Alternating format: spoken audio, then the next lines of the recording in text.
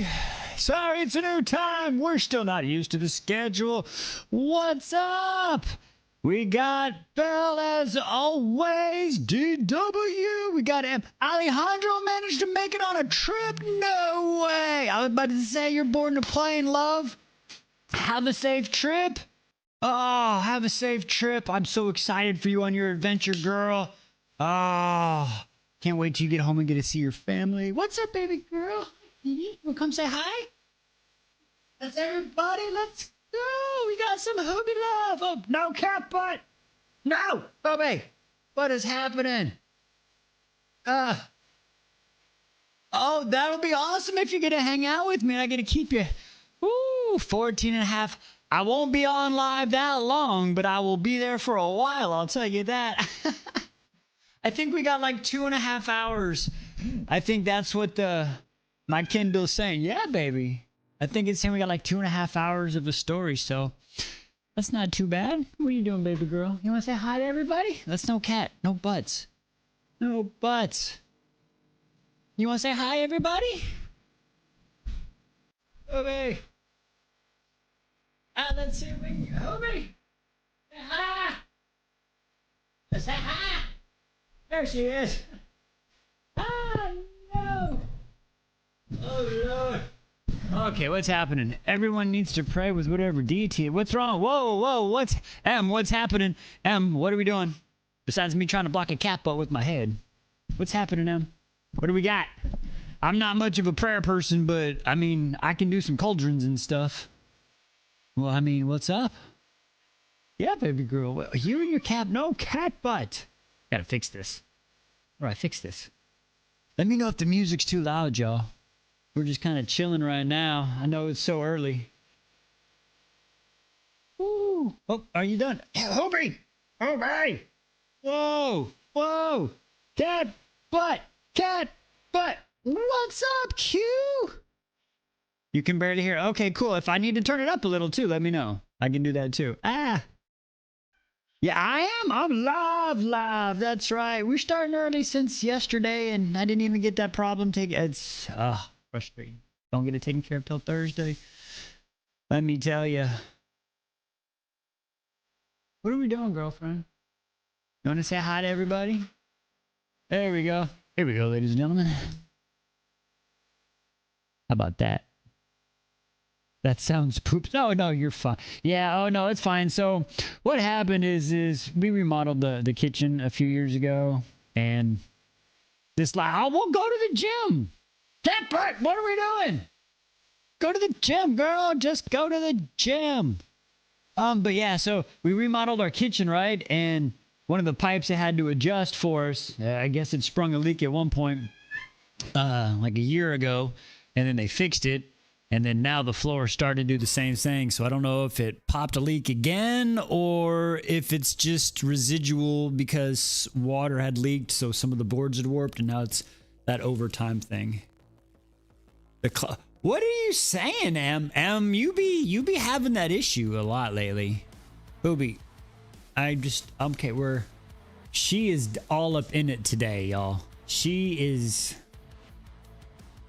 The child's nice. Well, I mean, you said you found a new technique. Yeah, the new technique. Yeah, run them ragged, wear them out. That's how my parents used to do it. I'm not gonna lie. That's why I remember we never stayed inside. It was go outside and play. Yeah. Listen, if you went physical exhaustion, it'll get them. I like it. Try it again tomorrow. See if you can replicate the results.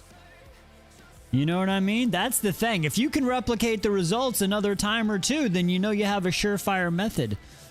You know what I'm saying? Oh, that's cute. Hopefully. Let me pull this out so I see who's actually here in my chat. Hobie, you and your...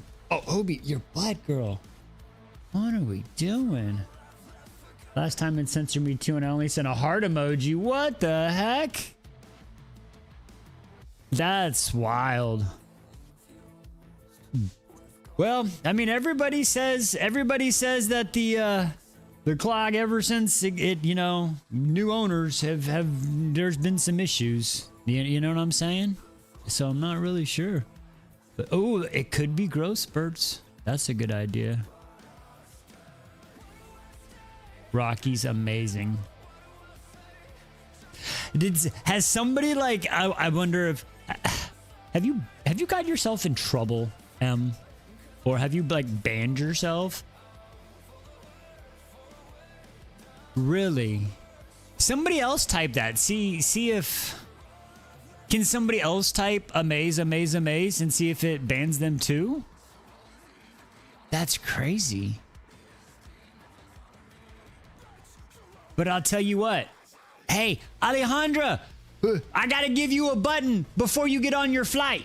I want to give you a happy flight button. What button would you like? Oh, it did.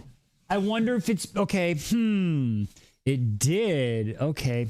I wonder if it might be a setting. Immediately disappeared. Ah, interesting. Comment wasn't posted because of live settings. Oh, interesting. Okay, well, let's check some settings. Let's go. We're checking chat. Allow comments. Auto translate to other language. Add comment. Aha. Oh, okay. Hang on. Boom. Let's try now. Hopefully this will work. I wonder if these settings changed it up. Here. Try now. There we go. There we go. I think one of the updates changed one of the settings. One of the updates must have changed a setting. Okay, there we go. It considered it a spam comment since it's the same word 3 times in a row. So we had to fix that right there. Right, she having a good time. She's been super lovey the last month or so. It's awesome. She's been super lovey. I think she finally realizes how much I miss the big guy, and she's been trying to make up for it. Minus that what, babe? What we say? 3 or 4 days where she was just on my last nerve with the wake ups at 4 in the morning where I almost lost it. That might have been 2 days. She is clingy. The movie selection? No! That's not good. Oh, she was hungry. Hey, what's up, Jessica? Haven't seen you in a while, love. How are you doing? Ooh, Gam Gam Live. Welcome, welcome. That's one of our new voices. She found us this weekend. That was awesome. Okay. Who all made the mistake and had their phone on full volume in the cord when they tapped on P's message? You know what I mean? Cute. Oh, I had it on and Lady List was working on her. She looked, what was that? And I'm like, that's Q in the cord. I had to run outside.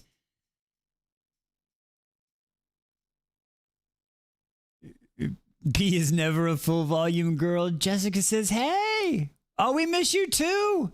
We're glad you're doing good. Hey, we understand it's busy. Understand. Trust me. Just know we will always be here, okay? No matter what happens, how busy you get. Remember, once you're a voice, you're always a voice, and we'll always be here, okay? Don't forget that. Do not forget that. Ooh. Hey, everybody, just so you know, I did hear from Sean the other day. I wanted to give everybody an update. He's doing good. Says he has never been happier. Again, it's not my story to tell, but I'll tell you what.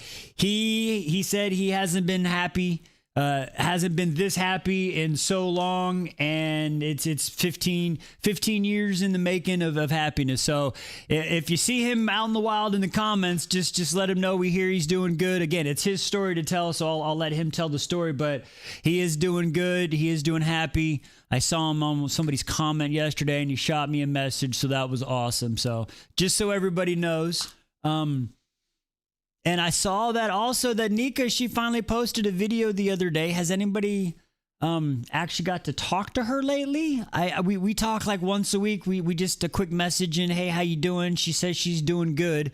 But you know, that's about, I know she's going through stuff. So I know some of y'all talk to her a little bit more, but I don't like to overstep my bounds. So I don't want to pry with her. She's still messaging you, Belle? Okay, good. Like I said, I know she's working through, and I don't want to be that person that's always bugging her, but I don't want her to think we forgot about her too. So as long as if somebody's doing, like I just shoot the message, but I know she's going through a lot, so we're always thinking about her. That's awesome. That's good. Hey, who be then? You taking a nap, girlfriend? So, okay, guys, honest opinion, and please be truly honest. I need critiques, okay? Goods, bads, and indifference. If we have an idea, how do we like for those that got us all the words with Wise today? I know the comments are pretty good and we like it, but what do you think we can improve on? It was the first one, so hopefully it was kind of good. The questions. I messed up on one question. I will say I forgot to say who the fuck is Steven, but you know, make him taller. I was as tall as I could be. Oh, there she is. Speak of the devil, it's P. What's up, P? P, I need you to know you should be expecting a call from the Guinness Book of World Records for most eardrums ruptured in one voicemail. I just want you to know that. They should be giving you a call soon. They're calling all us to verify right now. Total numbers. My tinnitus is still going off. Beep. Okay. No, as she said, is it glitching right now? You didn't hear? Okay, I'll say it again. You ready? Guinness Book of World Records should be calling you. Guinness Book should be calling you because you have a record for most eardrums ruptured in one voicemail under 1 minute. Just so you know. They're verifying us all right now. Because, girl, you got us. You got us. Veg, what's up? Oh, no, we know you're happy. We know you're happy. P glitched all the dog's ears. Hey, you had everybody looking up. Alejandra, did you want a button? Did you want a button? You need a button for your flight. A button for the flight. Oh, she just said, hey, gotcha. 1, 2, 3, 4, 5, 6.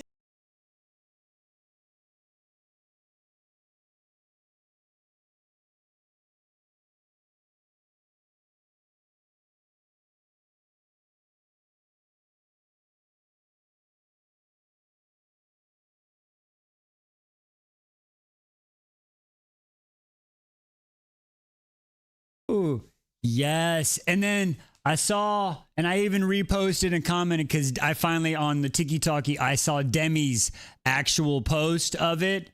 Like, you know what I mean? So, boom.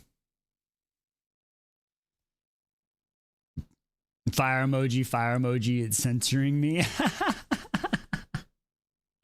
That's funny. What you doing? All right, and then we're going to set that one was for Alejandra getting to go back to see her family on an amazing flight. And then this one is to celebrate P and the amazing news for her favorite series.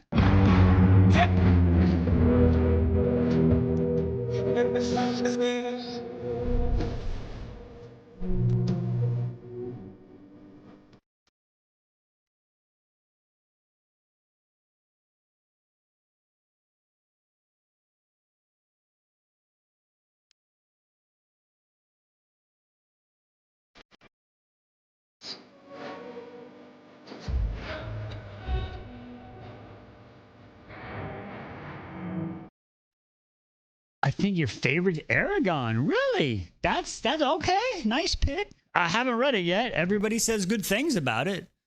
That's interesting. Of everything. Of everything. Okay. Interesting.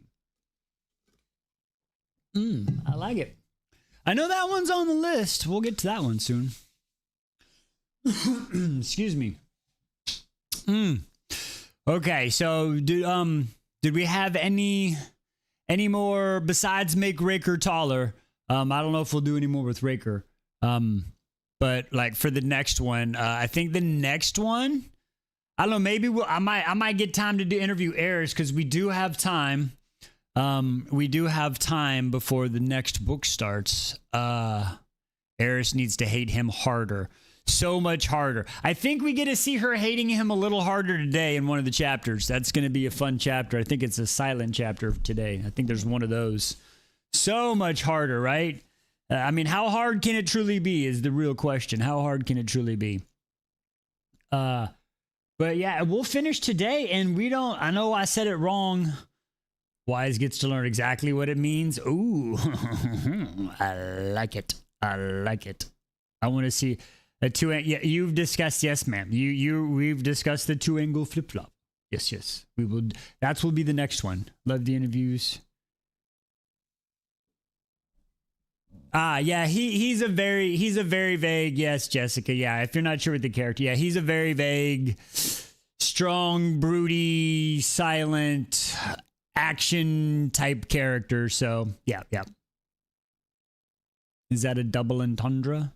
Velvet wrapped. Jesus, Q. A double. She's trying to go for the, instead of the one, we're gonna do the cut, so it'll be yeah, we're gonna do that.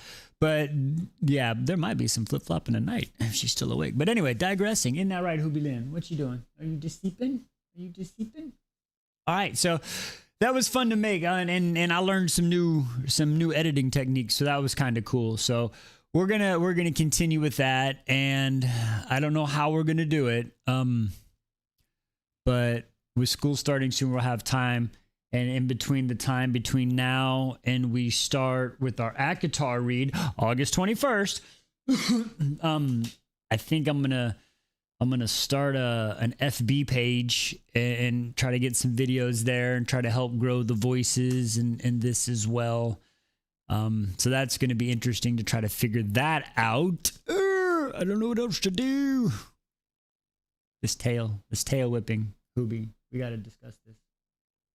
We do got to discuss this. But yes.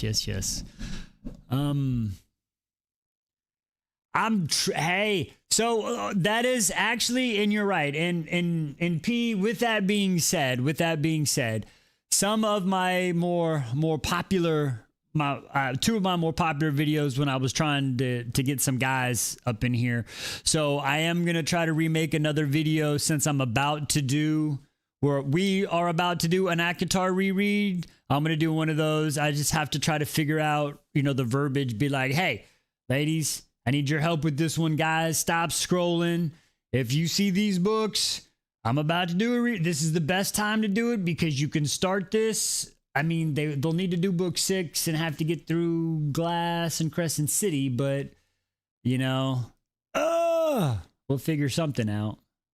MySpace comes back. Oh, I heard. Is it really coming back? That will be crazy.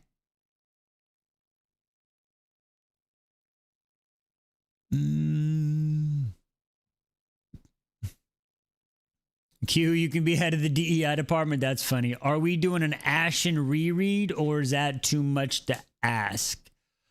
I don't think it's too much to ask you. Honestly, I do not. We just have to see if it's going to fit in the timeline with what we already have. That's all I know. Like they better not bring back the old. I don't even know. I don't want to relive half of my MySpace era. Hey, baby. Oh man. Wise P and I are totally different. Oh, I'm telling you. Listen, This group of people here, we are definitely a different group of people with different backgrounds and different things. But you know what?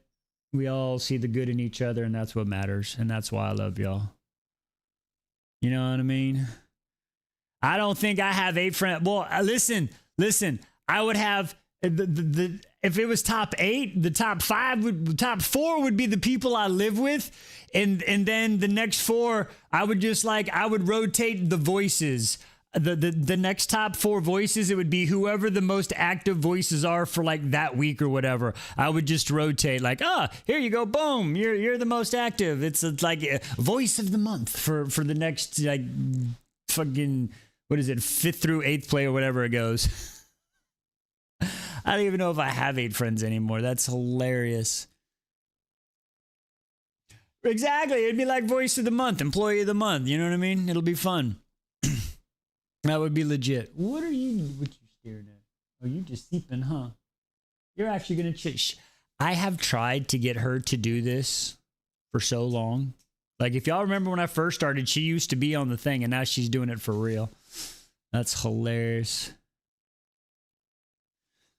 Excuse me. With a portrait. Yes, there we go.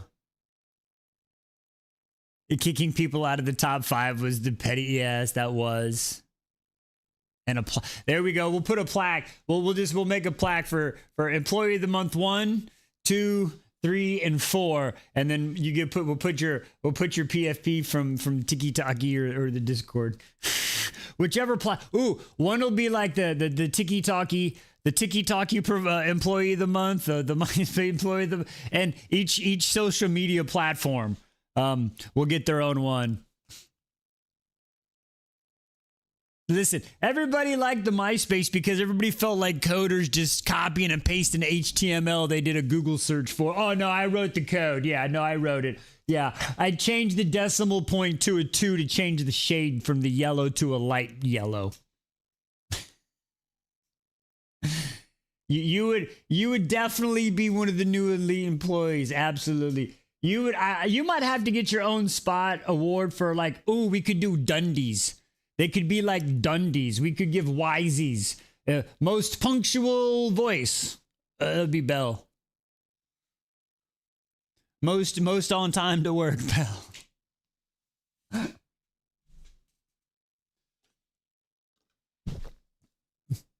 I could have worked at IBM at 60. Yeah, possibly. Hey, anybody can do it. I wouldn't have want to. IBM. I like it. Wolves, dragon, shifters, gods, and Viking culture. Yes, baby. The perfect attendance award, absolutely. Absolutely. Excuse me. Vegs too. Oh, bye, Hoops. All right. What are we talking about? What are we reading? What is this? What is this? Did I miss something? John Gwen? Oh, the Shadow of the Gods series. Shadow of the God. I see it now. Shadow of the Gods. Yeah, we got to get it on the list. Is it on the list? Is it on the list? I don't know. Is it on the list? You know what? We're going to do a spin. Now, I know Alejandra got to pick a video, but you know what? Yeah, she gone. She out. She's like, all right, enough of this guy. Alejandra, she needs a full spin for her trip. Let's close in the chapter. We're going to give her a spin.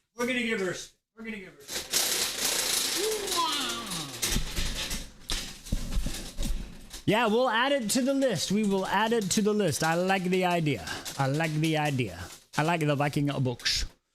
All right, what do we got? Round and round it goes where it stops.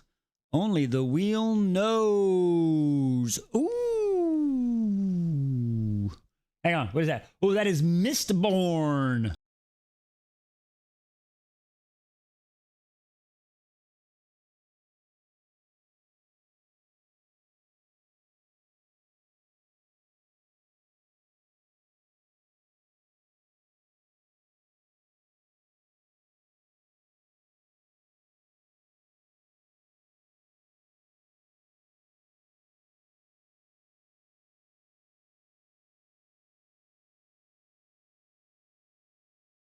Let's do it. Yeah, we'll give you a quick. Hobie, what are you doing? What are you doing? You're gonna cat butt again. You're cat butting again.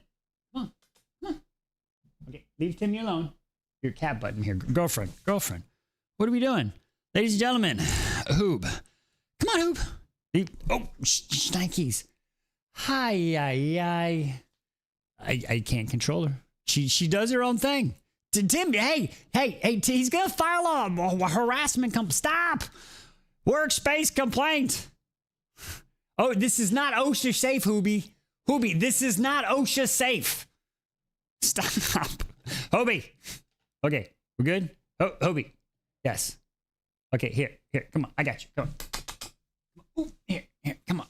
Here, come back up. There we go. Oh. Okay, there you go. Sorry, folks. The hired help is helping today. Okay, let's get back to who's winning. All right, let us see. I do need to make a big board. Okay. Mistborn, that's a series. That's currently at 15. Dungeon Crawler Carl is also at 15. The House of Beating Wings is at 13. That's a series. The next series goes to When the Moon Hatched. That's at 12. Direbound is at 12. The Book of Az is at 15. Shield and Sparrows at 6. Zodiac at 10. Red Rising 12. And those are the series. So we have 1, 2, 3. Currently in the series, okay, for the series, once again, for the series, there are 3, I believe, at 15, which is the Mistborn series, Dungeon Crawler Carl, and Book of Azrael. Those 3 are at 15 right now, I believe. And then for the duos or standalone book, we only have 3 of those on the list right now, which is The Serpent of Wings and Night, which is at 13. We just added the Jasad era, which is at 2. And we added another one because we took off the last note or the last letter, and we added the Poison Daughter, which is at 12, and then the Poet Empress is currently in the lead with 14. So, yeah, I'm trying to cover her butt. So that's where we stand. Yeah, we took off the last letter, and we added the Poison Daughter on a lot of recommendations and the stuff that you showed me as well. So, that's where we stand right now. Hey. So is it next? We haven't decided. We're during the reread, we're just going to keep spinning. And then when we get done with the reread and closer to the next edition on the TBR, I don't know exactly where it is, but remember, if we go into the Discord, you can go into the TBR and Liz has a hyperlink and you can see when the next book stands and it'll go in there. But with the way we're reading, we might get some more space. You know what I mean? We might get some more space in, so we might. But yes, if the next series, if the next space that we have is only enough for a solo book, then yes, Poet Empress is in the lead. I don't think we're going to get to any of the series, though, until it'll be, next year? Honestly, I think we're only going to have singles and duos sliding in. I don't think we're getting any big series until after Fever, if I'm not mistaken. Have to double check me on that one, but there we go.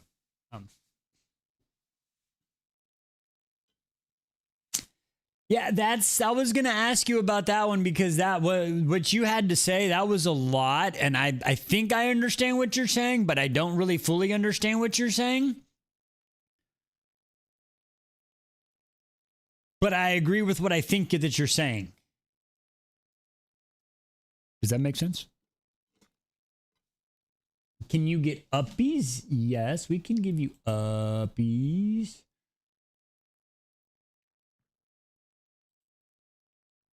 Mm-hmm. Bum, bum, ba-dum, bum, bum, bum.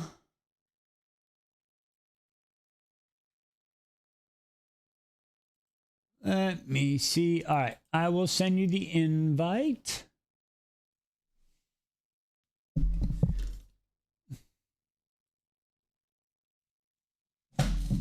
Hey guys, can you hear me? Yeah, yeah.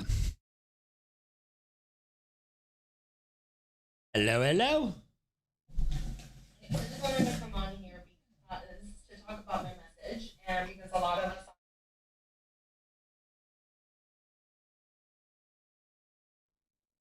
you're a book influencer. Debatable.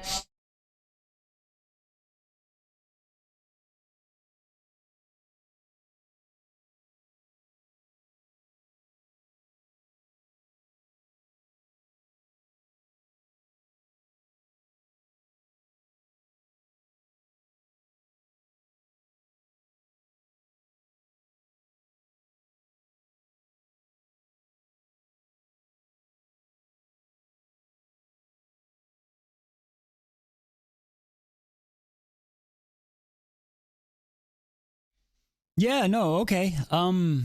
Yeah, we can if that's what if yeah, we just got to figure out how to fit it in, I think. I think we can look at it. What's DW saying? I think there's time for some standalones, first book series. Okay. Q agrees with you. I think okay, so it makes sense. I see what you're saying. Hmm. Okay, DW says she's gonna pull it up. Yeah, I'm gonna have to, like I said, y'all are more with your ear to the ground on what's happening with the book, right, with the books and the authors and stuff, because I don't I'm afraid to go out there because I don't want to get spoiled, you know what I mean? So I mean, that could be our job for us to like do the research for you. Like, right. I mentioned it.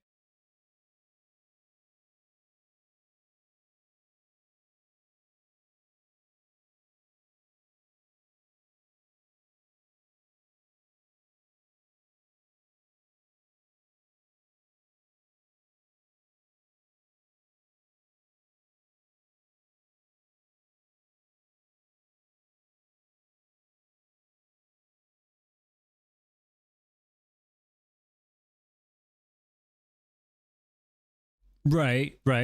Yeah, no, I agree 100%. And I absolutely, I, I do need to. I also want wise. Mhm. We all want wise.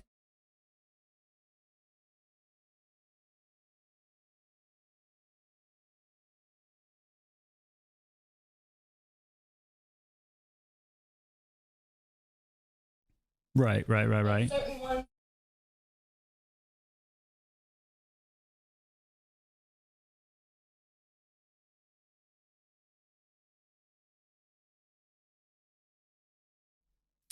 Okay. Okay. And again, I didn't like what I read, so this has nothing to do with how we feel. It's just about the book community in general. Right. It's Yeah. not I see. important.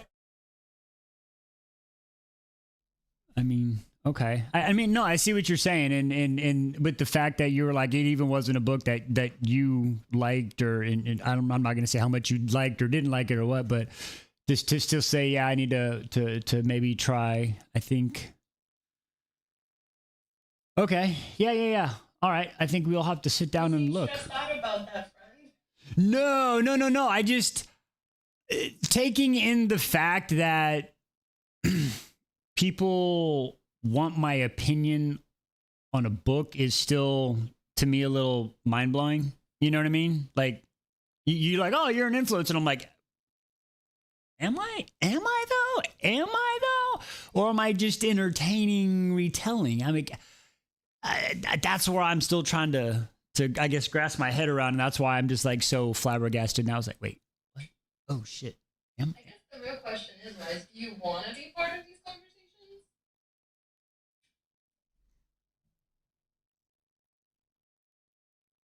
I don't. I've never. I don't know. That's the thing. Have you made money? I mean, I've made Emily's asking. I've made donations, Emily. I've made the donations from y'all amazing people. That's it. Do I want to be part of the conversations? I mean, yes, but at the same time, like, how much do I care about that conversation? You know what I mean? Right. I don't know. I don't know. Do I want to be mainstream? Listen, yes, I would love to be mainstream. And I say that for a simple reason. And everybody jokes around. And I know we all joke around about a compound or something else. But seriously, if I could turn into, I know it's a little bit weird to say, but if y'all remember the movie Miss Doubtfire and Robin Williams, okay, take the whole part of dressing up as a nanny and taking care of the kids part, but just going out there and being a person, getting their own show and talking about something. And then I could take that and then think of, say, Adam Sandler, where he employs his friends and his voices, and we could do something.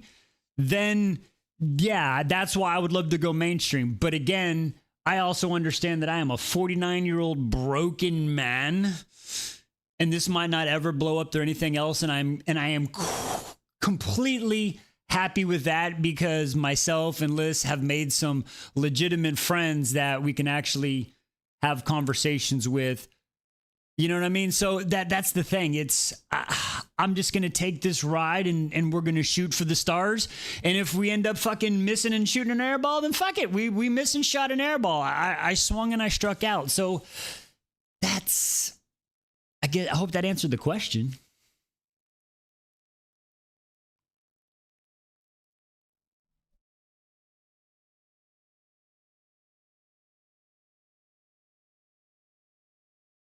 So I don't know. What are we saying now? I think did you mute yourself, P? If you're talking, I think you went muted.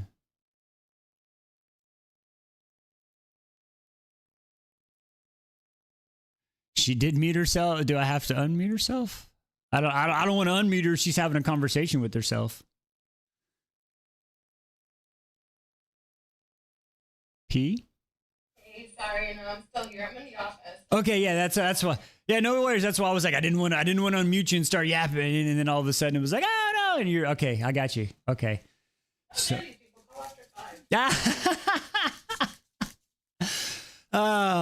I tried. Like, honestly, it was like, why did I pick the 4:00 time? Because I was like, you know what? The East Coast should be getting off, and then I won't have to keep them up so late. That was why. I know it was a little crazy early, but I'm just saying.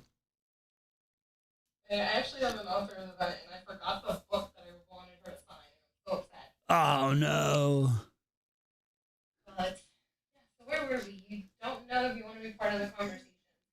I think it's more of like you're an honest voice, right? And I know to you it might be like still sort of unreal that we want your opinions, but your demographic, like you represent them here, and literacy is dying, Wise. So anything you contribute to help the future generations not lose literacy and reading, right? That's all part of the greater good. In fair statements, and that's the part that I don't see. You know what I'm saying? And that's why I'm glad I have y'all, because we got to pan out and look at the at the greater good.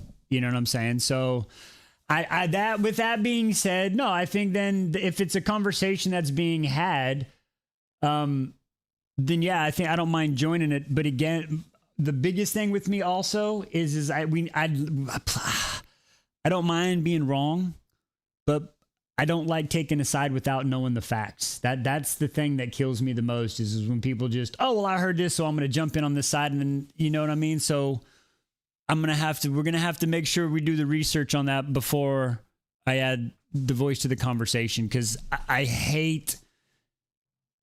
I remember, and I hate to put it this way, but I remember being on mission or you get bad intel and then you're out there and all of a sudden you're having to react and it just looks like egg on your face. And that's when people lose trust. And that's the one thing a lot of y'all have said why y'all sit here and follow is because I am me, I am honest. I leave in the bloopers and the cuts and the ums and the but I don't want to take a side and say, "Oh no, this is how it was," and we did, and then it's wrong, and it's like, well, there's the egg on our face, and then people are like, I can't, I don't know if I can trust that guy anymore, and that's the thing with me, because once you lose trust, it's so hard to get it back. So we just got to do our due diligence. Due diligence.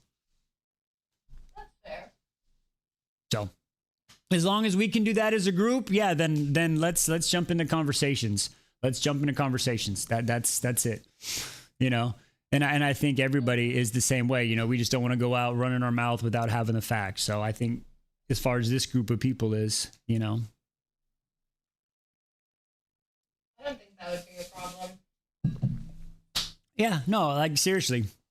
I mean, I trust y'all, and y'all are trusting me. So I think that we have that there. So I think we're gonna be okay. Agreed. Isn't that right, Hoobie?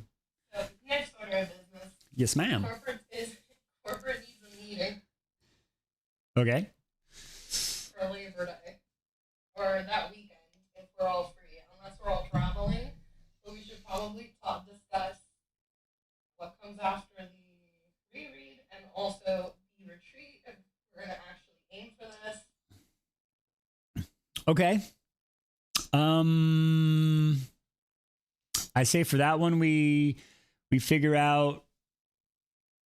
I guess we do a poll and ask what people's the best time for a quick 30-minute meeting on a few days. Give everybody a day or two option, and then we can have that one, right? I think. Yeah, that makes sense.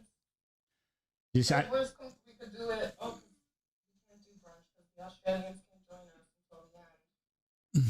I mean, if we have to adjust time, I mean, again, listen, brunch for do we have to have it a little bit later in the day or earlier? I can adjust. We can adjust as long as we know. So if we're thinking about a brush. I've been trying to get us to do a retreat for months.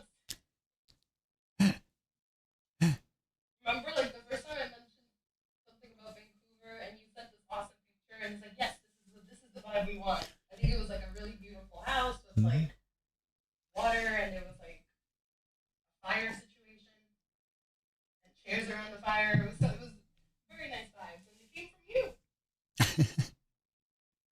She was like, oh yeah, oh now they remember. Now they remember. Was that one of those late night discussions? Yes, the Canada vibes. Yes. DW's like, I'm back. I'm back. We wanted like Forks, Washington, and Twilight, but it can't be too cold because Wise won't come. Then I mentioned the desert, but then Wise was like, I live in the desert. No. Okay, go to the desert.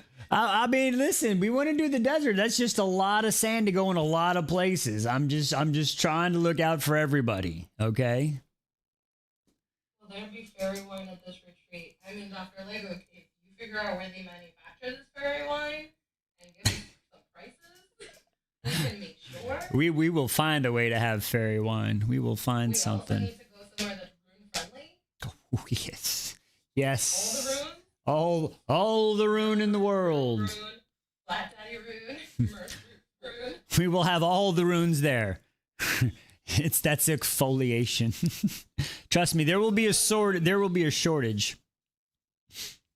Exactly. What about Northern Michigan within the leaf season? Fairy wine, it would be great. This is true. If anyone can source fairy wine, it would be Carissa. I think she got it. Exactly. She's like, I got us. That's gonna be epic. I think. Whew, October's gonna be busy. Accidental Legos am I gonna swallow hanging out with Carissa for I tell you what, Carissa better watch out, or she's gonna end up saying all this stuff, and then she's throwing a little part. She's just gonna end up having a door knock, and then just gonna be a whole bunch of people showing up at her door. She'd be like, "Wait, what is happening right now?" The only reason why I haven't even committed is because she hasn't confirmed that she will accept people with like sleeping bags. She has it with sleep. I got my sleeping bag. I got the couch. Like, give me a bathtub. We're good. We're good to go. I like it, Picasso. We're good to go. We're good to go. Wise, what is your temperature threshold? As far as what I mean, what are we talking about? Oh What yeah. what are we talking about Travel here? wise, like what's your threshold? Like are you can you, I know you hate winter. Winter is a no. How's fall? Okay, listen. I know I say I if Lady Liz wants to go, we will go, and I can always be warm and I can always get colder. It's not a big deal. I will be there. The back aching. So okay, listen, guys, I love y'all, and the back aching is a 24/7, 365 day a year thing. I will always be in pain. I will always be aching, no matter what. I had to have surgery to keep me from being paralyzed. So all what happens is with the cold, if I shiver too much, then I have to be inside. You know what I'm saying? So if it's cold outside, that's fine as long as we're warm inside and I can be warm. I can handle going from a car. It's nothing I can't deal with, okay? Emily, Booze Cruise, good luck. I don't think you're going to get Lady Liz on a boat. I'm just saying, I don't think you're going to get her on a boat like that. We can try, but I don't think it'll happen. But Very big no, Q. Emily says no. Okay, there you go. But yeah, no, seriously. As far as me, temperature, honestly, if it is a good price and it works for everybody, and Lady Liz is on board, I'm there. I'm there. That's yeah. I will make do. Okay, well here's a question for all the parents in the group. Will summer not work because you have your children full time? Are we looking at during school time or are we looking at summer? We can also put up a poll. Okay, the good thing for us, our children, they're all of the age they can take care of themselves. So, good to go. Don't worry about us. Ah! Little bastards have finally lived long enough they can live by themselves. Yes! It's a big accomplishment. It's a big accomplishment. I feel like they'd be upset if they don't come. I'd be like, can we go to the next one? Especially listening. Probably. I'm not going to lie. They'll probably come. Even if they don't hang out, they'll probably be like, yeah, we'll be somewhere around here. And then listen, I've seen the Poop Cruise. Yes, you've watched the Poop Cruise video on Netflix. If y'all haven't, that's the biggest reason Liz won't do a cruise anymore. Oh, is that about the Carnival cruise that got messed up a couple years ago? Yeah, there was no bathrooms and all. Yeah. Nothing. Yeah. And I do love a good cruise though. I've never that's one thing I've never done, and Liz has never said she's wanted to do, so we've never done a cruise. So I mean, Well, I have to go be a spectator because I have to leave and take my train. So I'll be in and out. all right, my friend. Well, thank you for the conversation, and we'll try to figure out Daggermouth. I think we're ready to jump in. I think you're right. I think you'll like it. It's very different. And I'm telling you, hopefully they fix those edits. Because there's the level of suspension of reality Okay. for you to enjoy this book. I'm a nitpicker, like especially with fantasy. I'm like, listen, if you're writing a fantasy and you're telling me that this person's a human, don't do something that has like super strength because it's like then make her something else. Give her super strength. It's a fantasy. Gotcha. Okay, I see what you're saying. Okay. Well. Okay. That's my beef with it. But other than that, I'll finish it with this time with you if you read it. Okay. I got you. Well, we'll definitely get to see and what's going on, and we'll see if we can fit it in. I mean, we have a lot of time now between now and the 21st. Do we want? I mean, we'll discuss it. I don't want you to miss your train. You get on there, and we'll talk about it later. Bye, guys. Bye, sweetie. Thank you. All right. Awesome. Okay. I like that. DW, I think we should pull the cord for season, time of the year, and then a secondary poll for. I think that's a good idea, DW. I think that's a great idea. Yeah. Listen, Liz loves the water. She loves the beach. She likes staying on the beach and she likes walking down the beach. I'm the one that likes to go swimming a mile out into the water and they're like, what are you doing? So, but yeah. Whatever everybody decides and what everybody wants. Seriously, I appreciate y'all worrying about the cold weather and stuff for me, but don't worry about it at all. Okay. Is Lisa still in here? You're at the pool right now. That's epic. Heck yeah, I appreciate that. Is Lisa, did she already bounce out? Ah, no. Okay, y'all. Did y'all see the amazingness? I was hoping to say this with her in here, and if I see her later, we tell her again. Did y'all see the amazingness that she did? She published her own coloring book. You know, the little word searches and stuff that she does, and the coloring. She published her own book. It's got word searches. It's got like a whole cast and crew. It's based on 90s themes and stuff. Like, it's pretty amazing. If y'all haven't seen it, please, y'all, go to her page. Go check it out. Like it. Share it. She's been working on that thing pretty. I think she said 2 years in the video. So I want to make sure she gets her flowers for that one, because that is pretty fucking cool to be able to write your own book. I'm just saying, that's pretty freaking cool.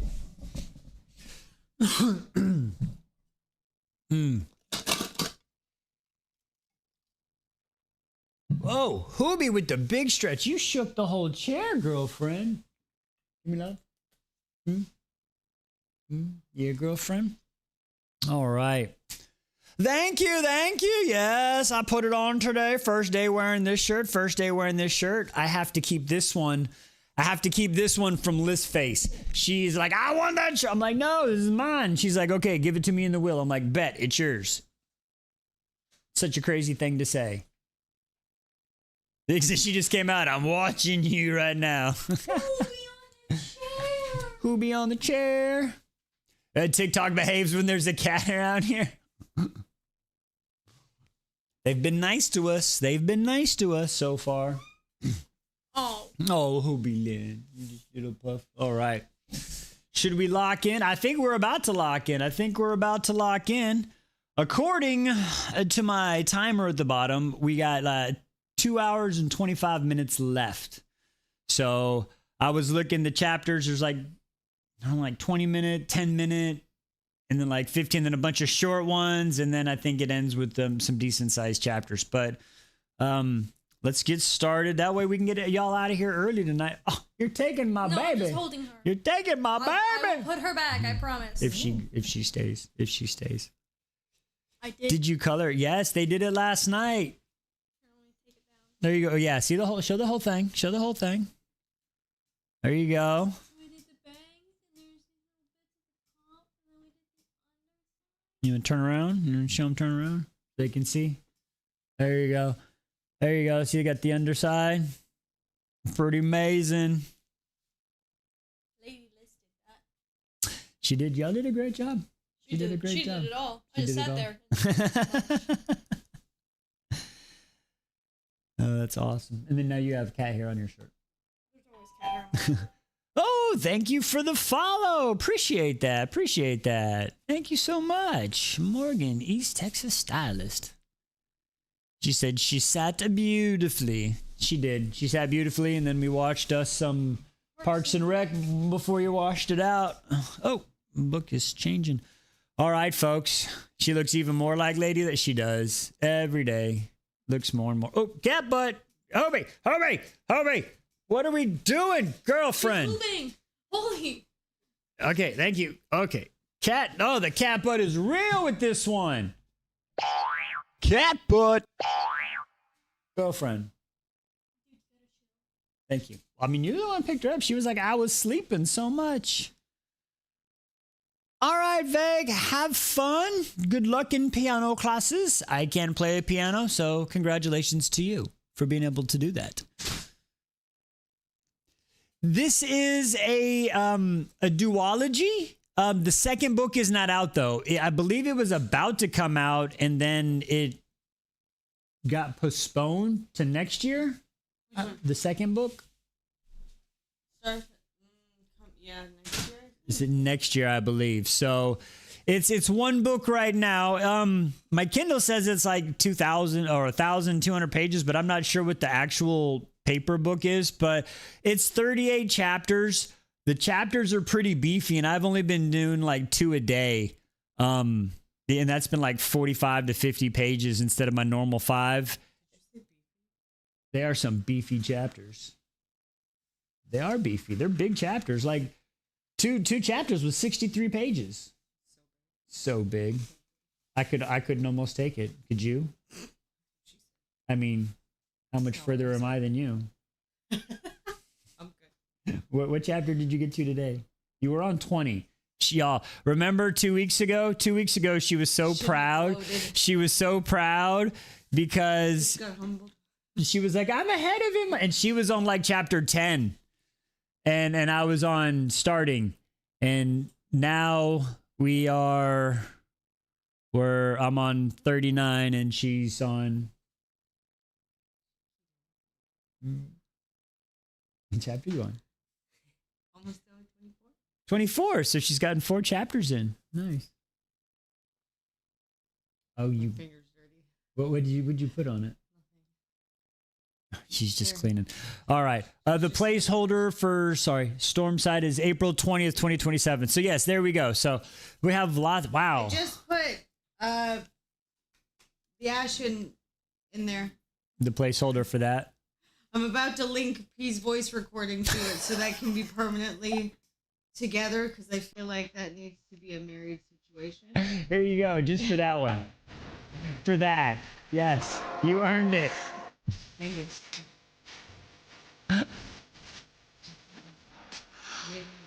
Button. Speaker button. Speaker. Oh, she said I'm gonna drop a picture in there too.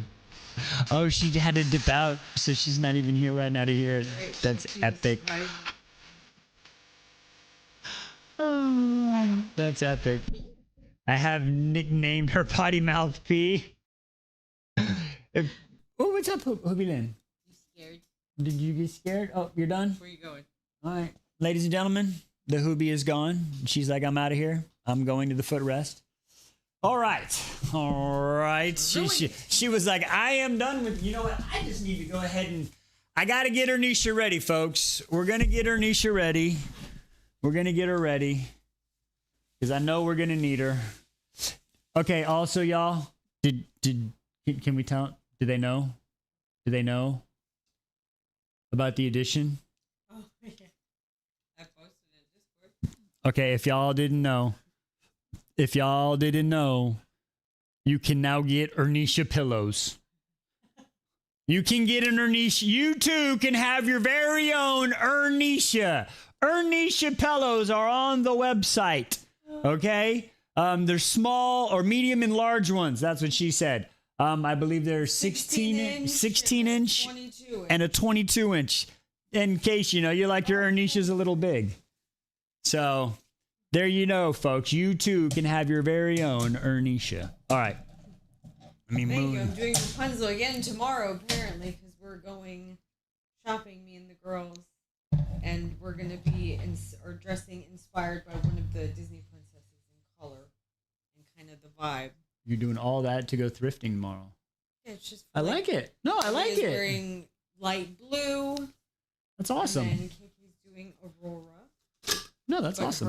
Her cottage dress. Top off my drink. And then I'll probably do Rapunzel because I have another purple dress that's got like some little flowers and stuff on it. It's very punzly. Yeah. Okay. He's saying things, guys. Oh, she's good. I think she took a break on the pants. She finished the lanterns. She added the Rapunzel tower on the back, and then the lanterns now wrap around the leg and come back around. So that's really cool.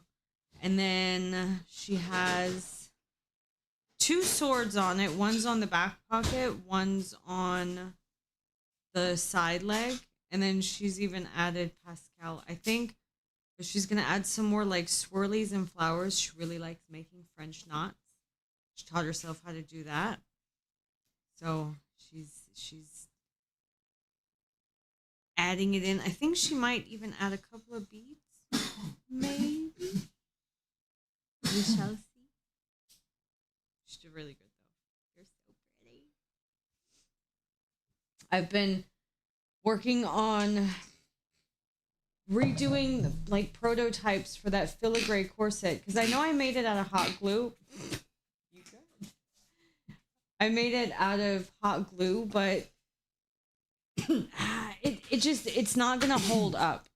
You know what I mean? Like it was great for that like in a pinch moment, but it's not going to hold up well. So I've found a couple of different ways that I'm testing out how to make them so I can make them better and nicer. And then potentially also maybe make some to sell if anyone's interested.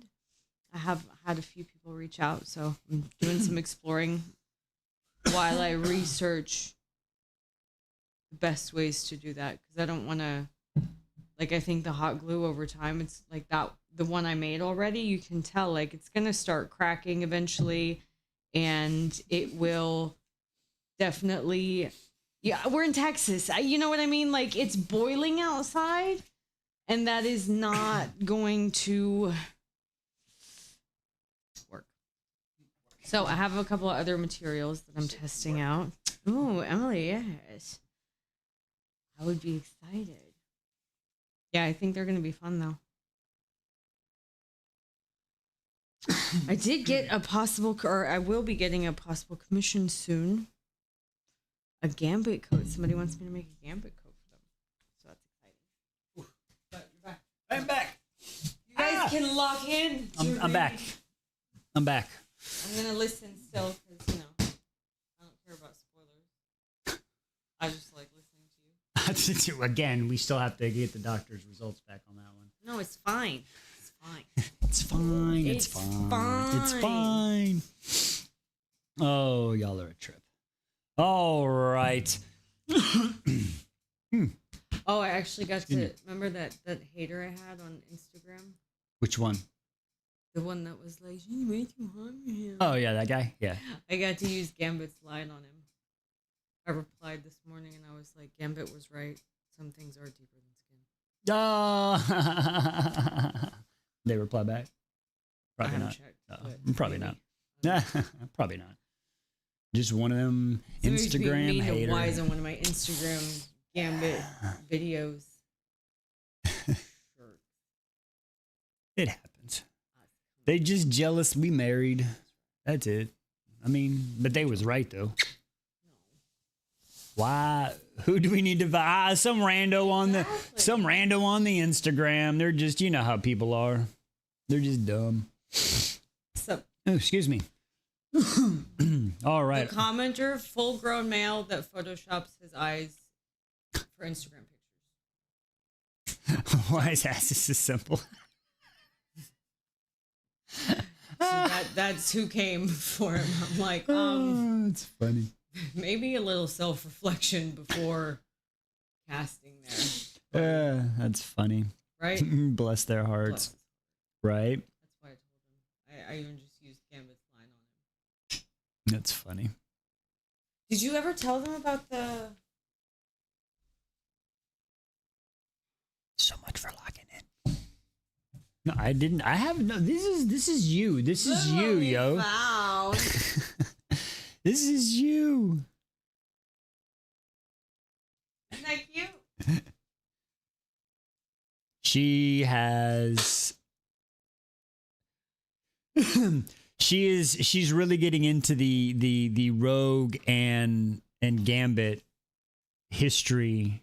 We've been to the comic store. She's looked up. She went and found the original X-Men first print. The original Avengers where they introduced Rogue, the very first edition. She went and found that so she can see where it actually starts from. And she's just learning all about it. This is so fun to see her get into it. She got some wicked cool powers in that. I'm excited to read that one. DW. I love how we the voices until we need to throw hands and we become the wise ass. A true statement. True statement. Hey, listen. It's like my saying says, some people will tell you I'm nice, some people will tell you I'm an a-hole. They're both right. You get whichever side of me you need at the current situation, right? We just all some voices out here trying to do good. All right.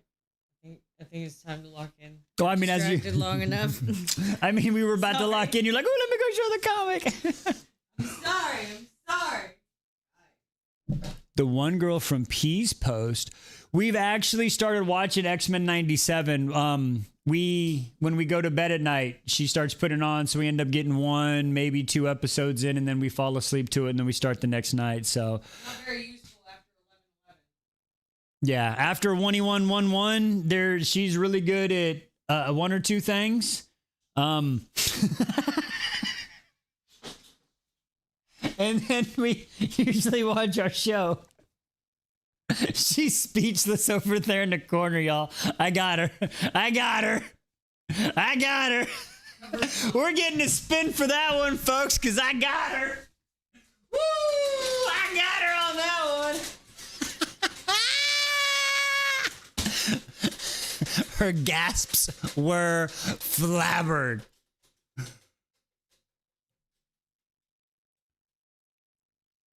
Oh, she's going to pump some iron, then hop it. Oh, I'm going to lose. Oh, Lord. Oh, Lord. What do we get on that one? Oh, Poet Empress. With fire. Oh, we'll see you in a few, Q.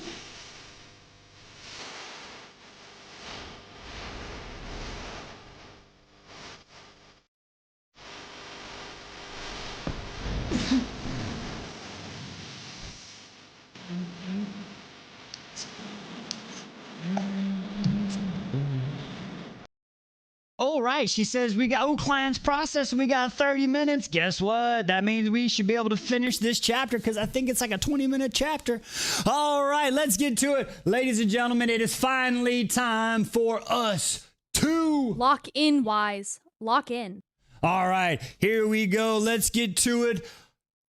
The conclusion of Starside. A wise retelling. All right, folks, here we go.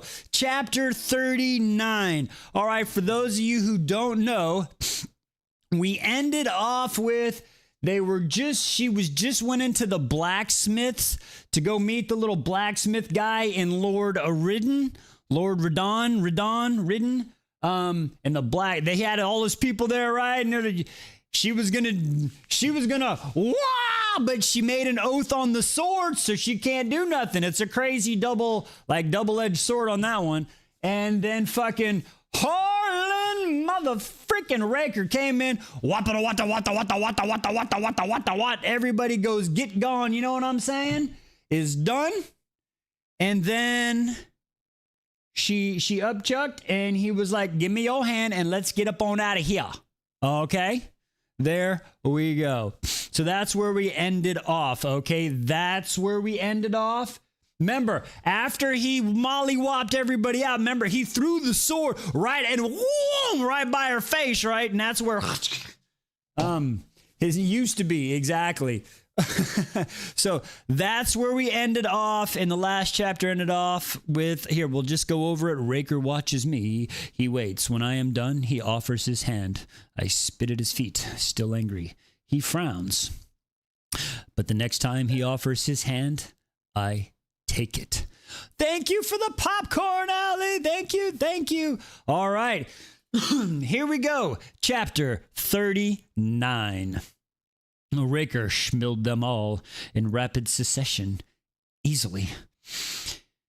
His blades flew, spinning, cutting down, besting even immortals. I've always known it would take little effort for him to schmill me, but now, seeing it, I'm grateful he saved me. Again. At least she's acknowledging the again part. But it doesn't erase the time he didn't. The time he decided his duty or whatever else was more important than helping someone. It was years ago. It was before all of this. Still, those days have marked me in more ways than carving on the base of my spines. I have pinned my hatred for him for so long. He represented everything I hated about the wretched King's Guard I was taught to fear since I got my markings. He was their leader. He was the warrior without marks on his armor. There's only one person I can think of that would be able to defeat him, and he's on his way here. What are we saying? What are we saying? For me, okay, hang on. Used to be a completely irrational urge of the. Is it completely irrational have the urge to put on a corset? No, my love. Please put one on now. You look so amazing in them.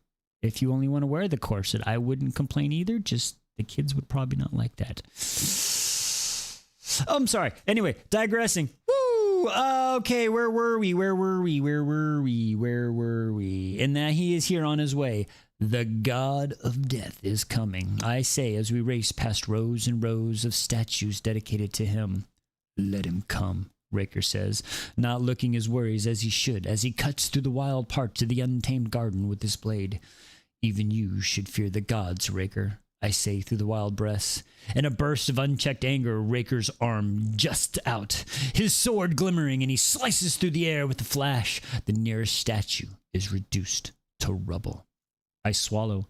Part of me expects the silver-haired god to emerge from the fiery depths of the underworld right now and strike us down. But he does not. By some small mercy, he doesn't. And at the edge of Lord Radon's lands, we slip into the quiet of the forest without incident. The rest of the day we walk in silence before camping in the final stretch of woods, protected by the starlight necklaces Raker kept with him. I barely sleep, expecting the god of death to appear at any moment, surrounded by his demons. But the sun rises, just like I must. You rise, I tell myself, even though I'm tired, even though I don't really want to. My knees crack as I get to my feet. Why do you say that? I blink. I didn't realize I said it aloud. Raker looks at me unexpectedly. It's something someone used to say to me. He said you rise, always. Sometimes I have to remind myself why. Because sometimes rising is hard. He looks deep in thought. I start to make my way out of the clearing, but his voice stops me. Eris, he says, and for once he says my name like a plea. Slowly, I turn to face him. He's right there. And he says the last thing I would ever expect. Oh, shit. I remember you. What? I tense. My pulse stutters. No, I wouldn't believe him if I couldn't see his face.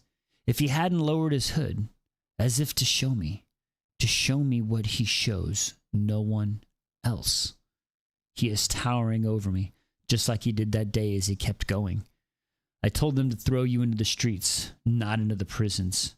Anger flashes in my eyes, hard and blazing before disappearing. I didn't know they disobeyed. I didn't know they carved their names into my back with rusty blades, I say as my voice quivers, tears stinging down my eyes. But I don't let them fall. I won't waste more than them of those worthless guards. His eyes shudder for a moment. And for a moment, I see a flash of true emotion, hurt, fury, conviction. I should have known. I should have stopped it. His gaze sears into mine as he says, I'm sorry. All the words I was about to say die in my throat, because never in 1,000 years would I think Harlan Raker would be apologizing to me. I open my mouth, close it. In the end, I just shake my head and say, it doesn't matter. I make him keep walking, but his hand catches my wrist. That one touch sends fire through my blood. I turn to look at him, and his eyes are blazing into mine, shining, glorious gray, like clouds before a storm. It matters, Eris, he says. You matter. I don't know why these simple words go right into the center of me. I don't know why they make my eyes burn.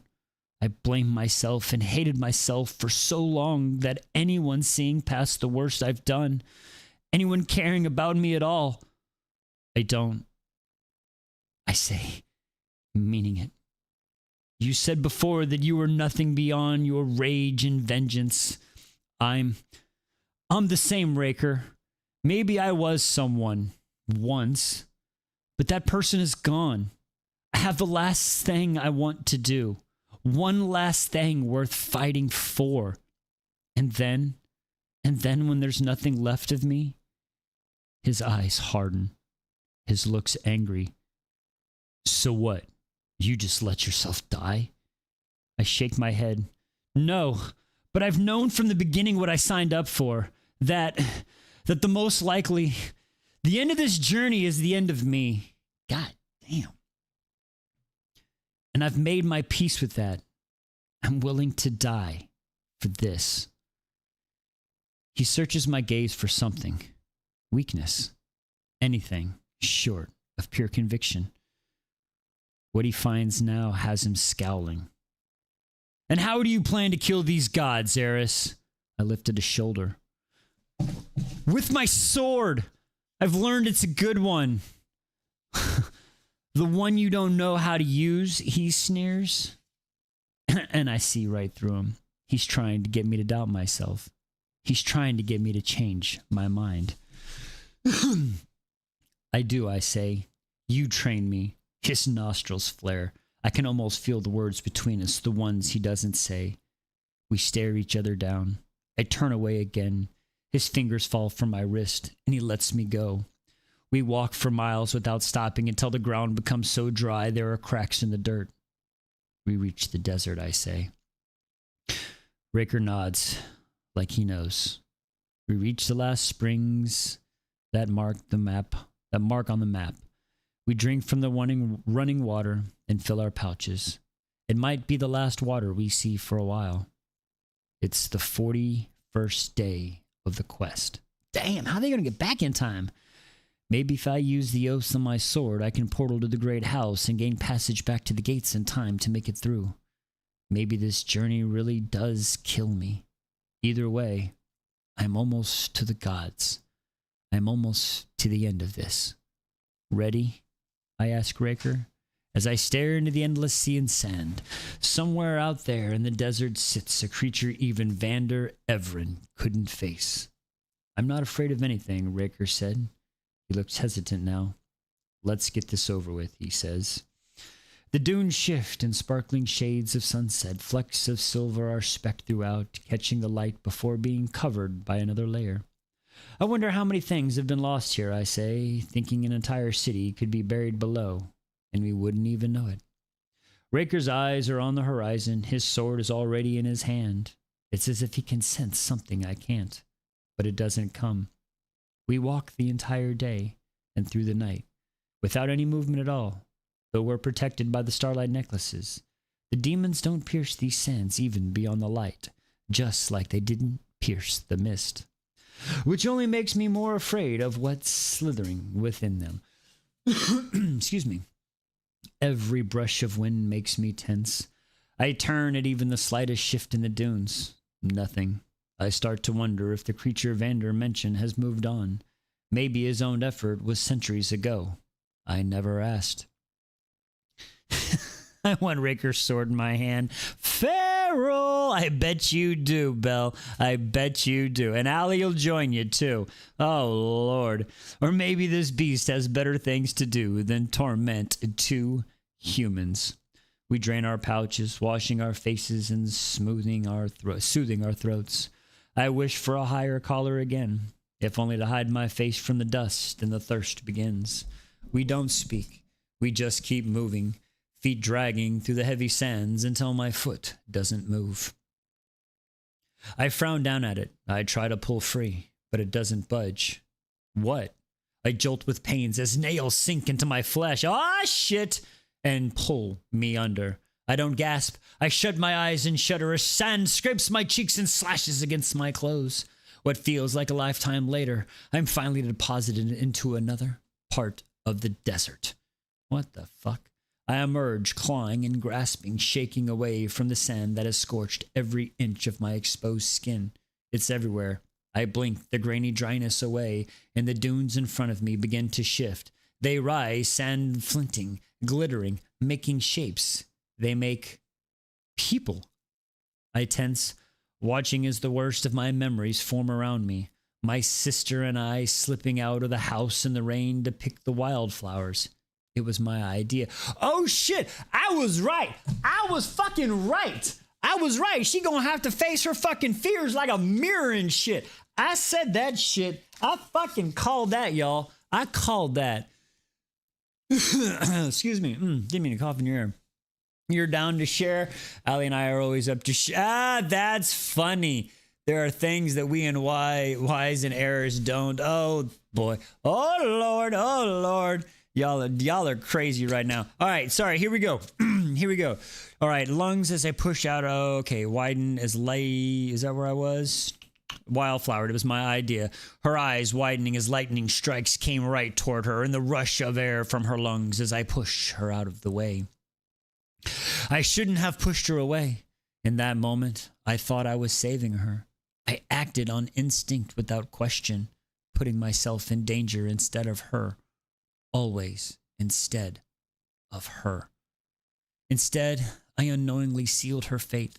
As quickly as they formed, the glittering sands fall away, and another gust of wind brings up more figures. My mother, combing my hair in front of a mirror. Look at yourself, love. You're beautiful. I shake my head. I'm ugly. I'm strange. The markings were a sign of my recklessness, my irresponsibility. My sister could have died.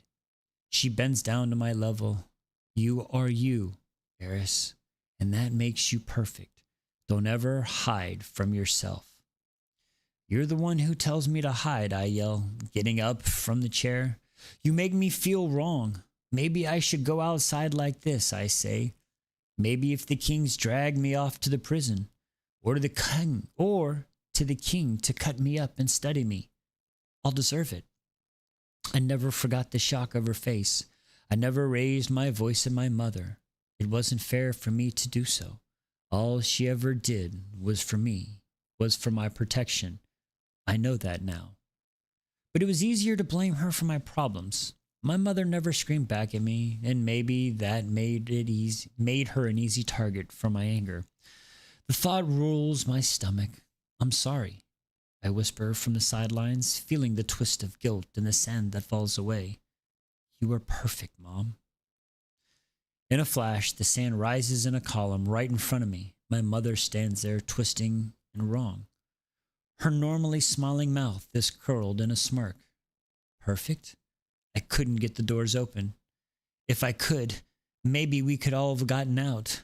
Maybe we all wouldn't be dead. Maybe you wouldn't be a ghost in your pain and worst memories walking.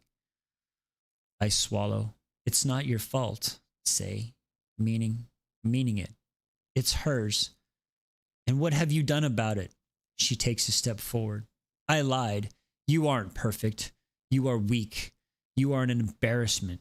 You should have. That day, the world would be better for it. I wouldn't hurt so much if I didn't agree with her. Tears sting, my already sand-crusted eyes running down my torn-up cheeks. She steps forward. Your sister was perfect. She was always better than you, prettier, kinder. She could have made the world better. You just want to schmill. Hatred lives in your heart. Love lived in hers. Damn. That's a test right here. The sand thickens, twisting around me, blocking the rest of the desert, trapping me here with her. It circles like a cyclone, howling, words echoing. The air is being choked away. My senses are, one by one, being snuffed out. My knees buckle, slowly. I sink to the ground. You are nothing. You are worse than nothing. Excuse me. You are the reason everyone is. You are poison. You are a curse. My breathing becomes panting as I try to suck in the air that isn't there. My lungs fill with sand instead. As I fall forward, the last words I hear are spoken right into my ear, as if my mother bent in low to tell me, do the world a favor. And this time, I stay down for the world, for everyone that would be alive, if I had just stayed down. If I had just died when the lightning struck me, sand brushes over me, covering me like a blanket. Soon I'll be buried just like the rest of the desert secrets, and the world will be better for it. For a while, only the sand whispers, and then there's nothing. A thick layer has overtaken me. I can't even feel the sun anymore. The world is quiet below until another voice ruins it. Stalin, there he is, in the echo of a memory. Why do you rise? Leave me alone, I say. The words are barely reaching my lips. Why do you rise, Eris? Leave me, please. Why are you doing this? Do you have a reason? The voice above me now, as if he's trying to find me under the layers of sand. A reason? He sighs. You don't, do you? Not a good one, anyway. He starts to walk away. I feel his steps receding, leaving me here. Fury lances through me, my veins igniting. I could feel my body before, but now I feel every limb, every bone, every muscle. They're all tensed with rage. I shake with it as I break through the crushing weight of the sand. I can't even see the ghost of him. I can't see anything. But these emotions will not stay buried. My voice is unrecognizable, a primal growl. I don't need to just tell him. I will tell him. I will tell the entire galaxy if I need to. I will fill the universe with my fury. I will shake the stars loose with my rage. I am doing this because she killed her. She was my sister and she was innocent. She was everything. And that goddess fucking... because she was fucking good, huh? And now I'm going to kill all of them. I'm going to burn those merciless gods to ash, even if I burn with them. Even if I am skinned and broken and bleeding with all my bones shattered, I will drag myself to those gods and I will end them. And if that kills me, then I will die with a smile on my face because it will have been worth it. They will be the scourged from this world, and then, and only then, finally then, will I know peace. My voice is screaming rasp. These ghosts, they're right. I am a blight. I am not honorable. What I want is revenge. That's all I want. That is the only reason why I am doing this. Blinking, panting, I finally see the shape of Stalin in the sand. The shape of all of them. Every single person I have loved and lost, all staring at me, on my knees, shaking with rage. I remember what Vander said about the monsters that make you an enemy of yourself. I wonder if I am looking right at it. My lips curl. Go ahead. Do your worst. I say to the invisible creatures making their shapes, digging a blade into my ever-bleeding wound. I unsheath my sword and stab it into the sand, using it to steady me. Slowly shaking my legs. Slowly, on shaky legs, I rise. I continue to tremble as I take a step forward. The sand shifts beneath me, but I do not fall. I dig my feet into the ground and stand firm. A wicked, twisting laugh leaves my lips. I have lost my entire family. I have lost everyone I have ever loved. This world is not large enough to hold my fury. It wants to knock me down, I scoff. I would like to see it try. My hands tighten around my hilt and my blade's energy runs through me, invigorating me. My worst nightmare has already happened, and I am still standing. I am not afraid of nothing. I bellow, and the sand drops away to nothing. The dust vanishes with the wind. Everything settles. Raker, I race through the dunes, squatting through the grit, and that's when I see him, the warrior without marks on his armor, the battle ender, the devil's blade, so many names, and he has earned every single one. His hood is partially up. He's battling an invisible source with the frenzy fury of a duel. His metal sings, it glimmers, it moves in arcs like water. He was made for this. He is the best at this. His face is almost expressionless, but I know him. By now, I know him. I see the coiled rage in the set of his shoulders. I watch as it bleeds into his movements. They become more hurried, more reckless. The illusions, they're getting to him. I wonder what he's seeing. I'm not afraid of anything, he said. I think he believes that too. But it seems even the devil has demons. When I get even closer, his eyes close, like he can't bear to even look at what appeared. What's so bad that he can't face it? He winces.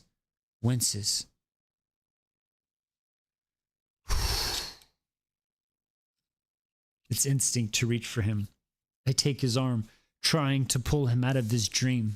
But instead of leaving me, he lashes out, nearly slicing through me, through my middle. Excuse me. I barely jump away in time. My chest is heaving. So close. He was so close to killing me. I remember the circles of dead knights. I remember their heads crackling against the stone floor over and over and over. A lick of fear slides down my spine. He can kill me so easily. I've known it the entire time, but I've never been afraid he might actually do it until now. He's not himself. He thinks I'm someone else. Eris! He growls. I blink. He knows it's me, and he still swung his blade. Eris! Leave me alone! It's an order. I should. It's a smart thing to do. But aren't those the same words I said to Stalin? I begged him to leave me to die, but he never did. Even his illusion didn't leave me until I was standing, until I was free. Bye, Allie. We'll see you in a minute. I will be able to hold. I will be a hand in the darkness. I will pull him out of this. I'm not leaving you, I say, yelling so he hears me over the roaring sands. His face twists into a mask of cold, cruel amusement. It's as if the words himself have taken over. All the tenderness, all the understanding has vanished. It's been replaced with callous, heartless warrior I encountered in the rain. You never did have great survival instincts, he spits. But me, you won't survive me. I have a feeling he's right, but I still I stay. He can tell, even with his eyes closed. He shakes his head. You are a fool, Eris! Searching for shreds of humanity in broken worlds, searching for care that has never existed, looking for beauty. He splits the word in monsters. His blade is still battling the invisible beast. His eyes are still firmly shut. I take a step forward and duck, barely missed by the metal again. You're right, I say. Just as my voice raps as a world of sand. I see beauty in dark places. If that makes me a fool, so be it. I reach for his hood to pull it down completely. But he shoots back, then rises his sword right up in front of me, a barrier between us. You ask why I hide, why I wear the hood, the mask, the helmet, he yells, face twisted. I hide because I can't even look at myself, Eris, he says. The things I've done, you have no idea. I can imagine, I say, inching closer. I just need him to open his eyes. Maybe if I touch him. He senses me immediately and turns, raising his blade again. You can't, he spits. If you knew all the blood on my blade, you would run, Eris. You would cower. You wouldn't look at me the way you do. You would never call me beautiful. Hey, Courtney, what's up? Welcome. Takes hood off because I'm gorgeous. That's funny. He's trying to scare me off. I'm not leaving, I say steadily. Then you will die, he says, like a promise. I shake my head. My voice is unyielding. I am not afraid of you. He is pitying. You really should be. He lashes out again. And this time, his blade meets mine. Ding! The ringing of their joining echoes through the desert, muting the roaring winds for just a moment. The force of it spirals down my veins. The one blade he can't break. He pushes, growling as if he's trying. He's trying. I push back, teeth grinding together, feet sliding. I put every shred of energy and rage and the feeling in the one motion. Slowly, in a high-pitched wail, our blades begin to slide together as I get closer, closer to him. Open your eyes, Raker, I say. My arms are shaking with effort. We're too close now. One sudden move, and he'll skewer me. Skewer me on this metal. His voice is a whisper. Please. Excuse me. He shakes his head, then shoves against my sword hard. I stumble back, and I should take this chance to escape, to survive him. But instead, I hurl myself forward. My blade meets against his with bones splintering force. I press down, trying to get closer, but he blocks his face with his sword, using it like another mask to hide behind. Just another sheet of metal to use as a wall between him and the rest of the world. Between us. But in these last few weeks, these walls have slipped. I've seen beneath the mask, beneath the warrior, beneath the deadly reputation. And that's why I won't let him to succumb to this. I won't let the worst of him win. We break apart for a second. Then my weapon slams against him again. Raker, I say, but it's like he's lost. Whatever he's remembering, whatever he's fighting, I know he's trapped in his darkest moments, just as I was. The darkest parts of himself. He was a stranger before this quest, but now he knows me better than anyone else. And I know him. I know him. I will be a map through the darkness. I will be a hand pulling him out. Our metal scrapes together, makes to move. He makes to move, but I move first. And instead of striking, I release my sword. It thuds against the sand. What a stupid thing to do, being sucked. But sucking the poison from my blood was stupid. Summoning an ancient immortal to have him save me was stupid. What's one more stupid thing? I mean, that's one hell of a life philosophy, I tell you what. He lunges to attack me again, and instead reaching down for my blade, I reach for him. My knuckles brush along my cheek before pushing his hood back completely. It falls away, revealing his face. His blade settles against my throat. I go still. One move, and I'm gone. One breath, and his entire journey will have been for nothing. I fight to keep calm. I fight to keep my voice calm. Raker, you're not yourself. His mouth twists in merciless amusement.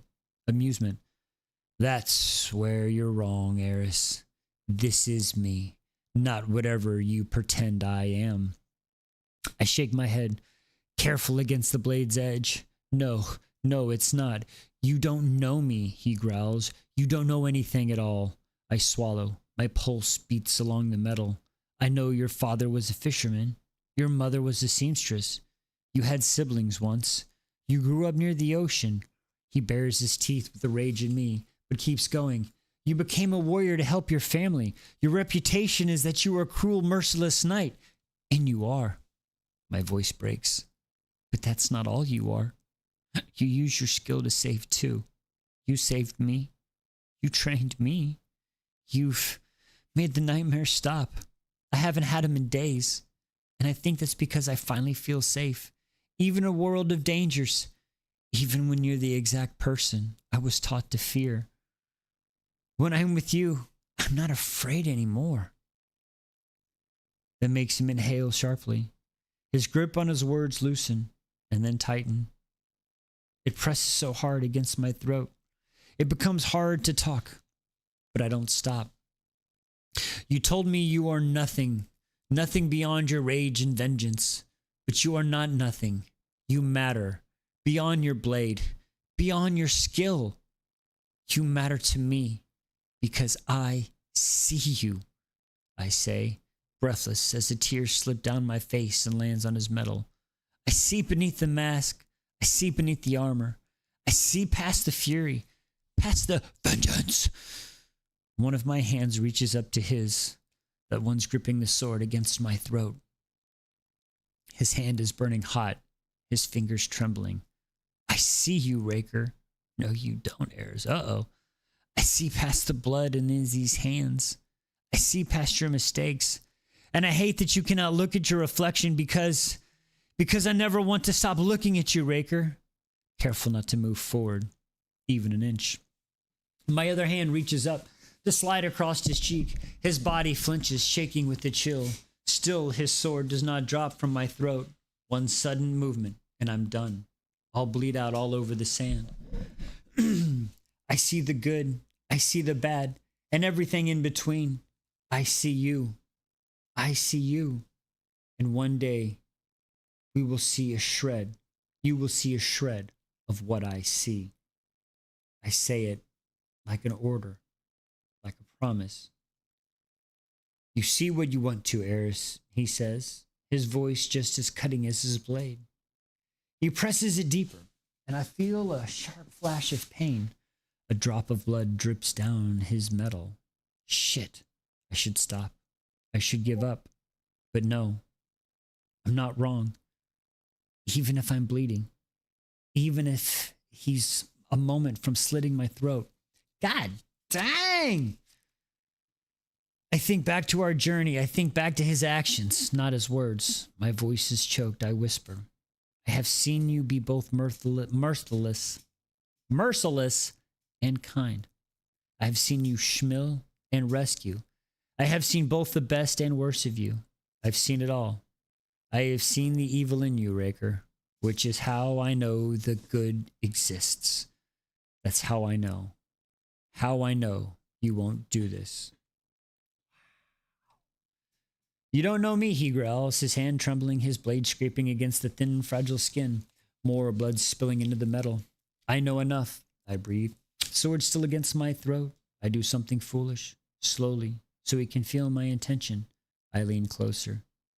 I pause, waiting to feel the hot gushing of blood. I will wait for the shock of death. But he's moving with me. He hasn't cut me down. Not yet. Heart hammering. I press closer still, my face right in front of his. His eyes are still shut. I lean until the metal stops me. I see you, I whisper an inch from his lips. I feel him. Feel his arm trembling. Excuse me. His fingers flexing beneath mine as we both hold on to his sword. I see the monster, and I am still looking. I see the darkness, and I am not flinching. My shaking voice sharpens. Your blade is against my throat, and I'm against my throat, and I'm not leaving. He is the greatest warrior of Stormside. He is an infamous schmiller, but right now, with his sword against my pulse, he is hesitating. He is shaking. Gently, so gently, I pull back an inch. That's what she said. The blade following, only to see his face still twisting, as if he's locked in an invisible battle. Open your eyes, Raker, I whisper. He shakes his head. The pain is clear on his face. I want to take it away. I want to heal it, the same way he has healed me. Open your eyes, please. My voice breaks in words. The sand surges, circlings and closings, caving in. As if you drowned out my words, and that only means it's working. Open your eyes, I scream, because the sand will not silence me. It will not silence those moments where we have fought and survived and lived against all odds. We have endured, and even though I have hated him and cursed him, every step of this has been side by side. And if he would leave me behind before, neither will I. And if he wouldn't leave me behind before, neither will I. The sand rages, it's roaring. So am I. I see you, I bellow. I see you. Harlan Raker, I see you. And I like what I see. I want to see more. I want to. Please. I want. Tears spilling, sliding down my neck, mixing with blood. Fuck it. If these are my last moments, I won't let a single word go unsaid. I want you, Raker. I want to find you again when all this is over. I want to see what life might look like beyond the misery. Oh, we love the misery, beyond the vengeance. You make me want to see what's left for me. You make me want to build a life in a world of ashes. So please, please, open your eyes. Open! He does. And his sword drops between us. I see you too, he says, eyes locked on mine, steel blazing through the desert. I see you. I know he does, because at some point during this journey, the moat I kept around myself lowered and a bridge to him. He knows my nightmares. He knows about my markings. He knows about my sister. He knows my fears and weaknesses and things that make me smile. Everyone else who knew me, all is dead. I almost just joined them at his hand. My knees buckle in relief, and he catches me around my waist. No one gets close to him. Everyone is too afraid. I should be too. He just almost killed me. But I throw my arms around him anyway. Together we sink to the sand, knee to knee. I feel his arm curving toward me, tentatively, as if he had no idea how this works, as if he hadn't embraced anyone in a long while. I thought you were going to kill me, I say, breathless, my cheeks against his neck. Our hearts are both beating wildly right against each other. I feel his hand against my back and my head as he holds me to him. That was wild to say. He says nothing. He only holds me tighter. Oh, okay. Okay. Wow. I need my water.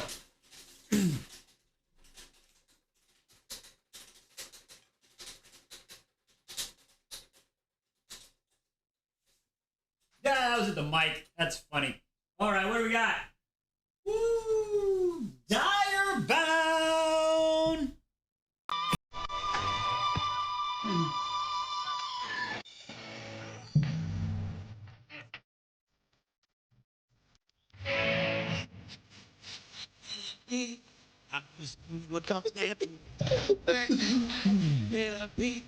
I'm just following my destiny. I'm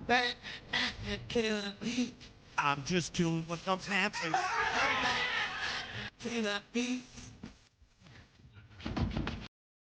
The polls. I believe it was the polls about time. Do I need to move the brunch time to get the Aussies and the Aussies in here for a brunch date to discuss stuff? What that is, I don't remember exactly. The retreats, right? That's that. If they wanted to be a part of it, I believe that's what it was. Excuse me about that, y'all. Sorry, man. My voice started losing a little bit on the end of there, right there. All right. Aries is such a Pisces.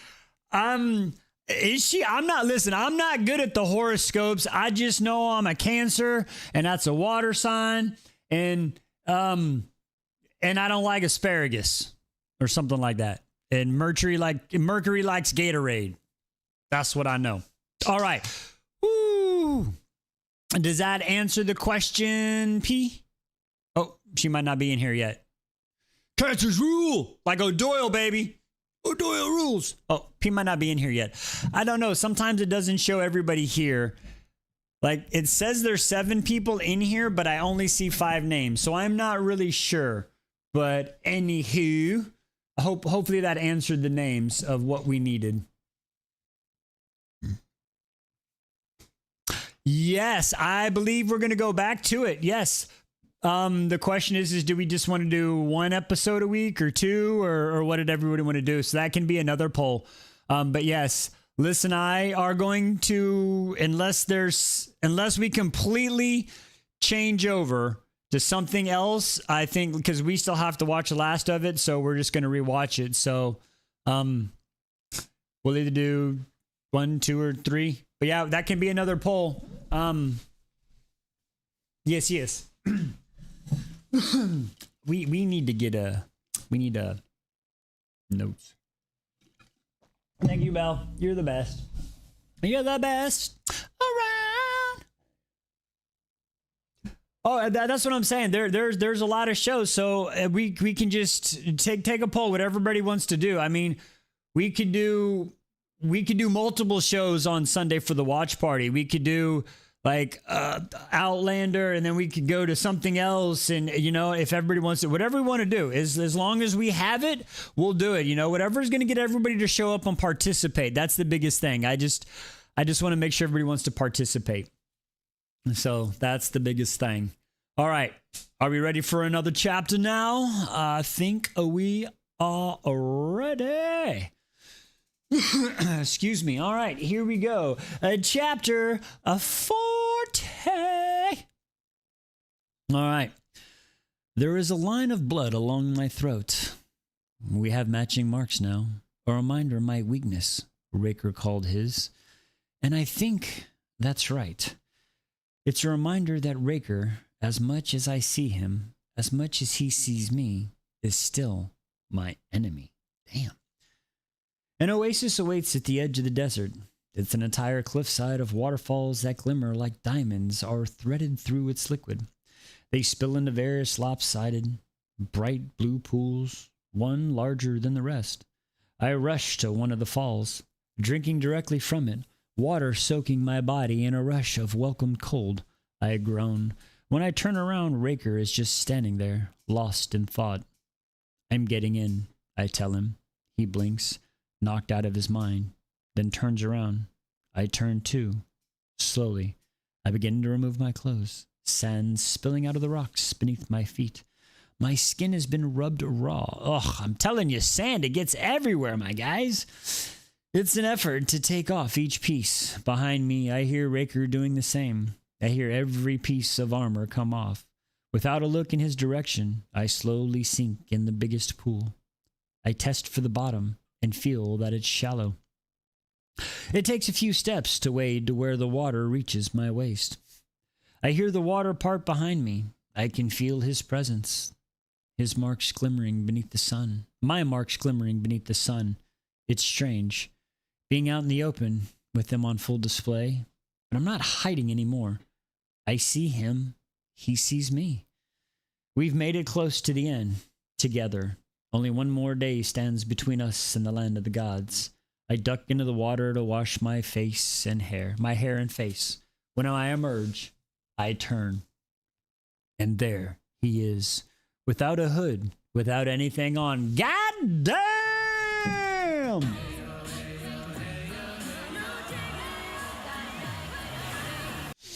Without a hood, without anything on. For a moment, I forget to breathe. The water is dark enough that I can't see anything beneath. But I can see his wide shoulders and part of his broad chest. I can see parts of the thin dark tattoo threading across his pale skin, down his muscular arms, to where they run down each of his fingers. I want to know what they mean. I want to know what they mean. I want to look closer so I can see the shapes they make. His hair is wet, small droplets falling from the dark strands on his sharp cheeks, dripping towards his jaw. And I don't know why the simple fact makes me feel like I'm losing my mind. He just stares at me. Only a few strands of hair keep me decent, but he sees everything else. My bare shoulder and collarbones and the shapes of my breast and silver markings. I remember how he traced his thumbs down them, like I was his favorite constellation. His eyes darken, like he's remembering too. Then his gaze shifts. He winces. He's looking at my throat. I reach up intense. The skin is tender but not painful. That doesn't seem to matter. It doesn't seem to matter that he has matching marks, fully healed, and a thin line across his neck from my own blade. What? At a small grimace of discomfort, Raker's entire face melts back into the unfeeling mask. I open my mouth. Wait, what? No, you didn't. No, you didn't. No, you did not. Wait a second. At my small grimace of discomfort, Raker's entire face melts back into the unfeeling mask. I open my mouth, but he lifts himself out of the water. I wash the blood away. I fill my pouch as much as I want to spend hours in this pool. The desert leached me of energy. We collapse inside the closest cave, starlight sparkling through the darkness. When I wake up the next morning, the sky is still dark and Raker is still sleeping. He's frowning, as if reliving a fraction of whatever he saw in that desert. Whatever he saw, it's still haunting him. Even devils have demons. It's still early, I say. I let him sleep. He'll need his rest. I carve the rest of the map into the rock. We're close, so close. Today's the day. We're lucky the cavalry wasn't waiting for us here. Beyond the desert, maybe, but maybe, the gods will be at the entrance of the lands. Maybe they'll strike me down before I can even step foot into them. Maybe I'll actually schmill them. Either way, there's no going back now. We need more water. I take our pouches and head back to the oasis, drinking in the beauty of the waterfalls until the sky loses all hint of darkness, melting into the flames. Time to go. I'm about to turn back to the cave to wake Raker when I see it. A dark smudge weaved through the clouds. I squint. It's getting closer. Closer. A dragon? I know that dragon. It nearly burned my... Ah, fuck, it's not her. Son of a bitch. God damn it. What is the point of her having a dragon if she only has a fucking 2 minutes? What the fuck? Ah, it's the dragon that burnt mine to a crisp. It lands just beyond the hills of the oasis. My sword is in my hand somehow. I know what I'm going to find. I'm walking toward it anyway, led by pure and utter desire for vengeance. I remember the words I spoke in the desert. I am not afraid of anything. I meant it. I am not afraid now, but I am filled with anger that might burn me up from inside out before I'm able to even reach the end of this journey. The dirt is crusted orange and red. I don't walk far before something sparkling catches my eyes. A paladin dagger. Its markings more familiar to me than the lines of my palm. Ah, it's fucking his...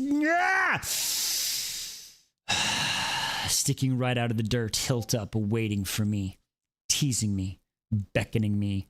Pain and rage nearly blind me. I swallow. This is a trap. Of course it is. He wants my sword. Maybe he wants the bounty. But I'm not the same person I was at the beginning of this. I take a step forward to the blade. The boots sound behind me. Still alive? I'm impressed. Chodik says, the fucking chode lives. The chode is still around, folks. Son of a bitch. Ugh. I turn very slowly, fury and satisfaction rushing through my veins. My hand gripped tightly around the hilt of my sword. He killed Stalin, and now I'm going to fucking destroy him! My metal hums as if ready for the bloodshed. My mouth opens, then closes. He grins as my eyes find his belt, and one of my many swords hangs there. No, I breathe. Purple. The stone is purple. I know that carving, the flowers, the vines. Kira's blade. Fuck a duck, not Kira's blade, which only means one thing. Son of a bitch. No! My voice breaks as I sob. I want you to know she almost made it. Fucking shit, Kotick says, taking a step forward, and with an injured leg, no less. He clicks his tongue. Very impressive. She was just short of the gates when my friends caught her.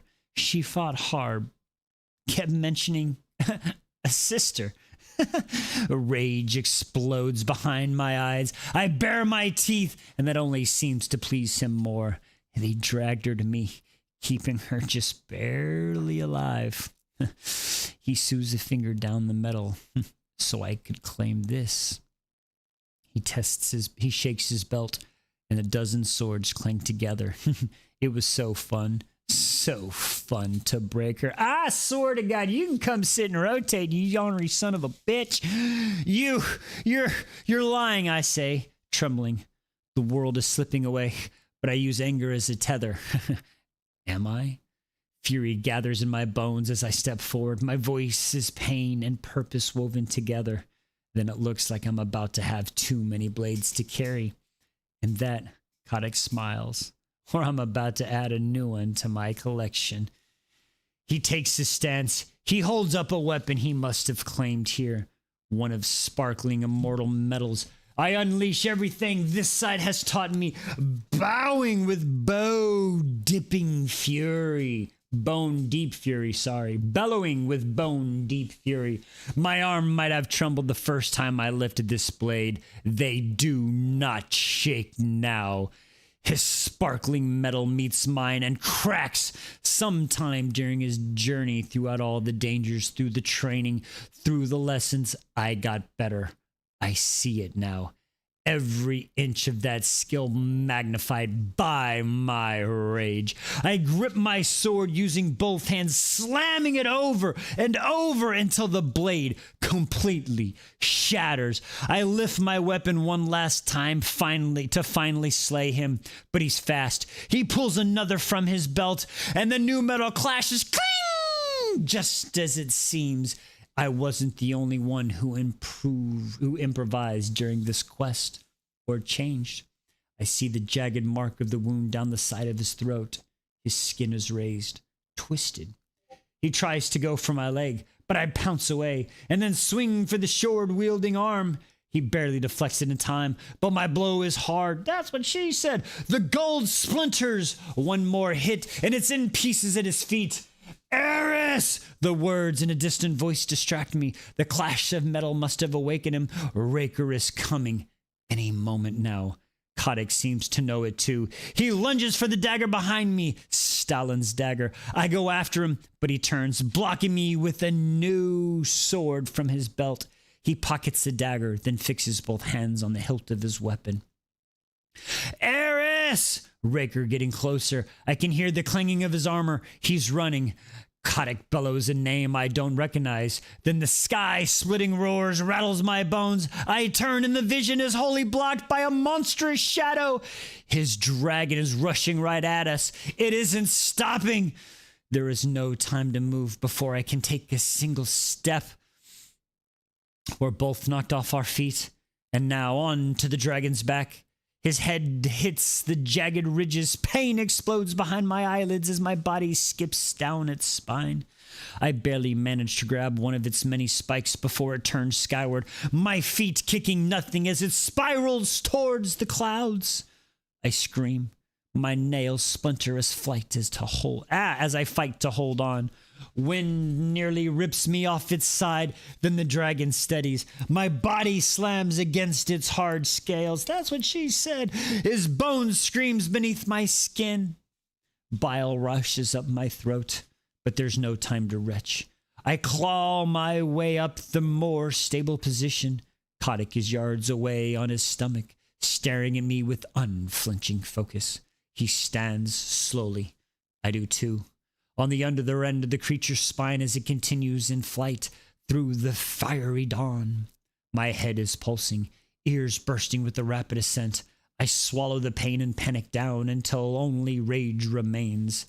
I take a deep breath. Then, with a growl, I race forward, and not even the wind can smother the sound of our blades meeting.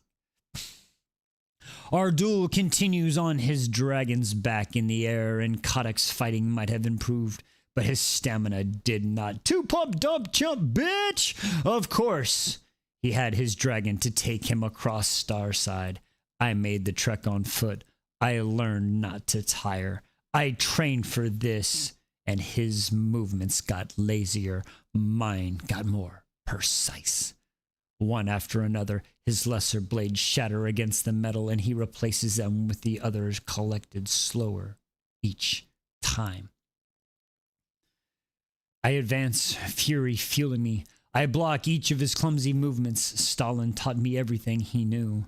Now I'm going to use every bit of that training to fulfill my promise to him.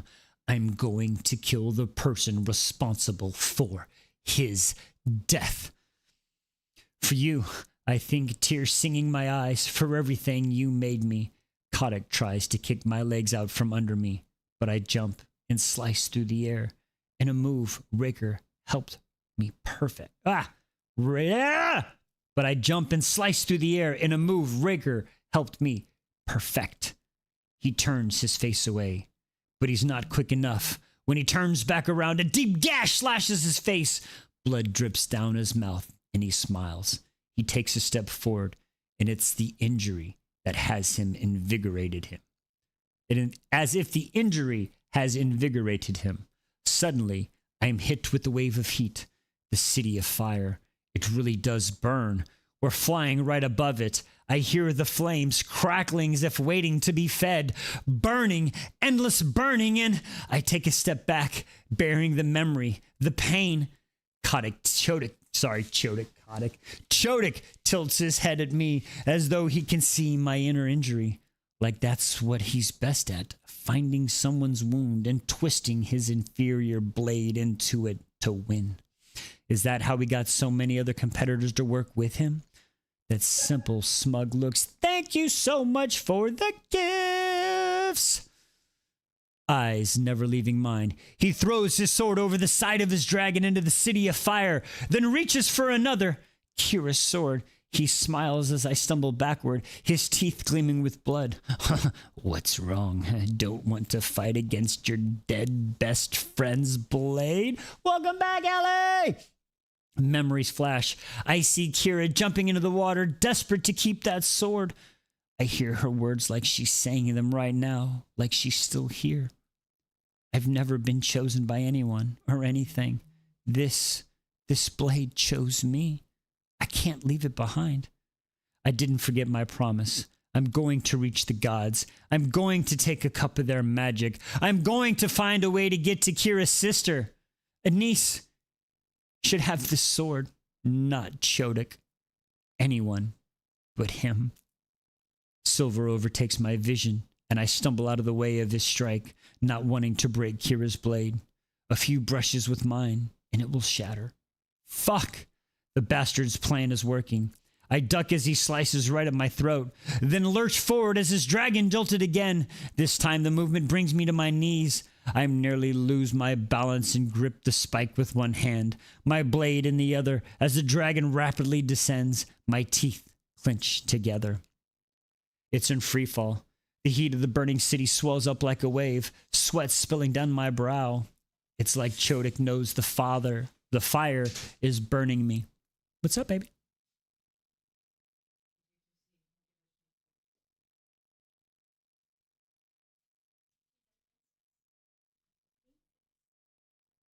We might be ending the stream early. Kids go to bed. God damn and baby Jesus. Sorry, folks.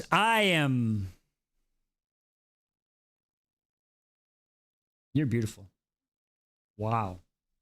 I don't even know what to say. No, it's you. It's you. Wow. Would you like to show? Hang on, ladies and gentlemen. Ladies and gentlemen, you got to see this. Oh, he's moving the chair. Okay. Timmy.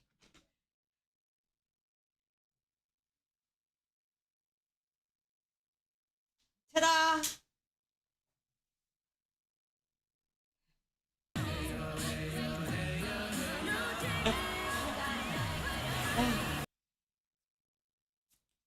July. I had to borrow Liz Face's skirt.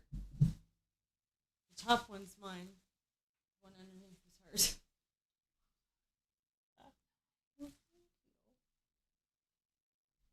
Okay, I'm sorry. Stop distracting me. No. High five. Woo! Talk about winning the lottery, folks. Woo! Damn. I get to live with that. I'm just saying, I get to live with that. I get to live with that. I get to do other things with that too. I'm just saying. They're asking, is this for a party or are you just making an outfit? That was because I've had this corset for a year. Almost. I don't know if y'all heard her because she's over talking to Rune, but she has had that corset for over a year and hasn't had a reason, she said. I got it from one of my favorite like Ren Fair places. I tried to get a new corset from them like every time we go to that Ren fair. And this is my 5th one with them. But I haven't had the chance to wear this one yet. So I've been itching to make an outfit. There you Today go. was the Tuesday. I don't know when she's making my outfit. I don't know. I'm not sure when. Oh, but this could be a viable option for Carissa's party. Oh, are we going? What? Are we going now? I think so. Listen, you haven't locked anything in yet, so I don't know. Again, I can't answer that question. I don't know. I don't know. I don't know. If she decides to, you need to RSVP. You need to decide. I need to decide. You need to decide because then I have to remember I get to do the concert and then go, and that's okay. I have no problem doing That's that. right. I have no problem doing that. It's fine. But you need to decide. You don't think she'll let us in? She'd let us in regardless. Yeah, you're fine. I don't know. I wouldn't let us in. I wouldn't let us in. As soon as I figure out where we're staying, I guess. Allie just said she's got a guest bedroom. Oh, Allie. I'll stay with Allie. Listen, I say everybody, listen, I say we all just, is she not in here? She's not in here right now, right? I say we all just show up and then we can all just, if Allie, can we all just crash at your place? We'll all just chip in after we're done. Everybody chip in a couple bucks so Allie can hire a cleaning company to come clean up after us. Couches, pillows, floors. And we just have a big old, I'm just being honest. I'm like, if you're not up, I'm being honest. Like, you know what I'm saying? Like, if that's a place, I think that would help a lot of people because we wouldn't have to do a hotel room and then we can do the after party at your place. Allie's like, I don't know. She's like, I don't know about these motherfuckers. She's like, I don't know about that one. Slumber party. Can we bring Arnisha to the slumber party? Oh, damn. She just jumped right in. Ah, she jumped right in. Ah. Ah. Oh, the timing. Caught. I am timing. Caught. Oh, caught red-handed. Oh, thank you. Oh, caught red-handed. This one's... Okay. Well, that can be a discussion we need to have, y'all. That needs to be a discussion we need to have. If I got a place to stay, I'll RSVP. What you doing, I love? know I got a ride. You got a bear? Huh? This face has volunteered to babysit. Volunteer. I volunteer Volunteer. tribute. Volunteer tribute. No, I mean that's an option too. If we, I mean, listen. We just we got to understand. We just got to know what the dealie is. Ali says I live by myself, so I don't have to get permission. Oh, there we go. I mean,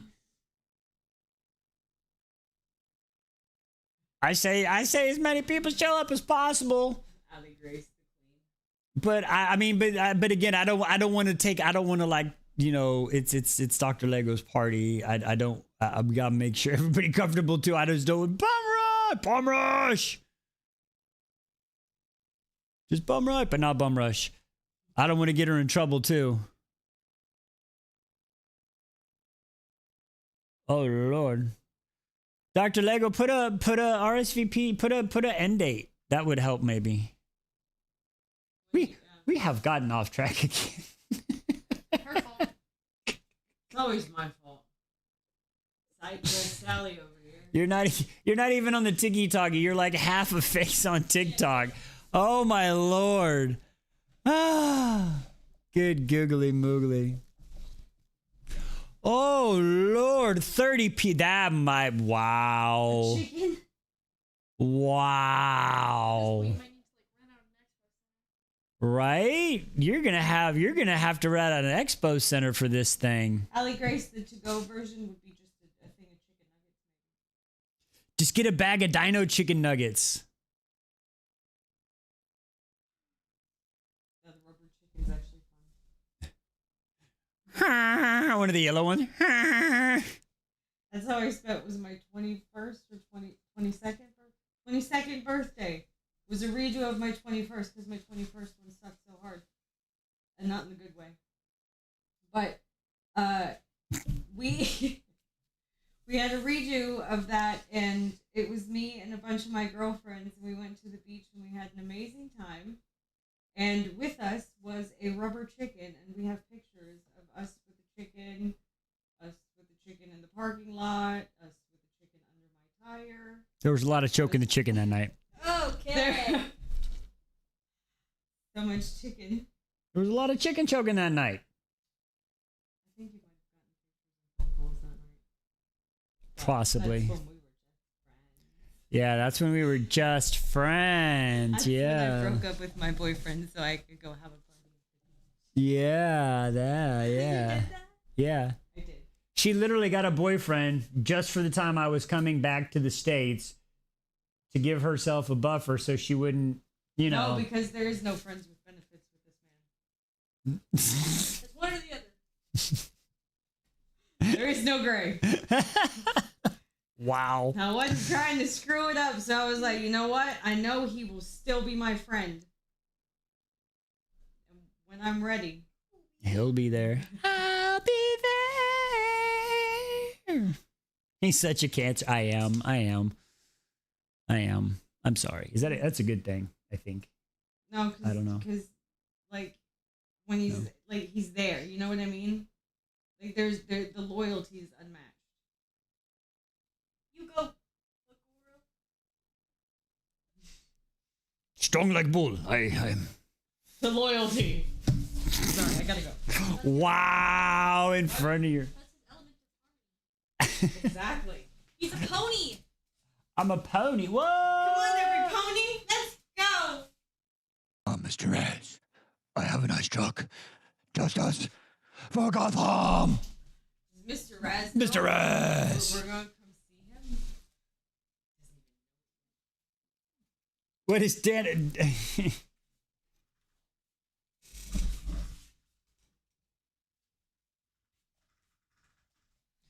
Danica and Connor have become really close. Let's just say that, okay? Danica and Connor have become close. She's grasping. Where's that him? She's facing away. He's a good whisper. Lawn chair. They're trying the lawn chair technique. Something about her back. She's got back pains, you know? Ever since the drop or something, her back's been tight. Just working it out. You know what I'm saying? They're just working it out. Hey, Mr. Raz. Okay, Mr. Raz, we're gonna ask you a question, Mr. Raz. What were to happen if like half the book club were to just show up at your house on a party day? Would it be okay? We need like a little Marcus Aurelius going on here. Like, are we okay? Like, we don't want to overstep. I'm just playing.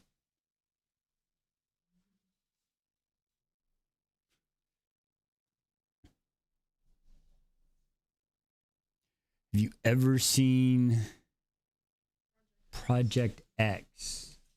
Have I seen Project X? Have I seen Project X? I'm not sure. It's not ringing a bell. When you say I just think American. That's not the right movie. That's not the same movie. That's not the same movie. He says it. Go with X-Men. Right. Yeah. Yeah. Sorry. I'm just saying. Exactly. Yeah. Insane house party movie. Okay. All right. He's down for partying. Go lock it in. I'm gonna go lock it. I'm gonna encourage you to lock it in. Go buy You a have lunch. the invite. You lock it in.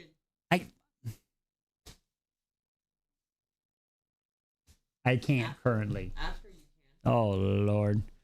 Jumping over hoops. No. He did that once. He did that once. No. I used to do that, y'all. I used to do that indoor pool until she's like, no more. She's like, you're bad. Well, you're right. I used to do that. I'm sorry. I mean, it sounds like we're gonna. Okay, we'll discuss it later. All right. I don't know how fast I can get the pool put in. Ooh, if you're wearing bat wings. Yeah, bat wings. All right, we're going to lock in. Hang on. We got to lock in. Lock in, Wise. Lock in. I'm going to need you to undistract me. We'll continue this conversation later. Yes, we'll continue the conversation. Thank you, DW. Thank you. Sorry. Whew, okay. Where were we? Oh, Lord. Oh, Lord. Exactly right. Born to dilly-dally. We have to lock in. Perfect time. Okay, the jolts again. Free fall. Father, fire, creature. Okay, all at once the dragon goes still, and I almost lose my balance. The fire is crackling below us right now. I peer over the side and see only a sea of flames. Memories rise up. So does panic. My ears are ringing. My mind is pounding. I stand on shaking legs. How she screamed, Kotick says, advancing, his eyes glimmering with a thought. His face is bright red. For anyone to help her, for her friends. But where were you? Where were you? I let her down, just like I let down my family. I'm blinded by the memory. That night, the fire overtaking this room. Eris, it hurts! But I was helpless. I couldn't make it stop. I couldn't save her. The advance is so quick. I don't have time to move out of the way. I have to lift my sword. Kira's blade crashes into mine with so much force. It rings through my blood. A long cracking spiral down its design, splitting the flowers in half. The memory, it cost me. It hollowed my grip. As he strikes, my sword splits what? My sword slips from my sweaty hands, landing against the dragon's back. Everything moves so slowly. I watch as Chodick's eyes slide down to my sword, and his metal glimmering is a warning in pleading to try to pick it back up. I try, but before I can bend to reach it or call to it, Kotick turns. He moves in a flash. He kicks me and the dragon's back right into the city of fire. What the fuck? I think I hear the distance bellow, a sound. What? I think I hear the distance bellow, a sound scraping from the sky itself of pure and utter agony, but it's too late. I'm swallowed by the flames, and when I hit the ground, my body breaks?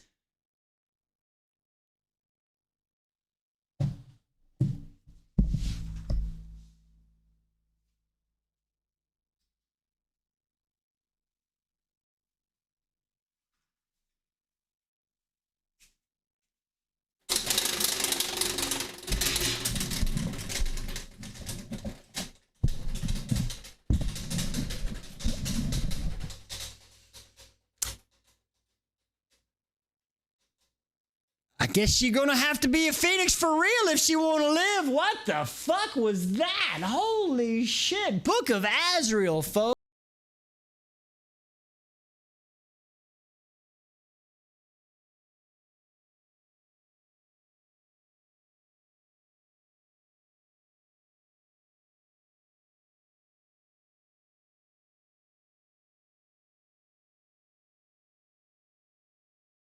Oh, my gasps are flabbered on that one. What the fuck? Holy crap-a-doodle. I did. Wow.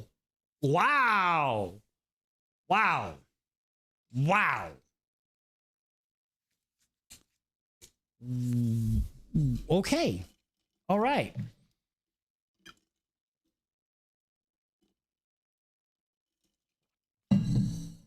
I am too, DW. I am too. I'm back. I ordered from a place called the Loaded Goat. That sounds yummy, Em. That sounds lummy. Yummy. What'd you get? Ooh. That was fucking intense. Okay. I'm gonna jump in. We're gonna get in because we've been a little bit sidebarring, but okay. Little bit off focus. Born to dilly-dally, forced to lock in. All right, here we go, folks. Here we go. Chapter 41. Holy shit. Rise, Phoenix, rise. For real. Fuck yeah. Stalin's words, voice is in my head again. The words familiar from another time entirely. A shaking girl in a pile of ashes. A white-bearded man reaching out his hand. Rise, Phoenix, rise. The world is boiling around me. My senses have been shredded. Slowly, they return. I hear the muffled crackling of flames that have swallowed me whole. Even with my eyes closed, I see the relentless red and orange, like I'm trapped with a final sunset. My body, I can barely feel it. My bones must be shattering. Kira is dead. Dead! She died alone, begging for anyone to save her. I let her down. I let them all down. Every single person who has ever loved me has ended up dead.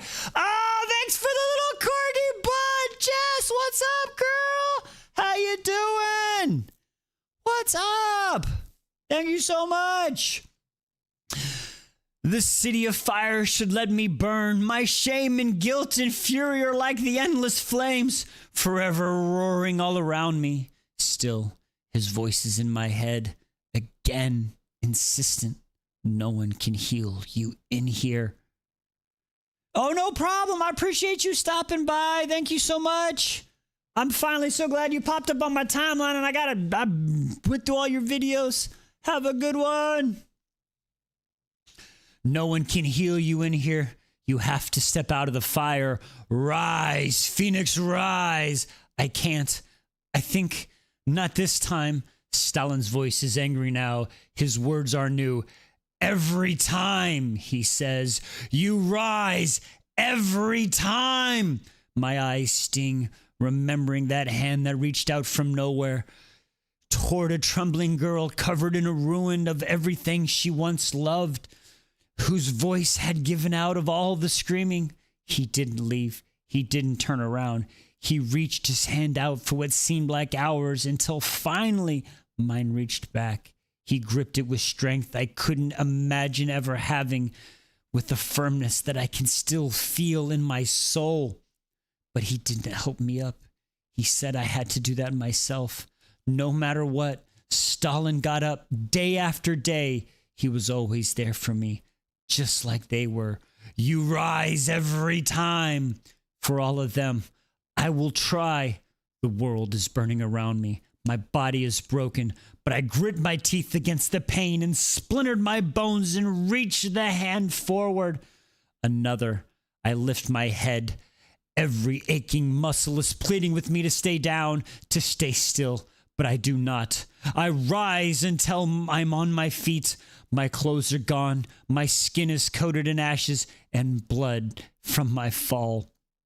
A single step that is always the hardest. My shattered knee nearly buckles. My arm is hanging in an unnatural angle. My skull is fractured. My ribs are snapped. It hurts to breathe. But even when I think I've reached my limit, my own strength surprises me. Again, I step again. Once I've proven I can take one, the next one comes, and then the next, until I am walking through the raging flames, parting them like a blade that refuses to be melted down. My flesh is hanging off my bones. I am gaping and bloody and broken, but I can keep going, dragging my bare feet through this city, the one that burns with 1,000 years of fury, the one that has burned for centuries before I was born and will for centuries after I am dust in the wind. I keep dragging myself forward until I reach the edge of the flames. Then I step through them. Harlan Raker is rushing toward the city of flames without signs of slowing down, as if he was going to run through the flames. What the fuck? Run through the flames for me. That bellow, it was him. When he sees me, he stills. Our eyes meet. His eyes, his hood is still down. It's down like it fell while he was running, and he didn't care about putting it back up. Those Gray's eyes are gleaming. They are wide. They are filled with the relief that can almost taste. And something else. Something like wonder. A Shrek peels to the sky, and slowly I look up where Kotick is circling in his wicked dragon close to the ground, as if he wanted to watch me burn. He's close enough that I see his shock. He thought he killed me. He's going to wish he had killed me.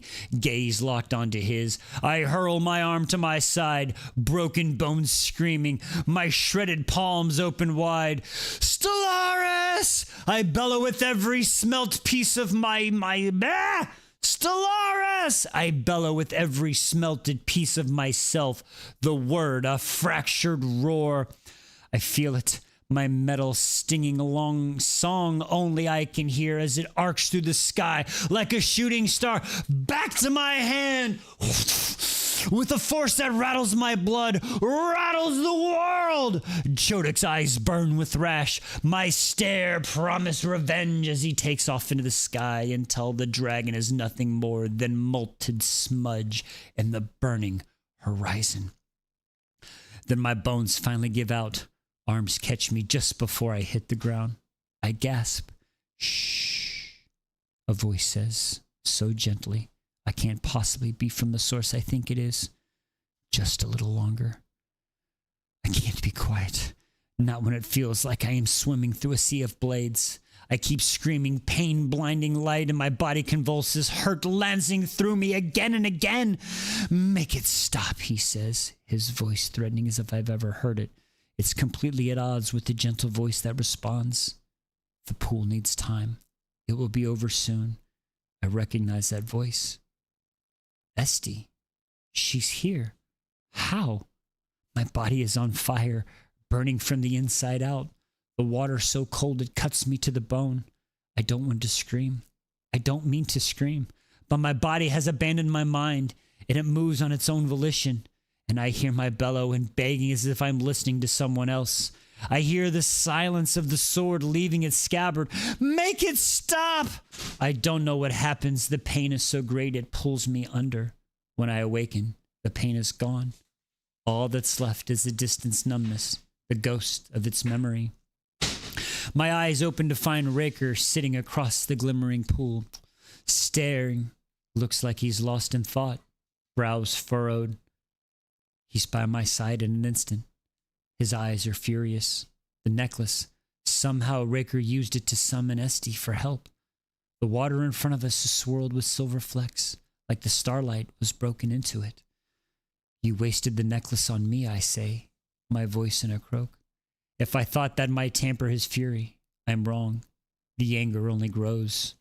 He makes an aggravated sound. Your injuries were significant, he says tightly. As if that is the way of putting it. His entire body is coiled tight. I nod. I could feel them, of course. My body broken and shredded from the fall. I shouldn't be alive. A heavy silence falls between us. I remember those eyes. Those eyes gleamed across the desert. How did they not belong to the merciless warrior, to the fierce and fearsome head of the Kingsguard? None of them were Burns, Eris. There it is, an answer he deserves. But I'm not willing to give him. I don't meet his eyes. I stare very intently at the glowing pool in front of me, full of that starlight. Then I feel long fingers curling around my jaw, forcing me to look at him. My chin quivers with defiance. What do you want me to say? Is what comes out. How you walked through fucking flames would be a start. He says through his teeth, voice shaking with barely leashed fury, like he's working very hard to remain calm, Lexapro. I try to move, but his grip is like iron. Now it's his time for secrets. We have not been through enough, his voice. It's changed. He sounds almost hurt. My gaze locks on his. I look at him, really look at him. He has saved me. I've saved him. I've seen his face. I've seen his markings. I've seen his face. He's seen my markings, my scar. He's seen me retch and sob and scream. If moments can leave marks, claws on our minds and souls, then we have matching battle scars.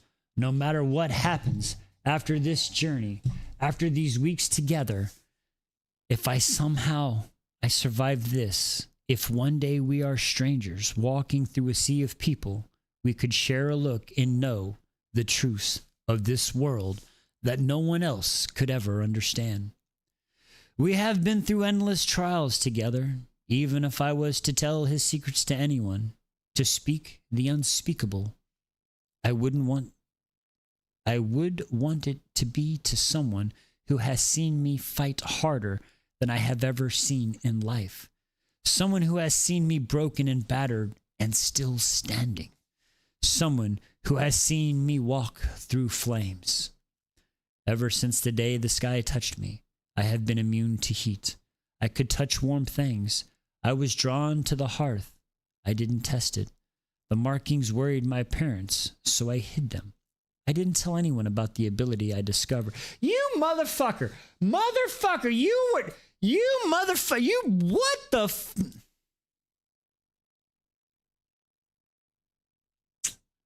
I thought if I ignored it, it would go away. I thought I could be normal again, and maybe my parents would stop worrying.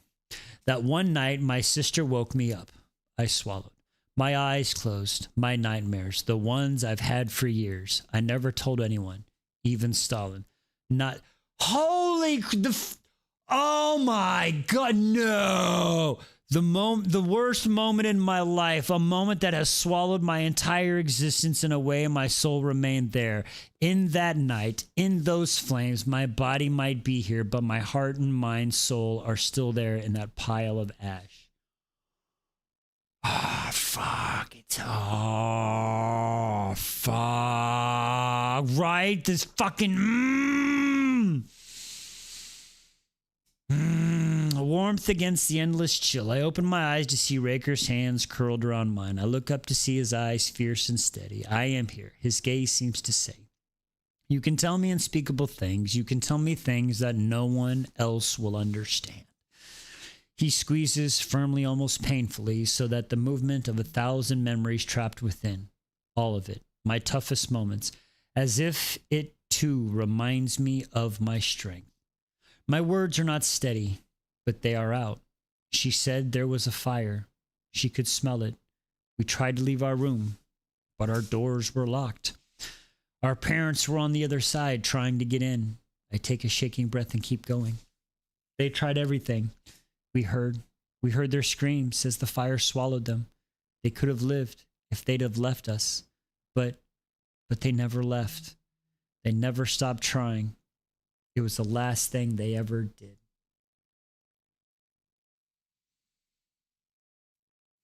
Motherfuck. Then I choked a sob, Breaker is there, holding my hand and the other steady on my back. I see you too, he says. He sees me now. The fire overtook the room. We knew it. We knew it was done. We held each other. She began to scream. Her hair caught fire first, then her clothes, her skin, her eyes. They got so big, she was burning away, right in my arms. But tears fall, endless tears, choking tears, forever tears. A bleeding vein that will never stop, an infernal agony. His voice is rough with understanding. You did not burn. I did not burn. I wish I had. I wish it'd been me instead of her, instead of anyone else who had become ash. I shake my head. The world was fire around me, but I saw her. Through the flames, I saw her. A goddess with silver red sparkling eyes, who then turned her back to us. She set the fire. I knew it like the truth burned in my soul. Then she was gone. I held my sister until she was just ash and bone, until there was nothing left to hold. Then I screamed until my voice gave out. The next day, Stalin found me in ashes of everything I once loved. The day that I died, with my family. The only thing that has kept me going is the belief that I will see that goddess again. My eyes locked into his, and my sobbing calms. My voice does not waver. I'm going to kill her. I'm going to kill them. I'm going to paint the sky with their blood. I'm going to unleash a wrath so great, even the stars will flinch.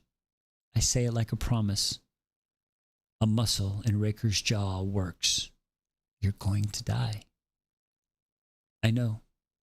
This will kill me. He glares at me. I shake my head.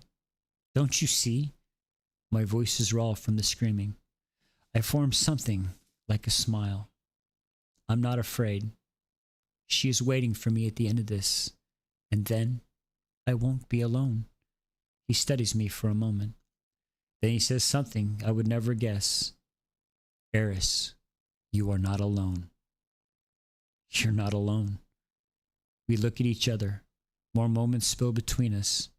Yet the silence doesn't feel cold anymore. You don't understand. You could never understand. I understand, he says. I swallow. You don't have a heart. How could you? He scowls at my attempt to joke. I know you, Eris. You claim you don't care about anything but revenge. But I have watched you, unfailing, stupidly care about everyone else's life over your own. You are not the monster you think you are. Fucking tell her, my guy. His words make all my hatred rise to the surface because I don't hate him. I don't hate him any more than I hate myself. I am worse, I say. I am the reason they're all dead. He opens his mouth as to say something else. But at that moment, someone else steps behind us. Esty. She followed by half a dozen women that look almost like the Failing, draped in thin, white fabrics. Flowers woven through their long hair, vines wrapped around their arms. Relief melts through their expression. You're awake. Because of you, I say, my voice hearty with emotion. How? You needed help, Esty says. Simple. She looks over at Raker. He reached for it. I remember now the final words she told me before we left the traveling city. Her gaze drops to my back. Nothing we could do about older marks, unfortunately. It would have required more time in the pool of starlight and pain. I shake my head. It's fine. I want them. They're a reminder. Just like the mark, I can still feel the ghost against my throat. I drop Raker's hand and don't miss how his fingers reach for mine again on a reflex before pausing. I hope you don't mind the clothes, Esty continues, mentioning the dress I woke up in. It's thin, silky fabric. Barely enough to cover me, just like the women behind her. Oh, Raker's not minding it, staring at us curiously. I walked out of the city of fire naked, broken, ash-covered but unburnt. I walked out of the phoenix Stalin always told me to be. The clothes, they don't matter. Not when Esty has given me a chance to finish this journey. She gonna be fighting some gods in a sheer dress is gonna be wild if that's what's happening. I lift my feet and reach to my hands. Thank you, I say, gripping her fingers, trying to convey in any way possible my endless gratitude. She smiles, but I see a trace of sadness in her eyes. Something is wrong. I think about the traveling city and all its rules, the way the Eldris looked at her when she reached out to give her final parting words. A pinch forms between my brows. You can't go back, can you? I ask, hoping I'm wrong. But she just lifts her head. No. Once one of us chooses to leave through the gates, we're not welcomed. Fuck! Once one of us choose to leave the gates, we're not welcome in again. My eyes widen. She sacrificed everything she loved, including her sister, for me. Why? She silences me with the hand on my arm. I made my choice, and I don't regret it. She looks up at the sky. You are the ember that lights the torch, Eris. I know it. The world is about to change, and it's time we stopped hiding. It's time we actually do something. Conviction rings through her words. She dips her chin. Now come, she says, leading me towards the rest of the women. Tomorrow, you finish your quest. You deserve at least one night of peace. God, what is happening all of a sudden? What is going on? What is this madness? This book doesn't stop. I'm telling you, holy shnikes. My hair hurts from so much Ernisha, man. Ah. Oh, the Poet Empress. That's 2 votes today.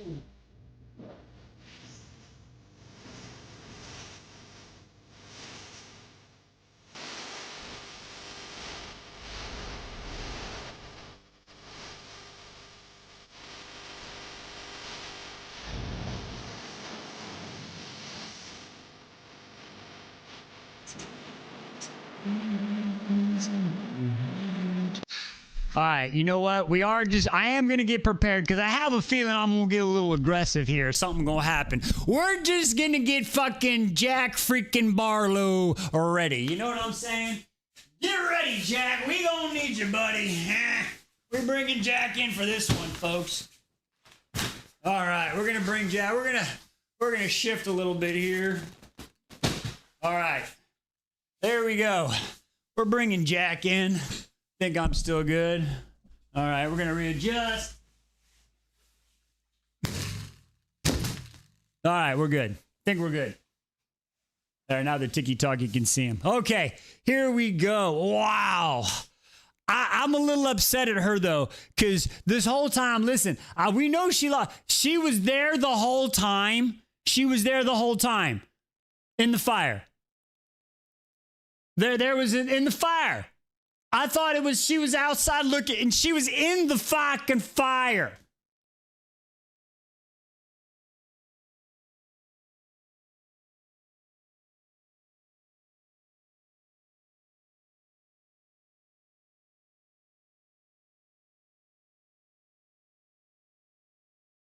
Wrong button. I meant to hit this one.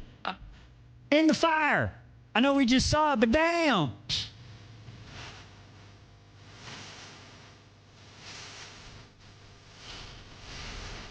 Swear.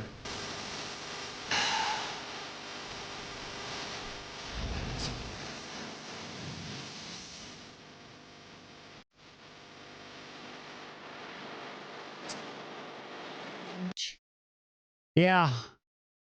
Yeah. No, that whole scene now. And the whole Phoenix, Stalin calling her he already knew she was like this whole time. Like the whole time. Oh, it's frustrating. Oh my Lord, the whole time. Okay, yeah, she definitely pulled the Dany Targaryen on that one. Okay, if I'm not mistaken, I believe this is the spicy chapter.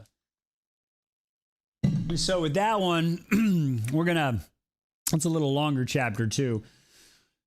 So we're gonna read what we can. We'll go silent. I'm not gonna need you right now. I don't think. I don't know. I think this is the spicy one. I think this is the spicy one. Well, I have to make enough noise where the tiki-talkie will go. So I think we're gonna do the censored. I'm gonna do the censored. We're gonna do the censored version. And on those parts, you know what I'm saying? We're just gonna kind of do some of those. I think that's the best idea. You know what I mean? Exactly. I'll narrate the thoughts. That's a good one. Or, hang on. Okay. Don't forget, I've also got we can always try that button. You know what I'm saying? It's going to be silent for a long while. Oh, Lord. This is a 27-minute long chapter. Holy crap. All right, listen. We're going to get to it, folks. Here we go. All right, chapter 42. All right. The failing not only saved me. Let's see. You know, if you think these revelations are big, read a light lark. Okay. Might be fast. That's true. We're going to read silently and we'll do the narrate. But yeah, it's probably faster reading silently. You're very, very correct on that one. So I'm going to start out reading out loud, and then once we get to that part, then we'll go into silent mode. You know what I mean? Courtney, we'll put it on the TBR. I think that's if have you read it? You recommend it? You like it? I mean, but you know what I'm saying? All right. 42. Let's do this. Literally. All right.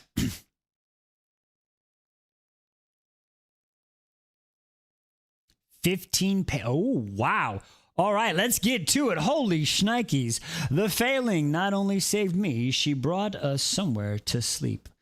A starless, black, secluded cave. The smooth stone is cold beneath my bare feet. My scabbard is heavy in my hand. A raker is towering shadow behind me, following me for once. Maybe he's too tired to protest. He hasn't said a word in an hour. We walk down a tunnel until we reach a circular clearing with a waterfall trickling on a slab of obsidian rock tilted slightly to the side, letting it drain somewhere below. A few feet in the front, and it sits a bed. Well, a makeshift one anyway. The forest nymph Estes summoned managed to find dozens of thick, clean sheets stacked together to make a most comfortable spot. Oh, she is setting them up for success. I've seen in a long while. All I want is to bury my... Oh, you're going to get bury myself in it and sleep forever. You ain't going to be sleeping, apparently. 15 pages of not sleeping. And I asked Raker how uncomfortable the cold stone floor is in the morning. But first, I need to wash the remaining soot and ash away. He says nothing as I head toward the waterfall and a dress that they gave me. The nymph's fabrics are barely there at all, translucent when wet. I've seen them, but I'm so grateful for the rush of clean, cold water that I don't care. It's not like Raker will be looking anyway. I bet he will. I take my time, carefully undo my braid. I scrub the cinder from my hair and then my skin, until it's smooth again. I clean the blood off my sword. Then after the evidence of the duel is gone, I sink to my knees. I sit on my heels, tilt my head to the water and let it soak up every inch, drops like cold fingers threading through the roots of my hair, smoothing my rough edges, letting me forget for just a moment. Calgon, take me away.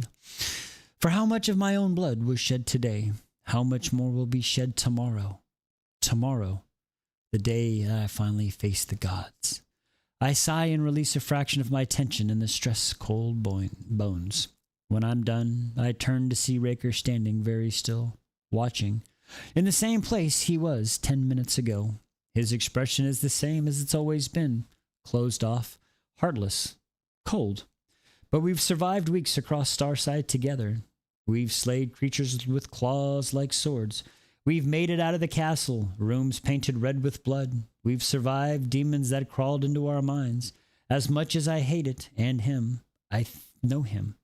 I can see the slight tension in his shoulders, the way the veins down his sword-wielding arm is taut. How his frown doesn't reach his brow. Wise don't read. Got it. Wise don't read.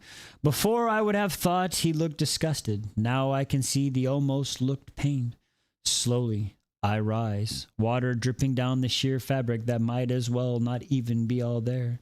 He can see everything, including the thin silver lines like roots down my neck, chest, and arms, glowing faintly in the light. And he's not looking away this time. I'm likely going to die tomorrow. I say, my voice coming out of the rough water. He doesn't correct me. There's one thing I haven't tried. I can't believe the words have left my mouth. Wait a second. Did I hit? I can't believe the words left my mouth. The heiress from weeks before is screaming from the past. What are you doing? Don't humiliate yourself. But even though I know from the start that this would kill me, it being so close to all the imminent death makes me fearless. It makes me ask for exactly what I want. For the very first time in my life, I don't shriek under Raker's gaze, not in the way I have before. I don't bend under his unrelenting scrutiny, because it seems to get my meaning immediately. His frown deepens. He's trying hard to look irritated. Of course he is. His pride and positions and a million other reasons make him admitting to wanting to spend a moment with me that isn't for the good of the quest impossible. Are you truly so desperate? He finally says, his voice harsh, but he said worse, so have I. Yes, I reply. His mouth was open, likely halfway to another barb. Excuse me, but my response shocks into silence. It is always a duel with us, hurling words like throwing stars back and forth, clashing swords, leveling gazes across the end and spilling blood.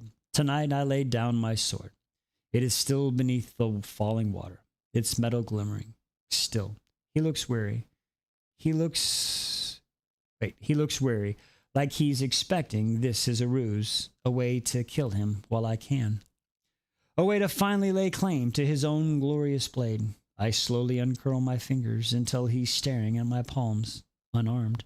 I turned all the way around. For good measure, there's no concealing anything beneath the sheer, wet fabric.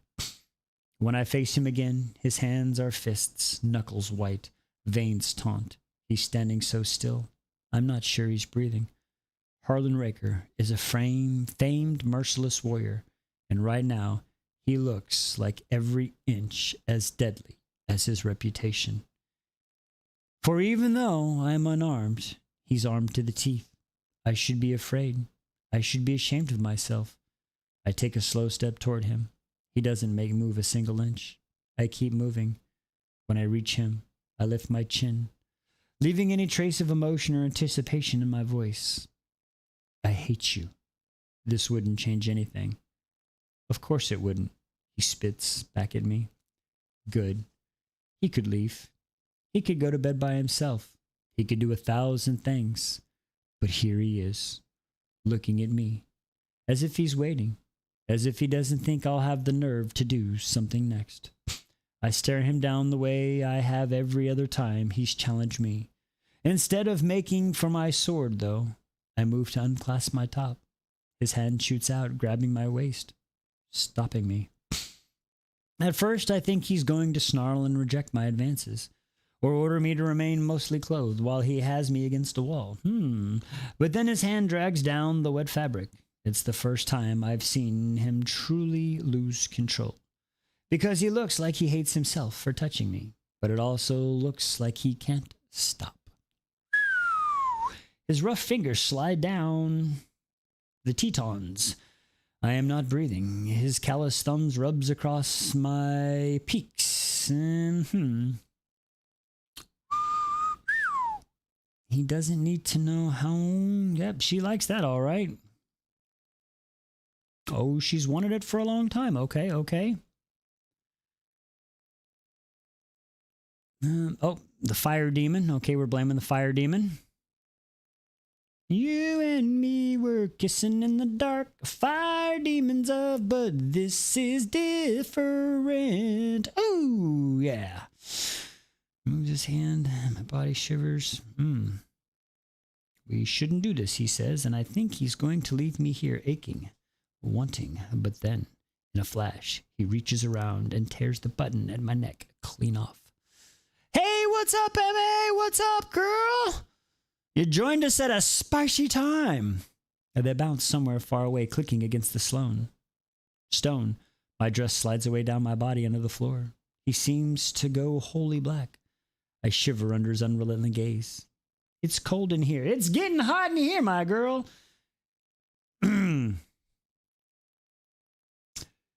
She's got water droplets running down her heated skin across the markings. It can now see clear as day since I've got them. It's been an instinct to hide, to shrink away from the notice. But I don't move to cover myself. I don't do anything that would make him think of me as weak, because even if we're really doing this, he is still my enemy. The enemy of my enemy is my lover. The way he's looking at me, taking every inch of me as I exist for him alone to study.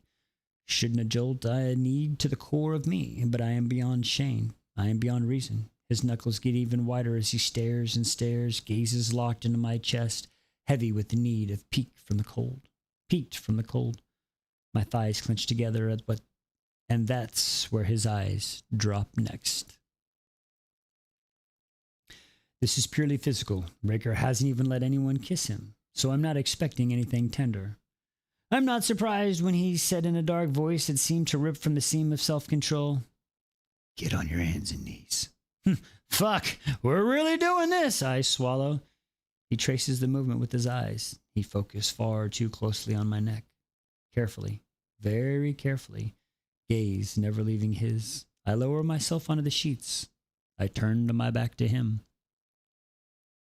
For a moment, I wait for the sound of his sword scraping out of his scabbard. I wait for him to betray me and slay me while I'm at my most vulnerable. There is a sound of metal. His armor. He's taking it off, piece by piece. I said, hands and knees, he says, his voice dark in brutal command. I bend over. I do as he says. I really am desperate, aren't I? Yes. Right now, yes. I am desperate and aching. These weeks have been about survival, but right now, before my almost guaranteed death, I want this. My back aches, and my back arches, and a shiver licks down my spine. I am more exposed than I ever have been in my life. I swear I hear barely restrained growling behind me, but his voice is cold and cruel as he ever says, "Look at you, already gleaming and ready for me."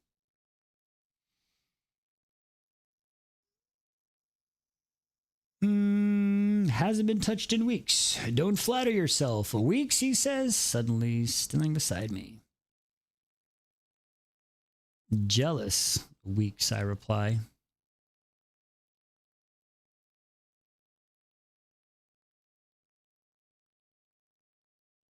The full heat of him is against me. Eyes roll to the back of my head at the contact. I can't see him. I can't see him, but I can feel him.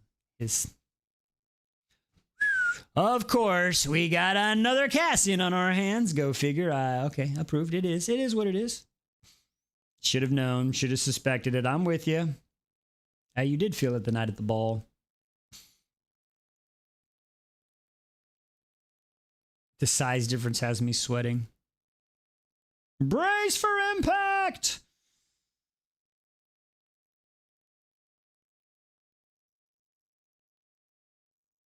It's gentle. Wow. Okay, you go gentle. In and in. Mm-hmm. Immediately. Too tight. Breathe through it. Breathe through it. Just breathing through it. There we go. Breathe through it. Relax. Relax. Okay. Okay. A little further. A little further. Slow and steady wins the race. Some sensations going on. Ooh, ooh. Oh. He's still going. It never fucking ends. What the hell? Good Lord. Okay, he's still going. I can't think around it. Okay, I can't breathe. Do you have to be so big? In my teeth? In the teeth? In the teeth? Holy shit.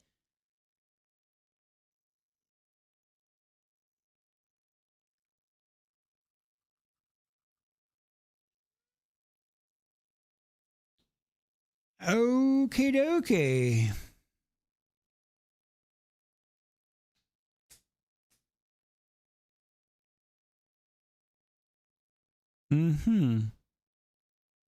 I never felt like anything like this.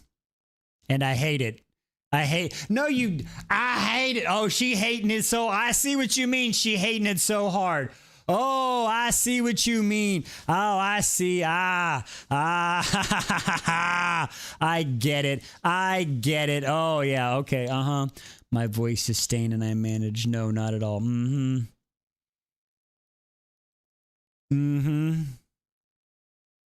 Raw and meaty. Okay.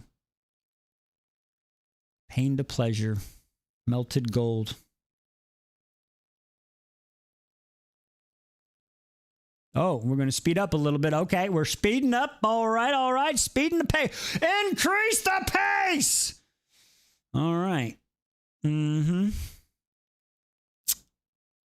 I think you're lying. I think you're a fucking liar. Okay.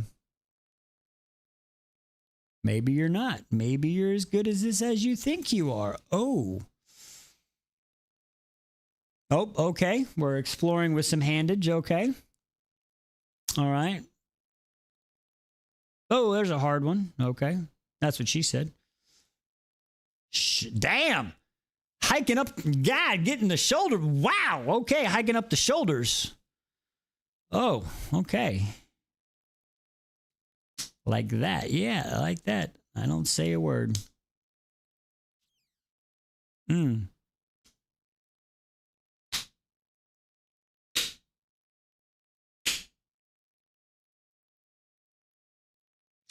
He's getting closer and closer to where I need him. Pace is inching to a crawl.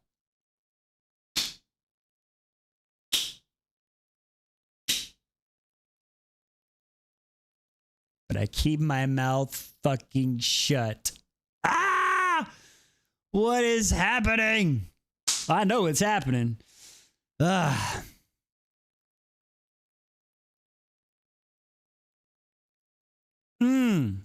Desperate frenzy. Woo!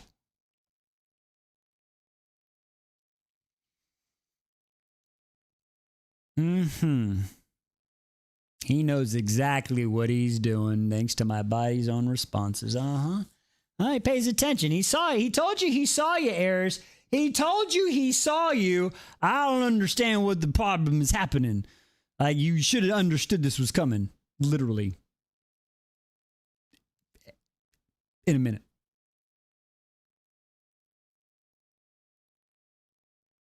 I can hear the proof of my enjoyment. He wants words. Yeah. I mean, he wants the truth. That's all men. We just want the truth. Most of them. The good ones want the truth.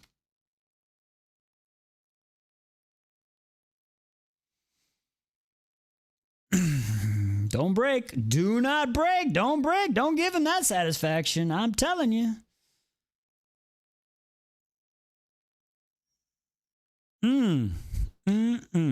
Okay. Okay. Fighting for some breath, man. Oh, he's doing the abdomen on the palm on the abdomen. Okay. That's pretty good one if you can get the right spot. It's all about pressure, folks. Got it. Pressure points. Remember, it's pressure points. Yes, yes. Like he's robbing me of my insanity. That's usually the goal. Listen, if you can think right and walk straight, we haven't done our job. I'm just saying.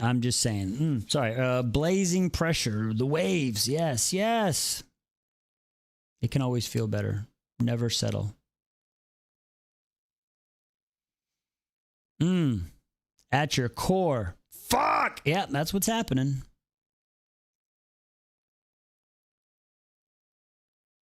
Sounds I've never made.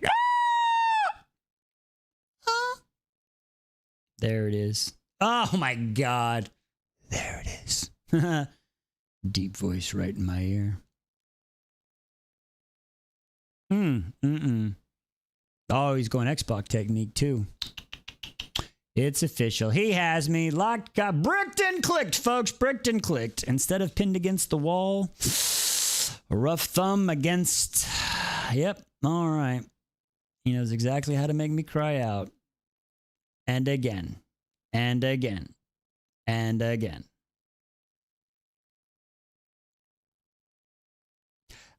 That's what I'm telling you. You fucking tell her. That's right. You're going to be screaming my name at a time I'm. Fucking love you, Harlan Raker, man of my own goddamn.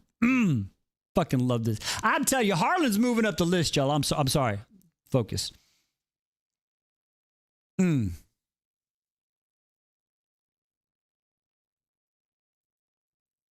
That steel is so hard. That is a hard ass steel sword. I'm telling you, hard steel sword.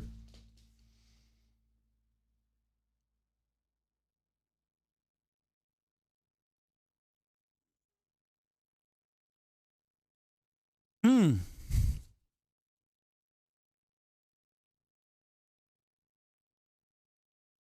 Harlan Raker is at your mercy. Get it, girl. And I like it. Picasso. I don't know what I'm doing, but I wrench myself free. Turn and push him down. What?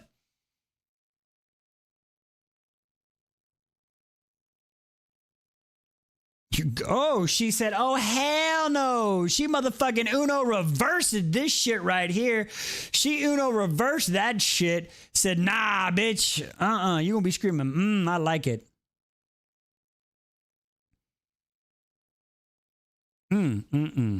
Bricked and clicked. Never get used to it. I mean,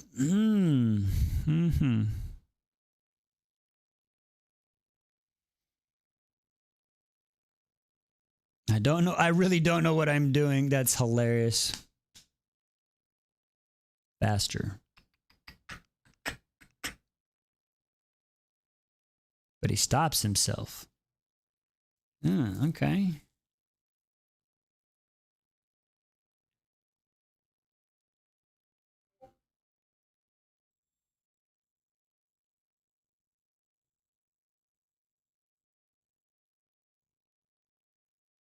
A new mark. Oh, we got a new little mark right there. Okay. We're enemies. I've hated him for years. Yeah. I know you have, but that's okay. You both wanted each other.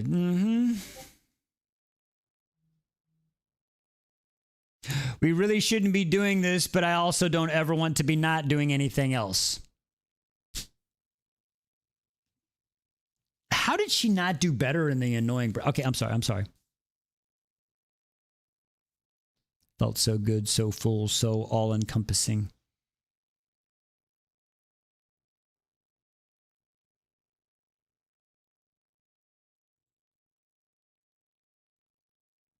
Gotta go deeper in this cave, y'all.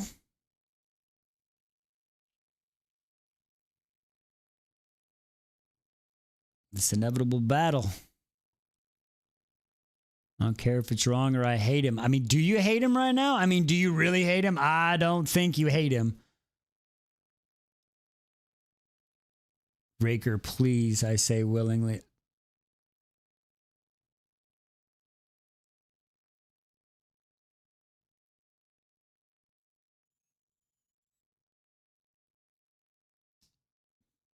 Say it again. Say my name. Please. No, my name. Say, ooh.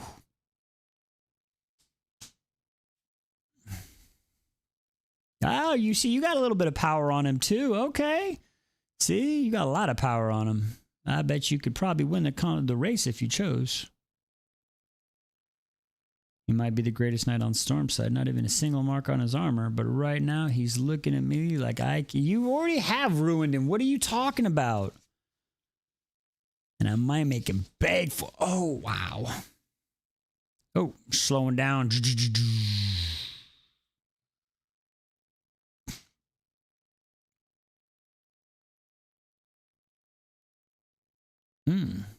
Teasing him with the Harlan Raker. Oh, what the hell?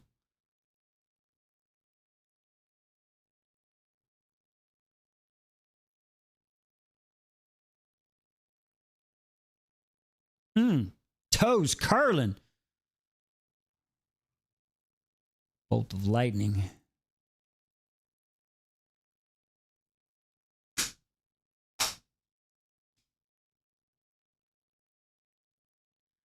Eris, he says, his voice deep rumble, I can feel in my bones.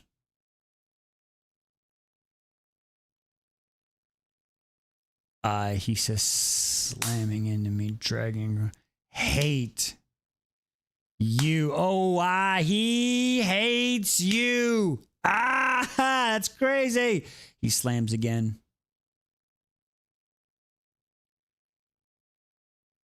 He hates me. What the heck? Hate me today, hate me tomorrow. Hate me for all the ways that I'm enjoying inside of you. Sorry. The flame and rage is undeniable. I hate you too.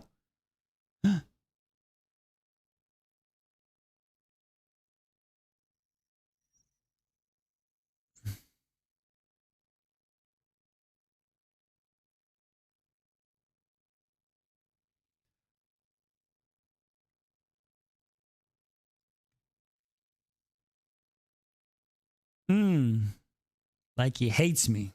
Like he hates this. Like he hates he's uttering a string of curse in the crown of my head. Ugh.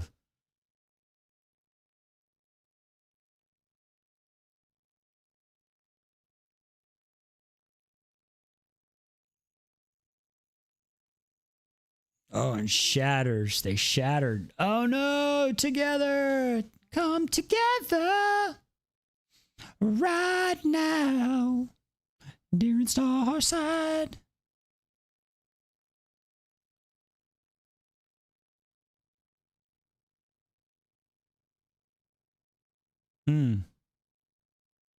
Who's going to make the next move to embarrass? Exposed. Oh, and he plants a kiss on her. What the fuck? Never expected that one. His lips crash against mine. Oh, are they going round two? It's not gentle. Round two. Fight.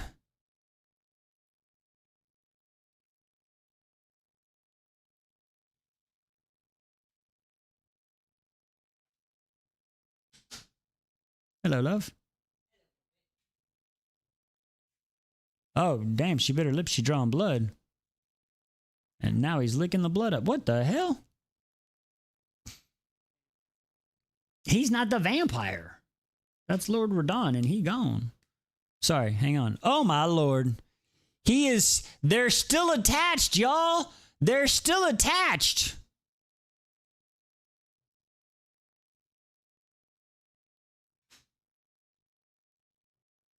I'm on fire!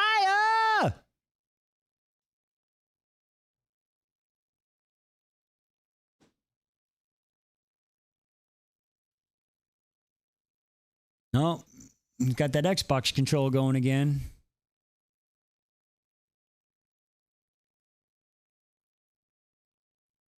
Oh, he's an ass man? Okay. There's a wall. Yep, definitely around two.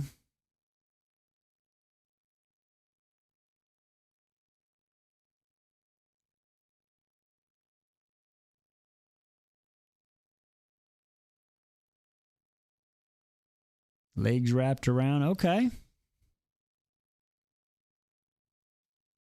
Oh, matching him. All right, matching the intensity.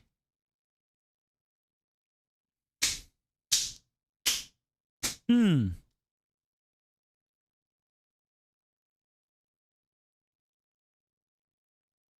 Mm-hmm.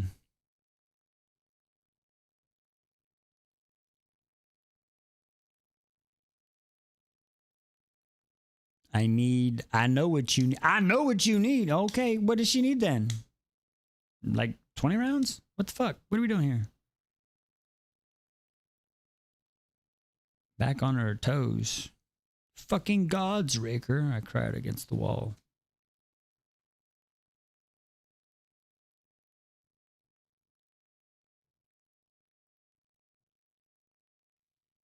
No fucking me, Eris. Only me. And then harder. All right. Trying to mark. What? Claimer. That's wild. That is crazy. Read. No. Fucking me, Eris. Only me. And then he fucks me harder. Like he's trying to mark me, trying to claim me, and I arch. That one? Is that the line? Was that the line? Was that the line?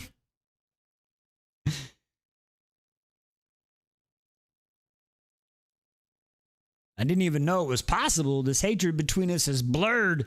You are welcome. I am here to serve.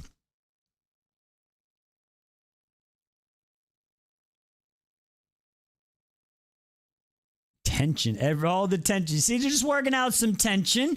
Just working out the tension. Oh shit. He's fighting his old God is in his own language, y'all. Is he talking in tongues? Uh-oh. He gonna have a funny ass O face, ain't he? What are you gonna do, Harlan? Don't be one of those guys. Don't be one of those guys.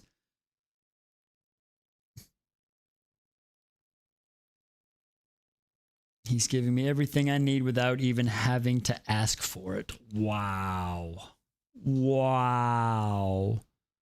One more what? One more what? One more, please. One more hand.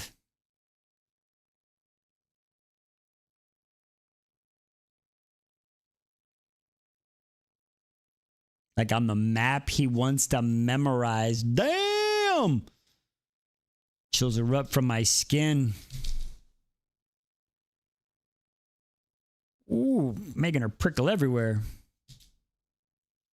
Like he's an enemy he wants to conquer, an opponent, but wants to surrender.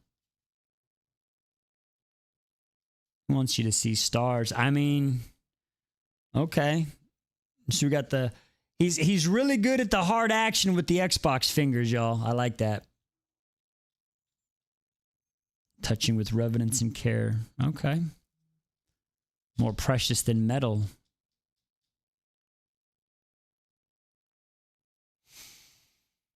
Oh, this isn't going to go well, is it? That was sketchy right there. He wants to claim me more than another weapon. That line seems sketchy right there, y'all. I'm sorry. I don't like that right there. I don't like that right there. This whole part, he's touching my body with the care and reverence he's only ever reserved for his sword. Like I'm more precious than its metal. Like I'm more dangerous than its edge. Like he wants to claim me more than any other weapon. What do you mean weapon? Then his hand is in my hair. Oh, okay.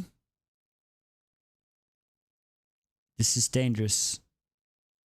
This is what he said in Traveling City. So risk dueling, then he takes all the fist and Oh, okay. A little hair pull action right there. Two equal forces coming together, push and pull merges in a perfect joining. My arm reaches back, wrapped around his neck. Oh, Lord. She's on her toes.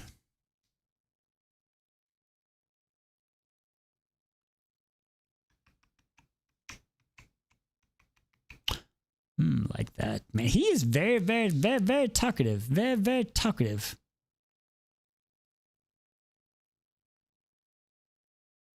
I need your words, Eris.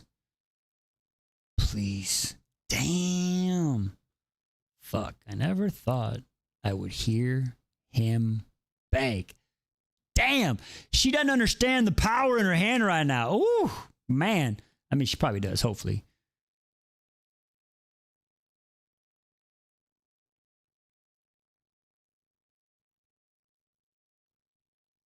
Just like that. Harlan. Ooh, yep, he about to be done. He about to be done.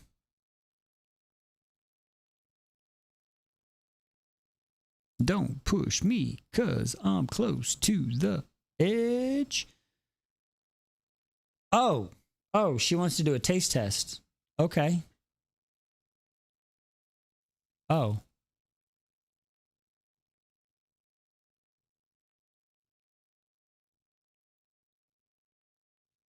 All right, we're kissing. How is this height difference working? I'm still trying to figure this out. They're vertical. Okay.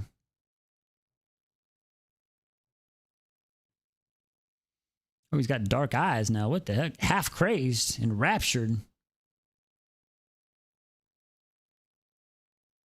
Eris, he says, his voice in a raptured, tortured raspard. You will be the fucking end of me. Harlan, I breathe. If only. Oh, shit. Our gazes lock.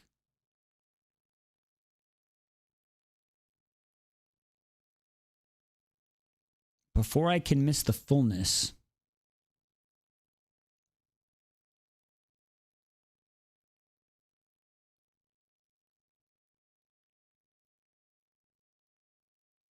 All right, that's how she's gonna go to the finish line, y'all. That's how she wants to go to the finish line.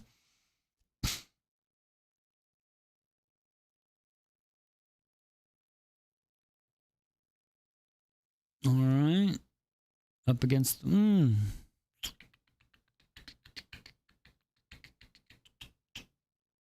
I bet that feels good. It's a rough angle.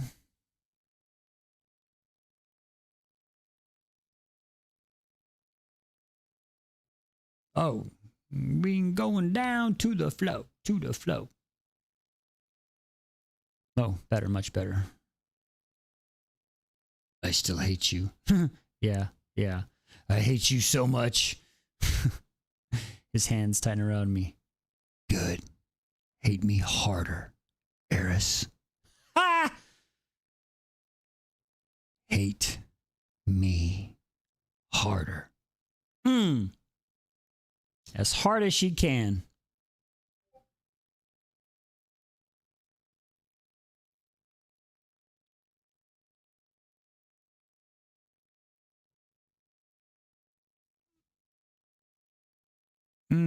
Air says my name like prayers on her lips.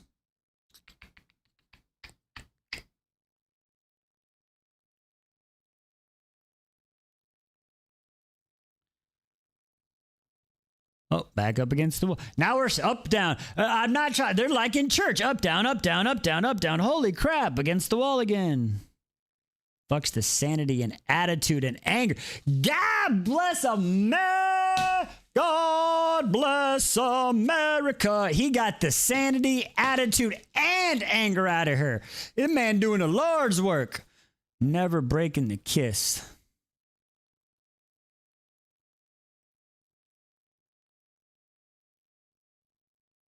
It wasn't supposed to be like that. It never is. And now you're fucking stuck with him.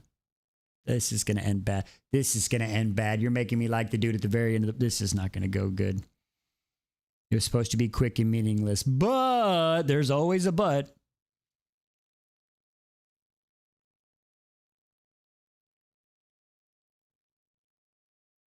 The soreness. Yeah, there's a soreness there, all right. Lots of, okay, yep. We've ruined each other.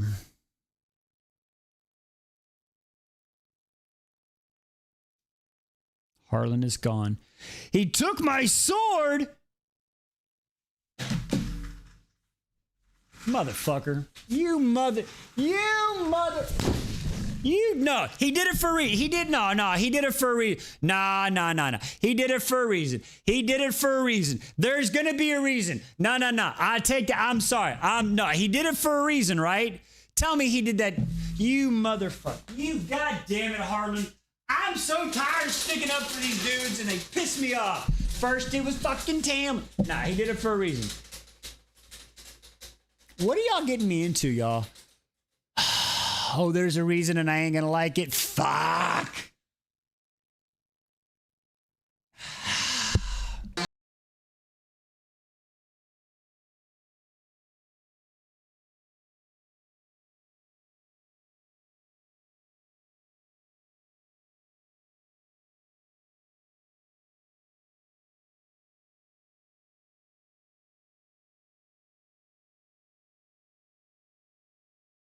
The Book of Az, the Book of Azrael, the Book of Azrael, the Book of Azrael.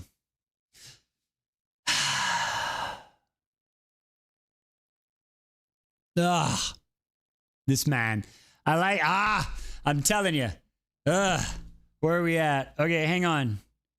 I need to take hey Liz, are you inside? Happen to watch? I need a quick 5 minutes to stretch out and I need to talk to Rune really quick. Oh man. Are we for real? He didn't he did that. He literally did that and then took the sword and bounced. He's doing it to save her, right? He's doing it because he's trying to protect her because he realized, okay. He did it because he loves her, right? And he's gonna protect her. That's why he did it. That's why I said you wouldn't like it. Mother son of a son of a bitch.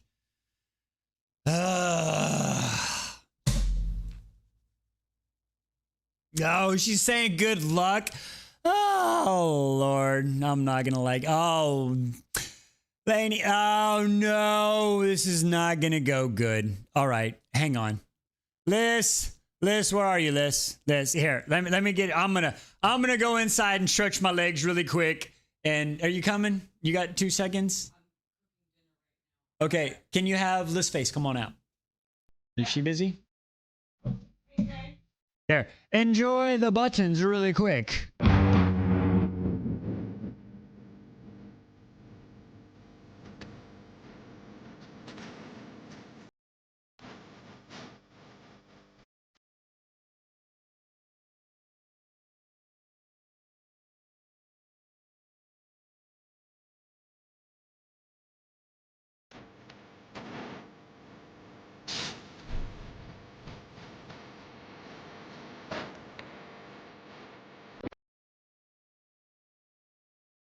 Hi, everybody. It's me. I don't know where we are.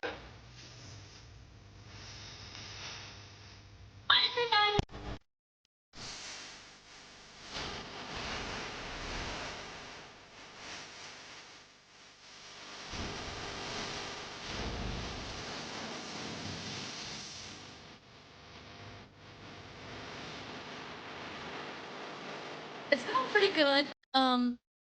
I start school in a few days. That's awesome. I went. Oh, I went to Goodwill with Lady Liz. That was fun.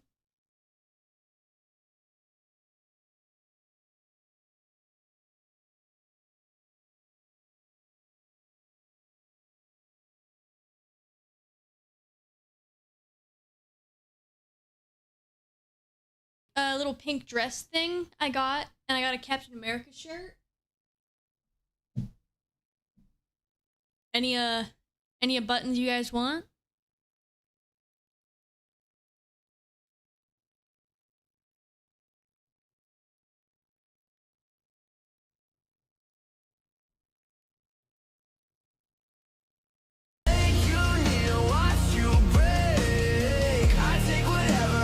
My pants are going quite well.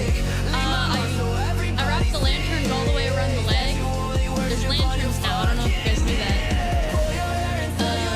There's a Rapunzel tower.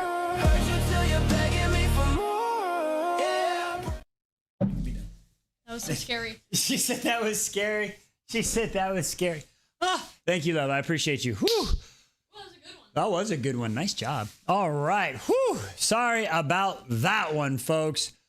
Whew. Whew. Okay. She said, how are... Ooh, now, ooh, they got my tinnitus ringing on that. That'll pop. She did great. I hope she did. Thank you. Sorry. Okay. Here, I'm going to give you one. You know what? Let's give... Which one haven't we had in a while? Which one haven't we had in a while? Rune's got something set up for me really quick, so I gotta check him out. What haven't we had for a while?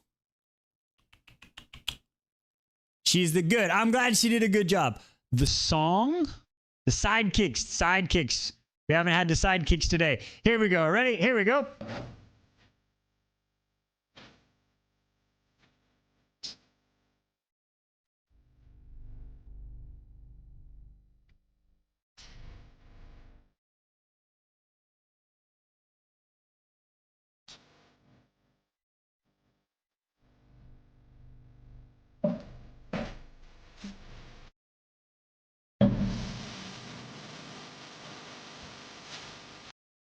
Oh, we need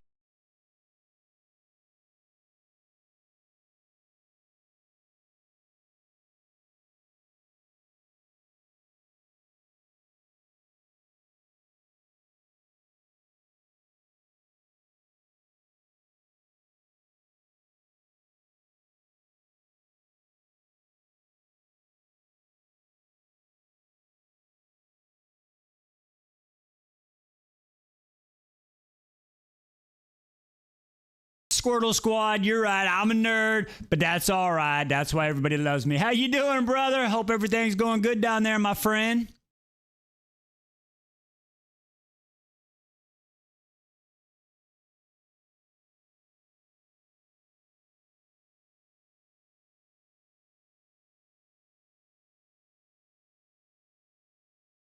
Well, I don't think we have had the blondes in a while. Hey, love you too, brother. Hope you're doing good down there, man.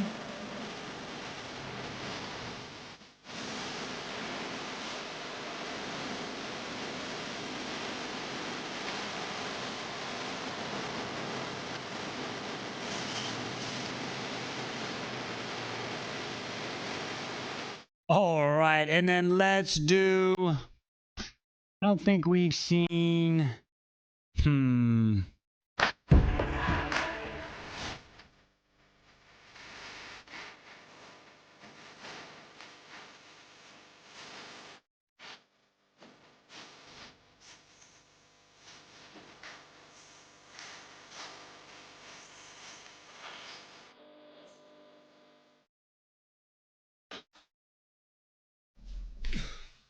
Oh, it's time now. Okay, we are. Allie's back. Oh, man. I have to pass Six Flags. I like that. Ah, where'd you go? Welcome back, Allie. Allie, I'm sorry, but you missed the fun chapter. I'm sorry. All right. Nice little intermission time right there. But remember, Allie, it was, I don't know. I think I did pretty good. On it. Don't forget, you can go watch the session on YouTube. I had to be inappropriate all to myself. I gotta fix my belt. Okay. All right, we're on 4. I think this is when this chapter started to speed up now. I think we're about to get really, really, really into it now. Okay. A motherfucker stole the sword, so I'm just gonna go ahead and put this on now. I think we're just gonna go ahead and be prepared for this right here. You know what I mean? Yeah. Oh, the Kindle case? Yeah.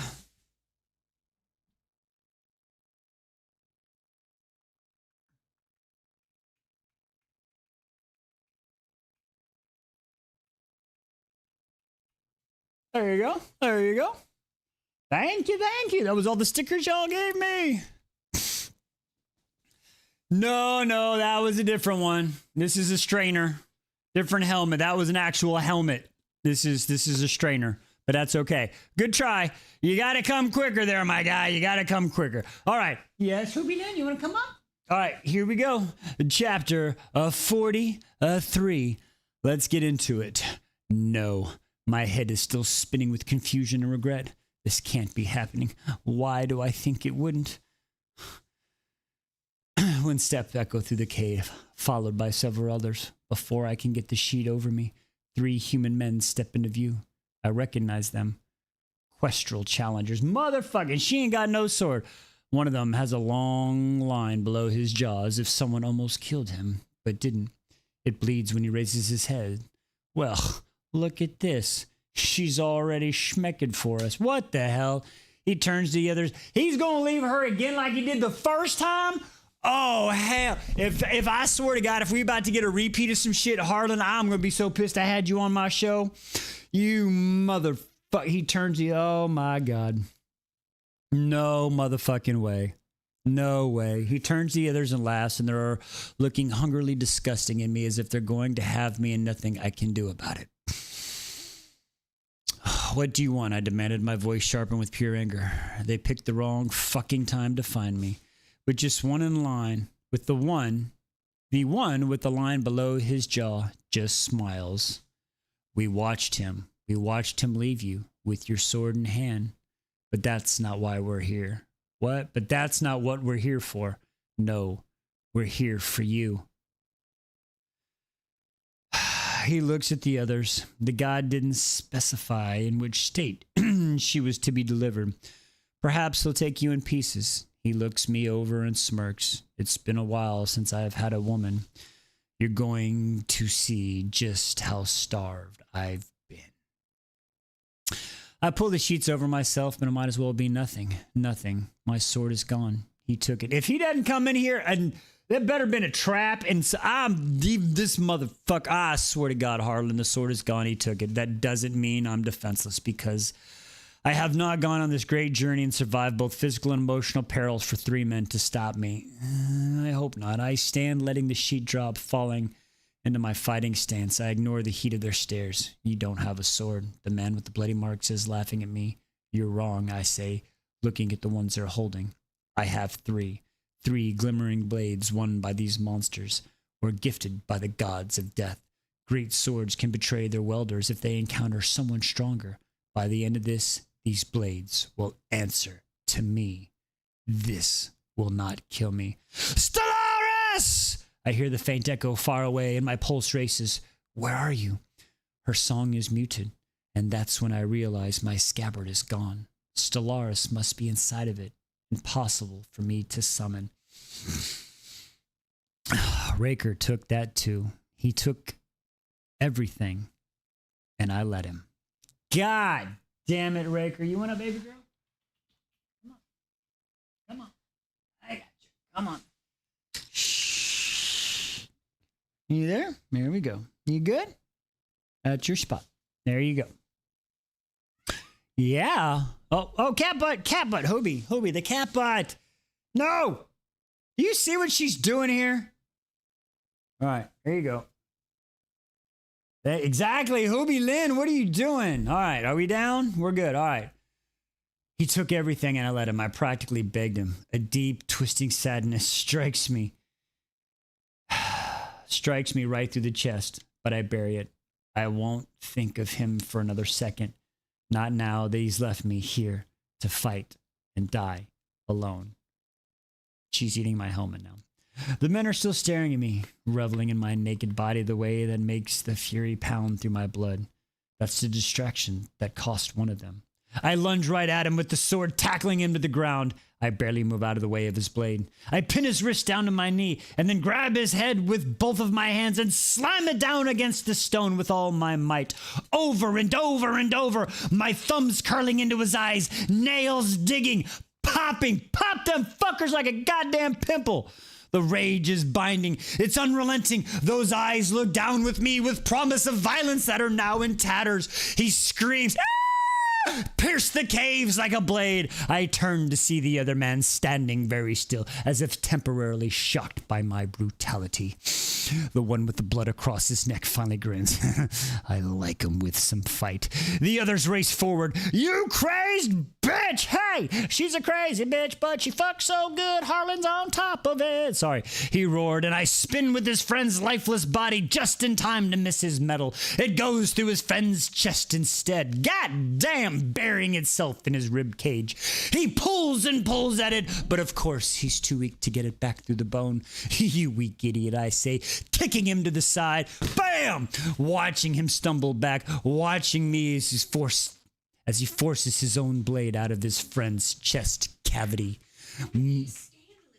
Yeah, she was eating it, I know, and your butt too is crazy, right? Mine, the glimmers in the palm, claiming me as if I have claimed it. The connection is nothing like mine and Stellaris, but for now, it's everything. The metal is recently sharpened, long and curved. He races towards me with the dagger this time, roaring, and I duck, then turn, slicing hard and wide, cutting his legs clean off. God damn! His falls forward, screaming, "Ah!" Blood shooting out of him. The marked man retches at me, slowly rising from my crotch, gripping my friend's blade. He's still smiling. He's still looking at my blood-covered body with relish and promise of cruelty. Oh, she bit the shit out of that tail tonight. He raises his sword, and I throw mine right at his arm, pinning him to the wall with the force. I aimed his blade high so I don't completely sever the limb. God damn! No, I want him trapped, just like he thought he had me cornered. He screams, "Ah!" His blade now on the ground, his arm only attached by a few nerves and thin threads of skin.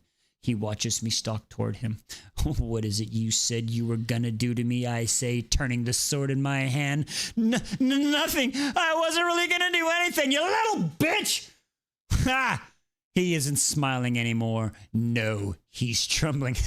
Right, I say.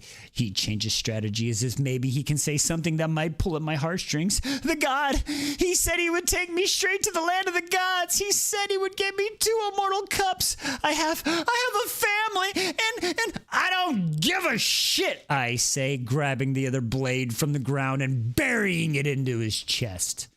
He bellows. I drag both swords out of him, and he falls forward. He's able to gather enough strength to crawl. I let him make a few feet. I let him hope. Then I flip him over and pin him to the ground with his legs. His words run through my head. His promises. Then memories. 3 men pinning me down. Carving their names in. Oh, it was one of these sons of bitches? Oh, hell yeah. Carving the names into my skin. They spoke their words, made similar promises. I'm blinded by rage and I stab him over and over with both blades wailing, screaming. I stab him so many times that I'm covered in blood. When I'm done, I thank the person that made it easy for me, who traced the line across his neck that now runs across with my blade until I hit bone. Then, only then, do I let both swords fall to the ground, dripping blood. I walk out of the cave. God damn, she went fucking beast mode, on that ass. Wow. I like it. 2 spins? You got it, boo.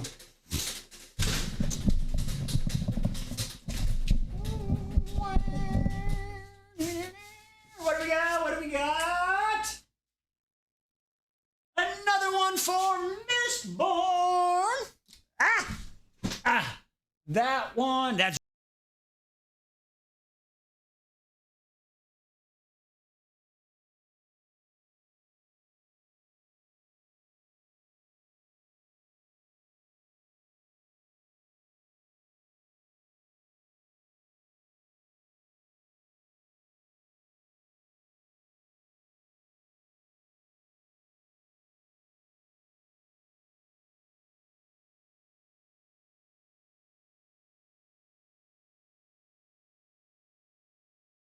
the next winner. Ooh, another for Poet Empress.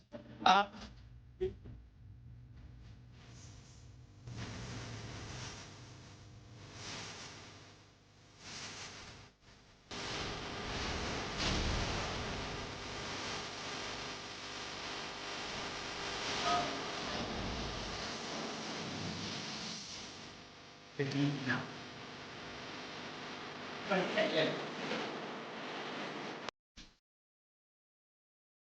No, I just finish up, yeah. I'd just rather just finish up and then stop. We got people here, so I appreciate it though. Yeah, y'all can eat if yeah. No worries. Hobie, we coming back? Oh, cat, we got a cat, but what are we doing? She is in a mood tonight. Yeah, we are going on 4 hours. That's all right. That was the Poet Empress. Yes, P.S. All right, you want to come up here? What do you want, my girl? Oh, we're good. We're almost done. I will eat after. We're fine. Trust me. She made street chicken, right? Yeah, it's just chicken and rice. Yeah, that's what I'm saying. Yeah, she made street chicken and rice. You're good. Why? You're fine. I'm going to corn that later. Excuse me. All right, here we go, folks. Let's get into it. We got about an hour left. That's what it says. I'm not sure. It says we have an hour left where we got 4 chapters left, but I don't think it's that long. I really don't, but we will see. Let's get into it. What's up, baby girl? All right, chapter 44. I'm going to just try to cover her butt up there, guys. All right. Yeah, right? He betrayed me. I promised I wouldn't think about him again, but I remember the night. The stinking feeling of discovering him gone won't go away. Now, excuse me, not as I chew the leaves from the sprig he left me to find. A flower I recognized, a remedy for afterwards. Oh my, he gave her plan B. He left. Are you telling me he one night stood her, stole her sword, and then left her a fucking goddamn homeopathic plan B? Are you fucking for real? Are you fucking for real? Oh my God. Not as I claw my way up the side of the mountain and sink my knees when I reach the peak. My blood-crusted eyes prickle watching the world from the heights because it is beautiful. And that just makes everything so much worse. I don't have my sword anymore. I don't have a partner. I don't even have clothes. There are just days left of the Questral. At this point, I won't make it back to the gates, especially without my sword. I know that. After all he's left me for on purpose. Wait, after all that's left for me is the one purpose, and I don't know how to reach it. Not alone. I look up at the sky, my chin trembling. The only thing of mine I have left is a diamond necklace. It was waiting on a rock next to the sprig. Raker must have held it for me and left. It's almost like a message. Go to him instead. But he doesn't get to do that. He doesn't get to leave and then tell me what he thinks is best for me. He doesn't get to growl at me and take the necklace off and then leave me to find it. Besides, I don't want it anyway. With a shaking hand, I offer to the skies. I say, please, please come back to me. I need you.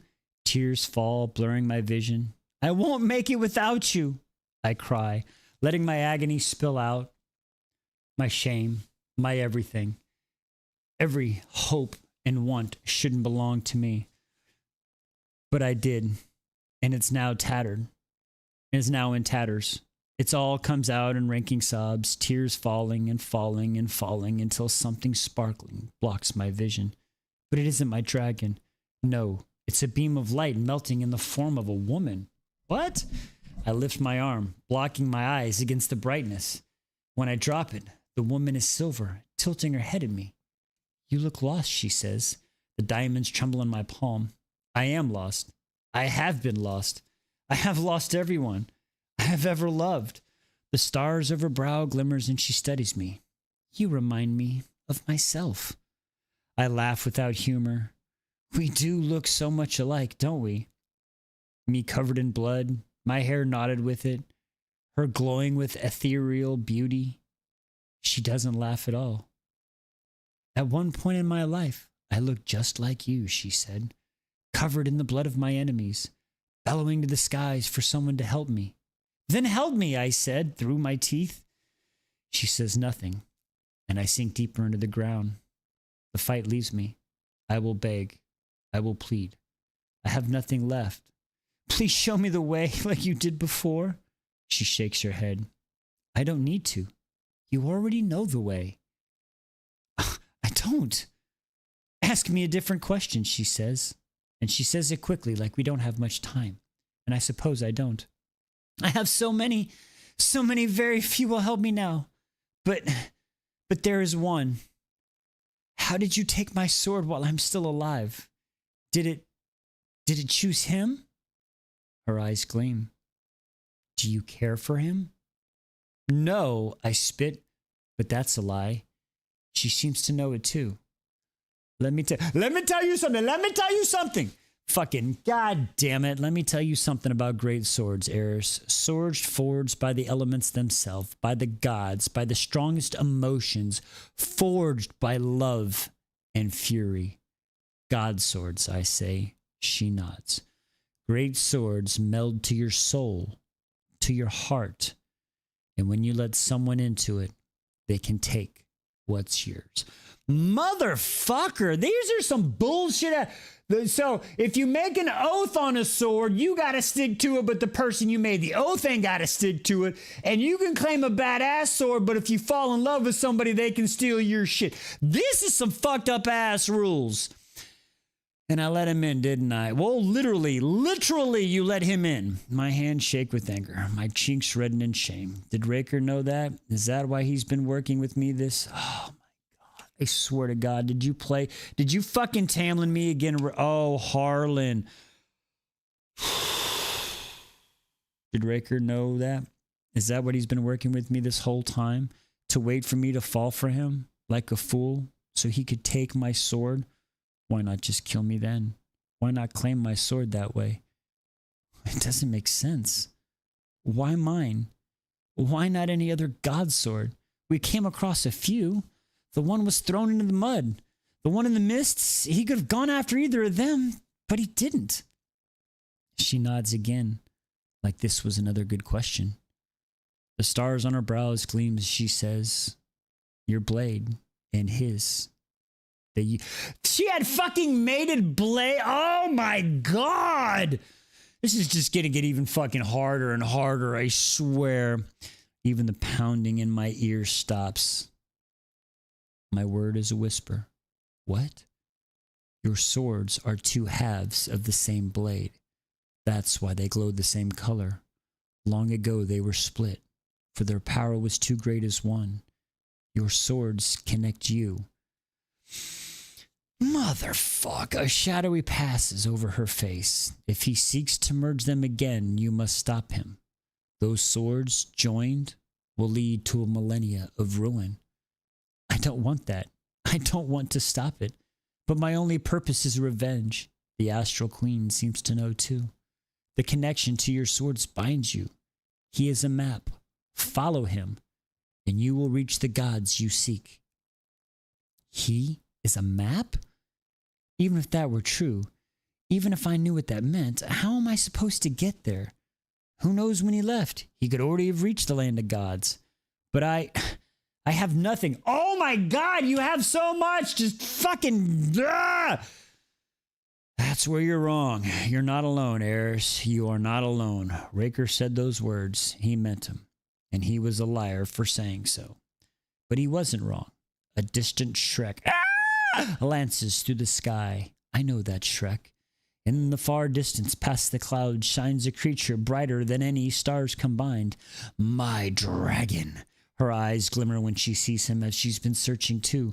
Light blinds me just for a moment, and in that moment my skin hums as all the blood washes away from my curious magic. Soft fabric and sparkle armor cover my naked body. When the light fades, the Astral Queen is floating there, shaping a beam of light in a sword of pure starlight. She hands it to me. Anyone can start a journey, Eris, the Astral Queen says. Not everyone can end it. She shoots back up to the sky just as my dragon lands before me, shaking the mountain. I fall back from the force, then lunge forward, throwing my arms around her, our foreheads pressed together, and the stars on her shines. It shines, and I feel something being seared into my skin too. I tremble with the sob. Then she lightly pushes me back with her nose. Sniffs. I know. I laugh, knowing exactly what she smells. Right? I say, tossing up a diamond necklace. She catches it in her mouth. The diamonds crunch and shatter against her superior teeth. She swallows. I tuck the starlight sword against my back to say it's there, humming, ready. So am I. I mount my dragon and I say, let's finish this. Oh, fuck me. Hi, Hobie Lynn. Yeah. What are we doing? It's my baby. All right, what do we got? What do we got? What do we got? Oh, oh. Book of As again.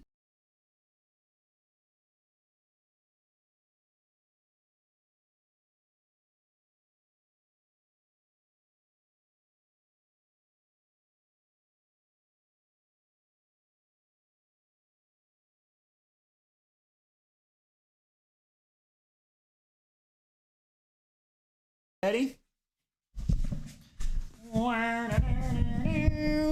3 chapters to go, folks. 3 chapters left. Hobie beating up Jack. Oh, she's back, ladies and gentlemen. She's back. Yes, we are. Hobie, no, don't beat up Jack. Don't beat up Jack. Don't beat up Jack. Lisa, Astro Azul. I wanted to get on here. I tried to say it earlier, but I know you left quicker. I wanted to congratulate you on your coloring book. That's okay. No, that's fine. I wanted to congratulate you on your book publicly, live, and that is fucking amazing. You should be very proud of yourself. I hope you are proud of yourself. I'm proud of you, and we're all proud of you.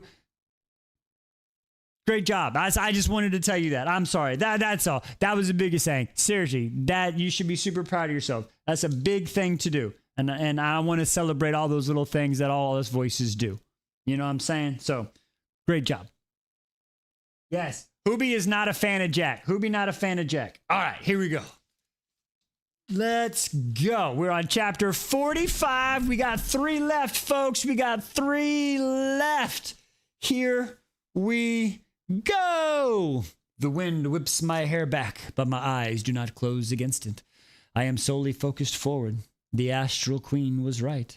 I can feel him, like a vice around my very soul, snaking through my marrow, tugging like a rope. I follow the glittering string across the world to him. He's gotten far, quickly. Perhaps he was always capable of this speed. Maybe I just slowed him down. Maybe that's all I ever was to him, an obstacle to overcome. Of course I was. Why would I ever think anything different? I see you too. Those words haunt me, my eyes stinging.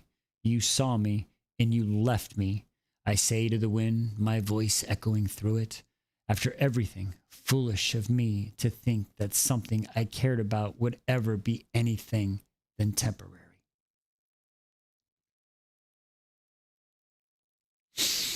I don't know. It's on there though. Our it's on there. We have superty duperty duperty glued it. It's superty duperty glued, like superty duperty glued. So we're good. It's just big, and we have been on.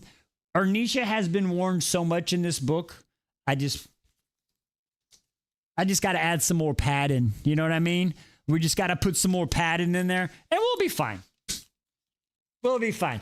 But we probably won't be adding too much more to her unless it's like painting and stuff. You know what I mean? Okay. Sorry. Okay. Lock it in.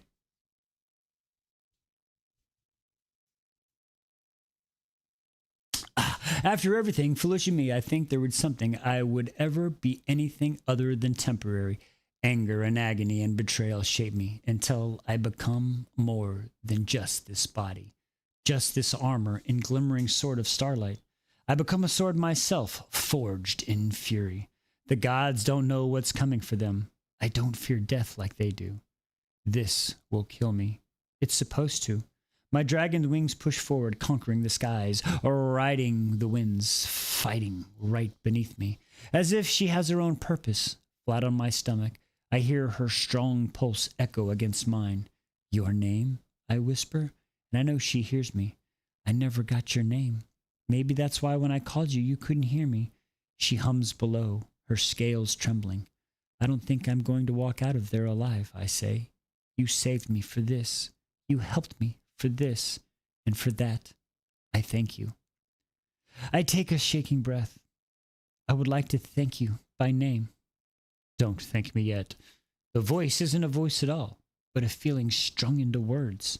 I can sense it, as if she's speaking directly into my mind. I can't hear her, but somehow I know the words. I know the words anyway, just like my sword telling me its name. How did you do that? I breathe. But there's no response. The string in my chest tugs. Raker. He and our swords are close. There! I say, seeing a shimmering arch, even in the sky. It's blocked by a wall of clouds, thick as storms. I grip her scales as she dives forward right through the tempest, and we plunge to the sea of magic. It's everywhere, glimmering, pouring in all my senses, drowning me from the insides out. Everything pulls my focus. There are holes in the clouds with rainbows spilling out of them like paths brushing against the sparkling ground. Every time I focus on one thing, the rest vanishes. This place is its own test. Someone could make it all the way here, I think, and get lost in the maze of radiance. Luckily, I have my dragon. She cuts through the beauty, landing in front of an arched form, beams of silver light. This must be the entrance to the well of magic. I can't see what's beyond it. The place wears a cloak of enchantment. I slide off my dragon's back. Just when I'm about to enter, a shadow casts about me. I tense, snap around. A beast is landing right next to my dragon. Instead of reaching for my sword, I nearly fall to my knees. Zane! Fucking Zane? Fucking Zane? I forgot about this motherfucker. Zane? Where the fuck is this bitch tits in his axe been? You motherfucker, where have you been on a glorious helm hawk? Fucking Zane. His smile is straight. It's fucking Zane. God damn his face. In a moment, he's on the ground, then pulling me into You're alive, he says, staggering back from me, eyes wide with wonder. So are you, I frown. Did you already go in? He nods. I got my cup. He pulls a silver chalice from his pack. It's filled with shimmering liquid that doesn't spill. I got here about a week ago. What did you say? I got here about a week ago. I stayed to get everything else I can, but this place is like a labyrinth. I was just leaving when I saw you. I throw my arms around him again. Finally, some good news, something positive from this deadly journey. It reminds me of the bad. Slowly, I pull back. Kira is dead. The news melts the smile off his face. He curses. I had hoped, I guess. Me too. His eyes meet mine and his voice is poison. It was Kotick. He hunted her down. His eyes flare with something at the mention of that name. What is it, I ask. Zane's expression is serious. He was just here a few hours ago. He had a cup. Fuck! He actually made it? Bastard. Zane's gaze is hard. I saw him drink it, Eris. What the fuck? Silence. He was screaming. His dragon took him away, but he was alive. God, no fucking way. No, Chodik cannot be immortal. I tense, knowing what that means for the other side, for any world with a person as terrible as him in it. But that's not my problem. It shouldn't be. Wrath still racing through my veins, my eyes dipped to the chalice in his hands.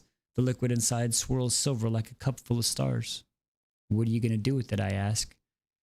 He doesn't hesitate for a moment. I'm going to take it home and pour it in our land. I'm going to save my mountain and everyone who lives there. I believe him. He'll make it back to the gates on his helm hawk, if he's quick. Go then. Go save them all. Zane hugs me. One last embrace. His hand grips the side of my arm, grasping a new sparkling metal. It was nice to meet you, Eris, he says. I know he meant it.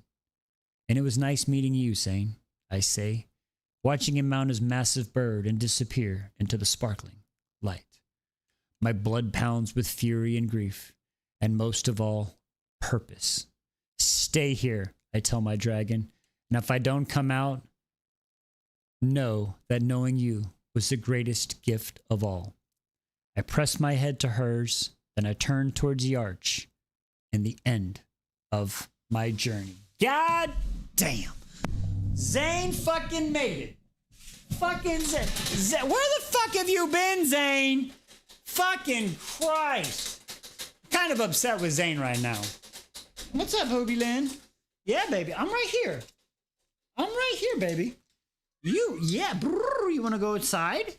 What do we get? Oh, Red Rising.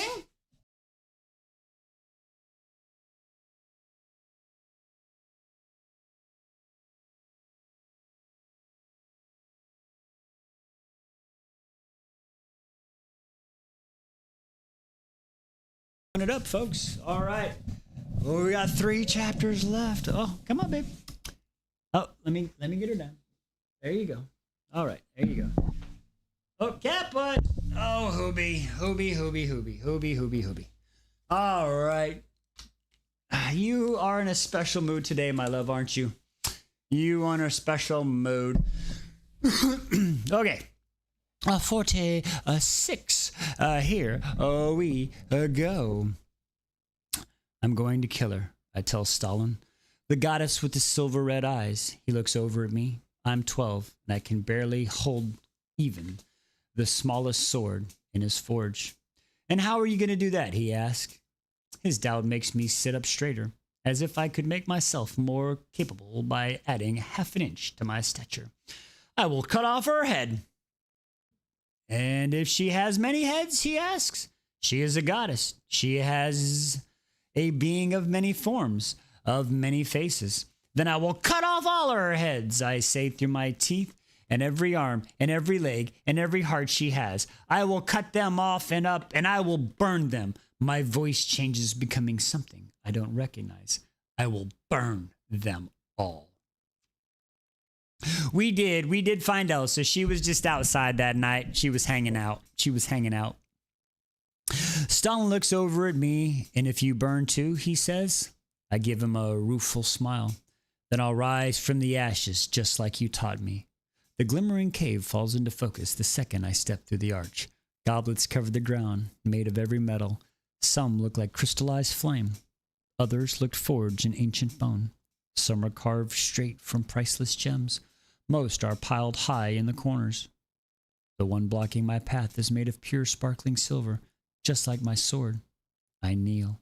And the second I wrap my finger around its stem, it begins to fill with silver liquid brighter than the sun, gleaming like a galaxy, swirling with shredded stars and melted down power.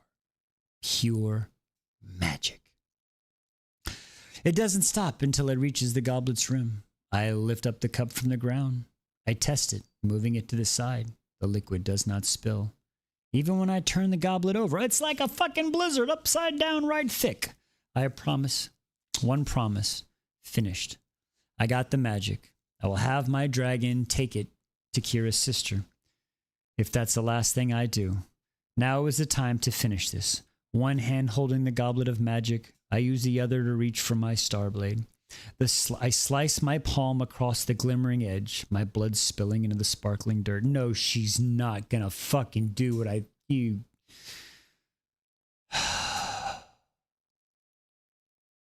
Then I dig my sword into it. My mind fills with the name that's haunted me this entire journey. The gates are ruled by unbreakable magic. They cannot be opened by anyone, even by the gods, outside of every 50 years, except maybe by the god who made them. The god of journeys, the gates, and in between, the gods of the Questral itself, god of travels. Great houses weren't the only thing I researched in Vander's library. I also looked up everything about summoning gods. They can ignore calls anywhere besides their own lands. That's when they make it hard to get there. When there's an archway, they can ignore calls anywhere besides their own lands. That's why they make it so hard to get here. Why the archway is closed to anyone but them outside of the 50 days of the Questral. Motherfuckers. A moment later, a goddess steps in front of me, looking like she just does in my worst memories. Her pale skin gleams like my sword. Her hair is silver of the gods. She shines with ethereal and otherworldly beauty. Hundreds of gems decorate her skin as if glowing out of it. And a multitude of brilliant colors, emeralds, rubies, sapphires, diamonds, stones, I can't begin to name. All this emotion, all this rage has narrowed into an arrow-like focus. I lift my weapon. I am surprised my voice comes out steady, but it does. Do you know who I am? I ask. She looks bored. Her perfect face is expressionless. Of course I do. The one that didn't burn. You're here to kill me, she says simply, glancing at the starlight blade in my hands. I don't care how she knows that. I don't care at all. None of that matters. I am. I take a step forward. I have wanted to kill you every moment for the first time I saw you. Every word is edged in rage, my sharpest swords I have ever forged. This unmatched fury uncurls within me, my veins lighting with its fire, but my voice is steady. You killed my entire family. Not a single shred of regret passes across his glorious face. The gems that ornate her body simply keep shining. Dragon, come num num. Dragon, num num. Dragon, num num. I'm just saying, I take a step forward, my village. You burned it to the ground. Hundreds of lives reduced to ashes. I take her in. You don't care, do you? I'm a god, she says flatly. I've lived a millennia. I've watched millions be born and die. I've watched kingdoms and worlds rise and fall. I don't care about anyone unless they threaten us. Us, the gods. So why? I demand, my voice shaking with the question. Why me? Why my family? If you don't care, then why did you do that? Why did you have to do that? Tears sting down my eyes. I imagine a world where she didn't, where she left us alone, where I didn't have to trek across this beautiful and brutal world just to get revenge. Because of the prophecy, she simply says without a morsel of emotion. You posed a threat and tried to eliminate it. Prophecy? That's the word again. Wait, that's the word again. Yep, there's that word again. She thinks it's about me. The paladin who was promised. The king, the prince who was promised. You are not fucking Rhaenyra. No, Hobie, where are you going? Don't cap butt, please. You're gonna cap. You're trying to cap butt. Okay, sorry. I step forward. It doesn't matter. I know that. It's all about to end. But I can't not know. I cannot know. God, that is a... I can't not know. I can't not know where everything I loved had been ripped away from me. God damn, those six same. Because I was right. Now I know for certain. It was my fault. What prophecy? I demanded. The goddess lips just curled into a smile like she finds an anger and ignorance amusing. She still hasn't summoned a weapon to this duel. You should be more afraid, I tell her, voice echoing through this room, glimmering like we're sitting in one of the stones glowing from her marbled smooth skin. Because even if you are the god of travels, I can imagine opening the gates was not a small task. That's a long way to go, eliminate a simple threat. You were afraid of me. Now, I am here, summoning you to a duel. And you don't look afraid at all. Oh, I gotta do another puzzle piece from the tiki-talkie. 1 second. Gotcha. No, she simply says, I'm not, because I can smell your once human. I know everything you feel. Your emotions are like the strings of an instrument, and I have them all right here, nicely laid out in front of me, which is why I know there's something you want even more than revenge. My voice is full of rage. I don't want anything. You want them back. The world stills. The rage in my blood freezes over. Everything goes quiet. What the fuck? Because I would do anything. Anything, of course I do. But that's impossible. My voice is rasped. It's not, she says. And if you make an oath on your blood not to kill me, I will tell you how. What did you say? A blood oath? I imagine the same as swords, but if broken, I will break. You're lying, I say, the words trembling. I refuse to believe what must be a lie from a goddess. I hate with every shred of my being. I do not lie, she says. She tears one of the gems off her skin, and blood races from the spot. It's silver, just like the swirling power in my goblet. She dips her finger in it. Swear on my blood that there is a way, and I know it. I will tell you if you agree to not kill me. Impossible. The need for vengeance pounds through my skull, burns through my blood. I have worked years for this, fought countless dangers, survived endless challenges just for this moment. I lift the star blade, wanting to end her, needing to end her, but instead of throwing it through her neck, I drop it at my feet. Make the bet. Raker's going to come up and schmeckle her head off, right? The words feel wrong. I never believe in 1,000 years that I would be speaking to them, but I do. Clearly, desperately. I swear on my blood that it will not kill you, goddess. What the fuck is happening right now? The fuck is the point of... You did not get enough information. Do they come back as people or do they come back as zombies? Nah, see, you ain't... Nah, you... I take everything in me to step out my blade and walk toward her. She smirks, placing... Have we not learned the fucking gods don't make fair bets? Jesus Christ. Fucking shit. My blood mixes and I feel the oath racing down my... No, you know what? Mother... I'm telling you, I just... Sorry. It takes everything in me to step over my blade. I walk to her and she smirks, placing her hand in mine. Our blood mixes. and I feel the oath racing down my veins, straight to my heart. It's done. I stumble back, slightly lightheaded, almost tripping, wondering I've made a grave mistake. Yeah, you better hope fucking Raker schmeckles her.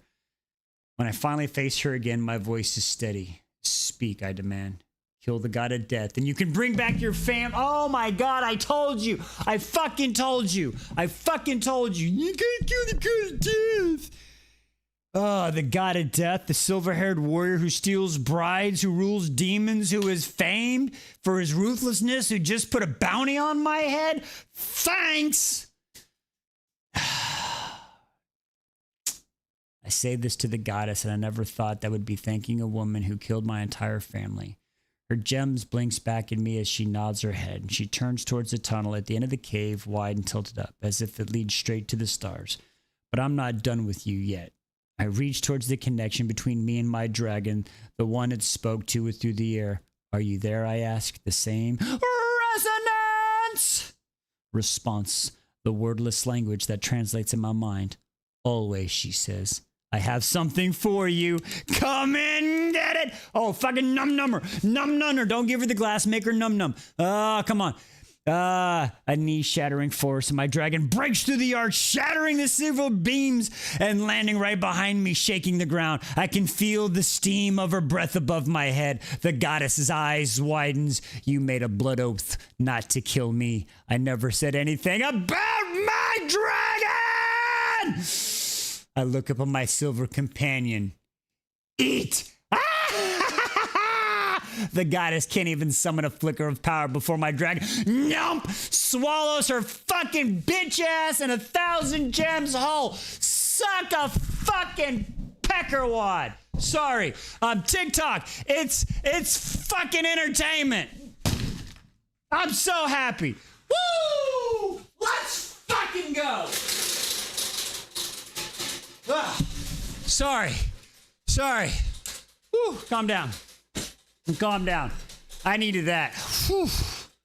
Okay, it wasn't Raker, it was a dragon. Okay, I was close. I called it though, I think. What do we got on this one?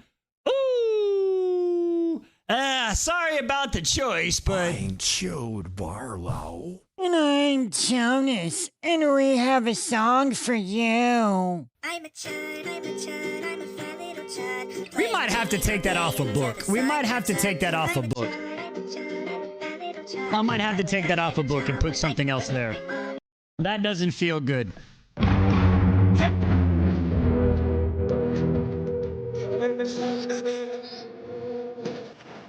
Just saw there is the mood.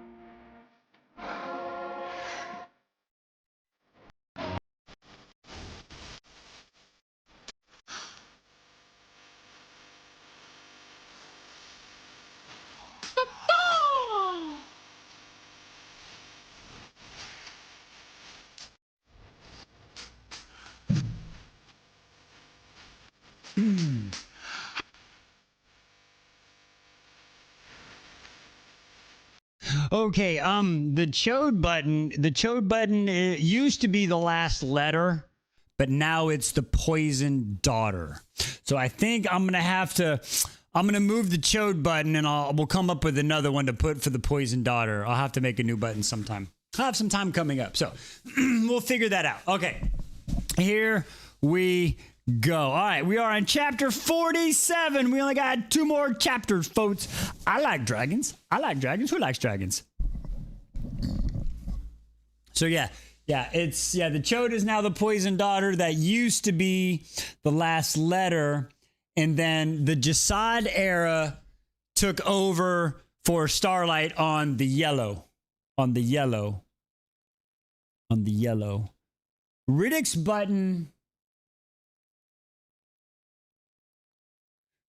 button is Mistborn. No wonder. See, P, I told you this is why I started at 4. See what I'm saying? It said I had 2.5 hours, and y'all know I don't know how to lock in because we be dilly-dallying so much. You know what I'm saying? All right. But anyway, let's get back into it. Chapter 47. We only got 2 more chapters to go. Yes, ma'am. Where's the what? Audio message. It's in, it got moved. Look, there's a new channel in the Ashen series. I believe it should be in there. They made a new, yeah. It's all them ADHDs. I got all of them's. 80, I got 80 of them. She got 80 of them. I think all of us got 80 of them. All right, chapter 47. Kill the god of death, and you can bring back your family. I might have been afraid of him. I might have been running from him this entire time. But hope and love banishes any fear from my chest. Because I'll do anything. I'll climb up to the fucking stars if I need to. I will rip them from the fucking sky. I will crush them in my hands. I will break every bone, shatter every tooth, skin myself alive if I have to. And none of it will matter if they can come back. I'm not gonna lie. I understand her because I will do the same for my peoples. Eris, I'm with you. Okay. Without a second of hesitation, I dig my starlight blade into the ground and dip more blood onto the dirt and whisper, God of death. Pinned in tag list, I think that's what they said in the chat. Belle, what do you mean pinned? The P's voice? Did you find the new? Did you? Okay, thank you, Belle. She found it. Y'all are so amazing. I appreciate y'all so much. Thank y'all so much for the help. Me. I was starting to feel like the kid that can't get up the mountain in Minecraft, which I cannot, by the way. All right, here we go. The cave falls away. My stomach lurches. I'm being patrolled somewhere instead of coming to me. Ice crawls in my veins, but I tighten my hold on the hilt of my sword until a new room settles around me. The ceilings are hundreds of feet high and intricately carved. The floors are solid silver. The door in front of me has been punched through, ripped apart. Metal is everywhere. Empty thrones surround me. Slowly, I turn around. There's a body on the floor, eyes open, with the blade buried straight through its chest. I know that blade. It's standing tall and proud right in front of the throne, crowned with stone black as the night sky, the throne of the god of death. When I meet his eyes to the person sitting in it, my heart, it's fucking Raker, isn't it? Is it gonna be is Raker the god of fucking death? Don't you fucking know? No, Raker doesn't say anything at all. My sword is across his... Get fucking bent. Get fucking bent! No!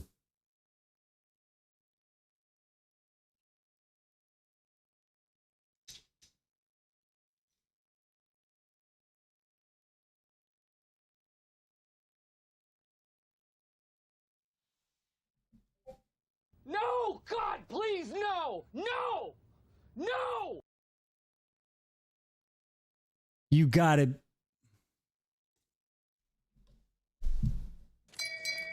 Shame. Shame. I had an idea, but I didn't... Shame. No. I knew there was something, but I didn't have him as the god of death. I had him as more, but you know what I mean? More than a knight, but not a god of death. I didn't have him as the god of you. I thought he was in a more, you motherfucker. He was in my house. In your house? In my house. Didn't even know it. All right. My sword is across his lap, still in its scabbard. No, I say again, shaking my head, refusing to believe it. A goblet just like the one claimed, turned over by his throne. It's empty. He drank it. Eris, he finally says, standing. No, I say, with every smelted piece of my soul. You don't get to say my name. You don't get to look at me. His eyes flash with something like regret. but a moment later, it's gone. That's why his soap is so good. It's got to fucking cover his nasty ass death smell. His eyes flash with something like regret, but in a moment later, it's gone. All emotion has vanished. Just like the goddess, he takes a step forward. You shouldn't be here. This is exactly where I should be, I say, my voice shaking. I tilt my head at him. So, did you just kill the god of death? Did he take over as the god? I look at the man on the ground, but he doesn't look anything like the painting from the great house that we visited. Not at all. Not like Raker does. I killed the god of war.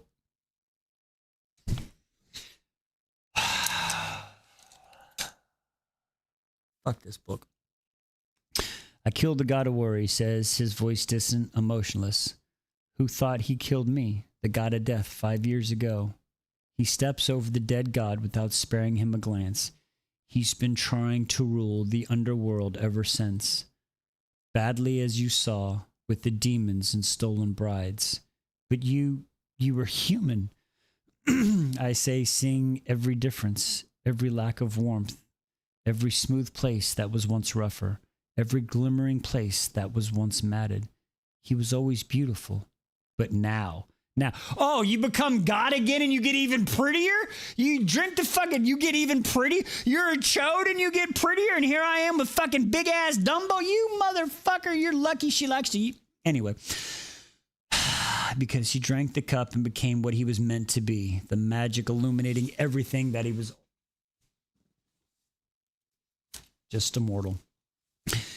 He is a god again. I expected the gods were plotting against me, so during the last questral, I traveled to Stormside and buried a shed of my soul there. When the god of war finally tried to kill me, he failed to kill all of me. I awoke in Stormside as a human, he said. He glances at the cup. I need the magic to access my powers again. So that's why you went on the quest. It was always your plan. I shake my head. No shit. It's exactly why I didn't. This motherfucker. He's on the list with Tamlin right now. I shake my head. Tell me, how did I? It was always your plan. I shake my head. Tell me, how did I fit into it? Your blade. It's the other half of yours, I say. He's still in surprise. I step forward. But you could have killed me to get it easily, so many times. My head tilts. So why didn't you? At that, he is silent. I look down at the god between us. Killing doesn't seem to be a problem for you. So why? Eris. Why didn't you kill me?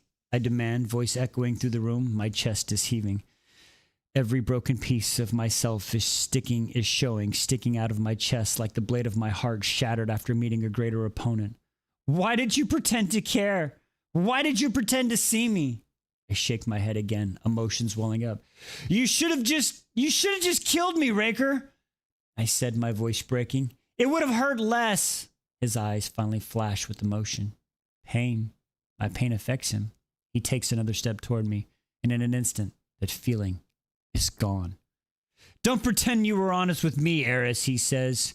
Do you think I don't know who you are? He takes another step. Eris Aragon. What the fuck? Harris to House Aragon, one of the great houses of Stormside.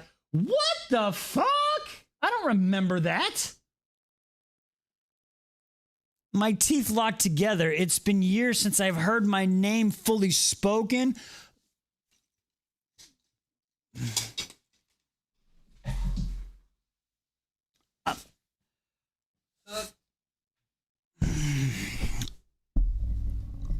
My teeth locked together. It's been years since I heard my full name spoken. I lost it that day when my house burnt to the ground.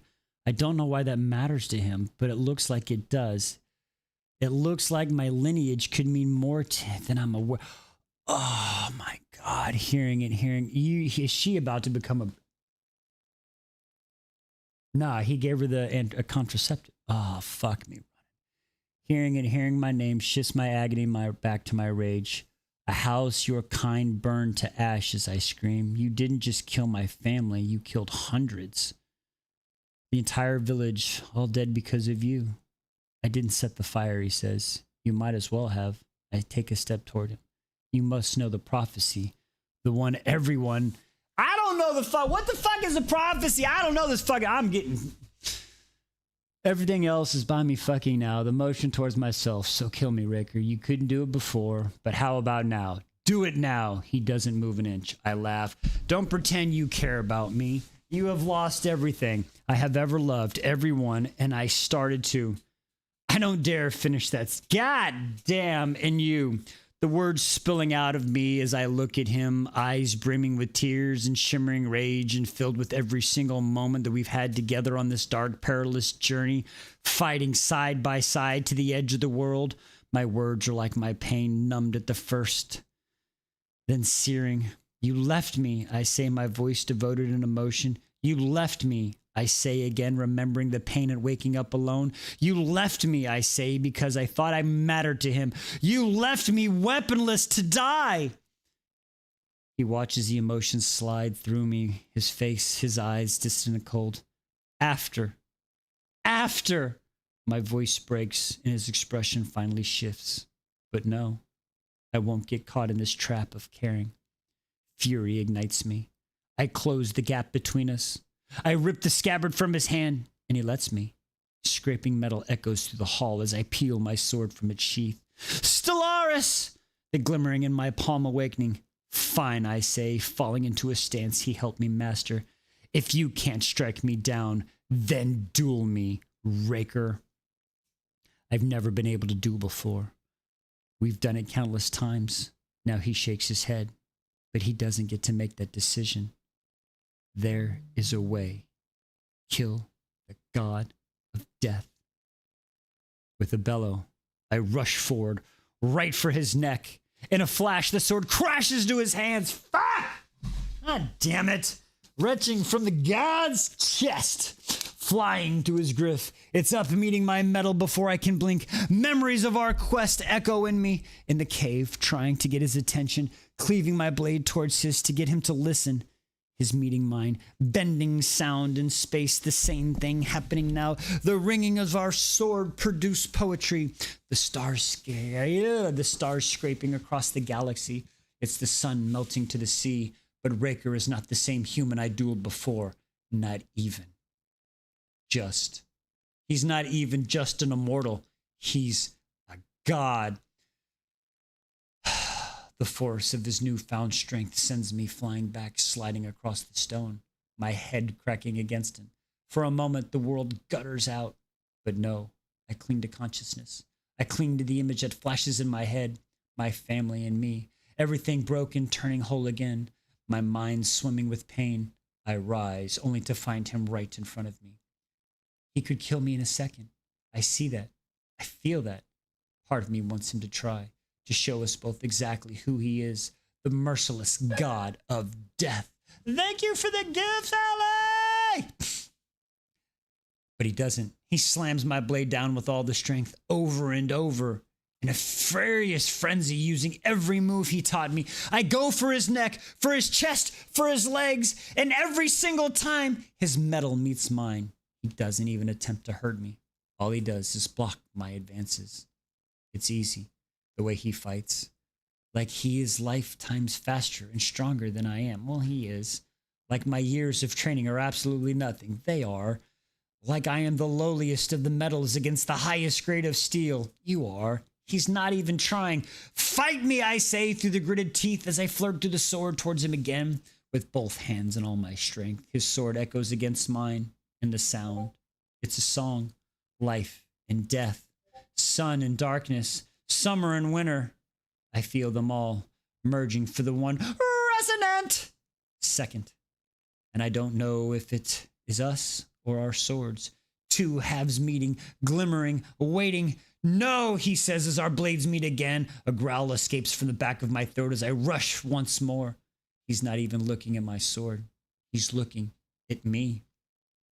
Fight me, I bellow, putting every piece of myself into the next hit. And this time, when our swords collide, they unleash a blinding light. I gasp, backing up a few steps away from him and his weapon.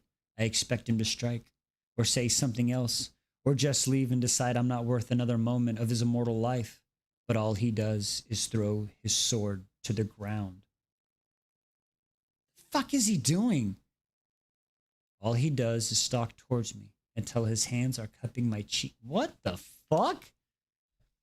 Like we could both forget everything had happened and start anew. I let him. I want to let. This is why. This is knowing he's a fucking red flag and you still. What are we doing? Oh my God, I am so fucking. What is going? I let him. I want my arms go slack by my side. Eris, stop this. He breathes right into my face and I shiver, remembering how we panted words against each other's lips. How our eyes widened, how we both begged and gave, held tight and released over and over and over until we were boneless and spent. He shivers too, as if he's doing the same thing. I don't want to fight you. Not anymore. He's staring at me so intently, looking into my eyes, if somehow he's seeing something new. His eyes widen. He is focused, so entranced. His lips part in surprise, then lower, as if he's going to kiss me. You left me, I whisper, chest heaving, eyes prickling. I left, he says, gaze blazing into mine. To save you. To save me. I almost laugh. Save me by leaving me for dead? By sitting my sore? I split the words. From what? From me. My breath hitches.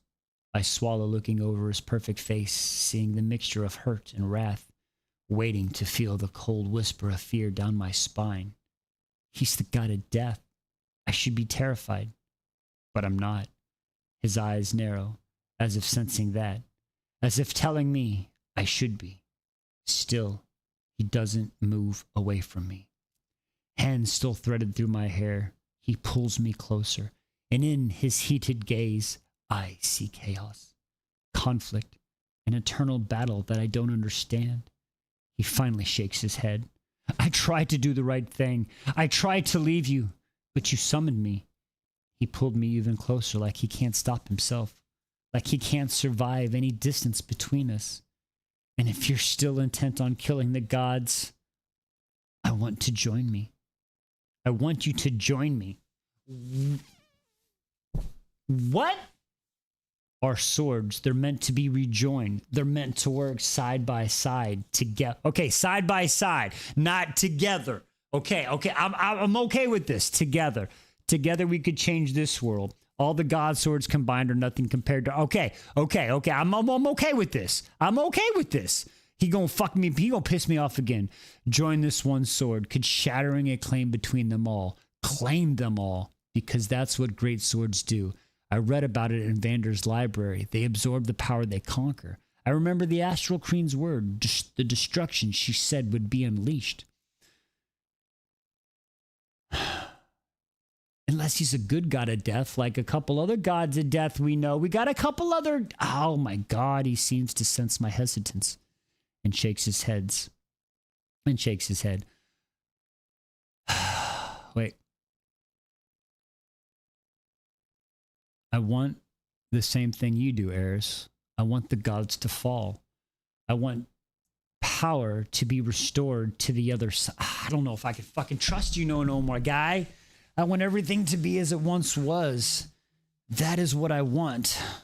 It's what I believe. Join me. I don't know if I can believe him. Then his lips brush mine, and that simple touch drags a brutal truth from the pit of my soul. I want to join him. I don't want to be alone anymore. Who was I kidding? Did I really think I could come here, see him again, and feel nothing? Did I really think all those emotions, all those moments died in the cave? They didn't. So I kissed him. This time, it's me surging forward. As a father, this hurts. As a father, this hurts. I see so many red flags. But as a romantic, I hope he's a good fucking guy and he's actually gonna fucking change into just God of Death is a bad title. I personally think we need to have a red flags with wives series. Oh my God. So I kiss him this time. It's me surging forward. He groans like he's been waiting.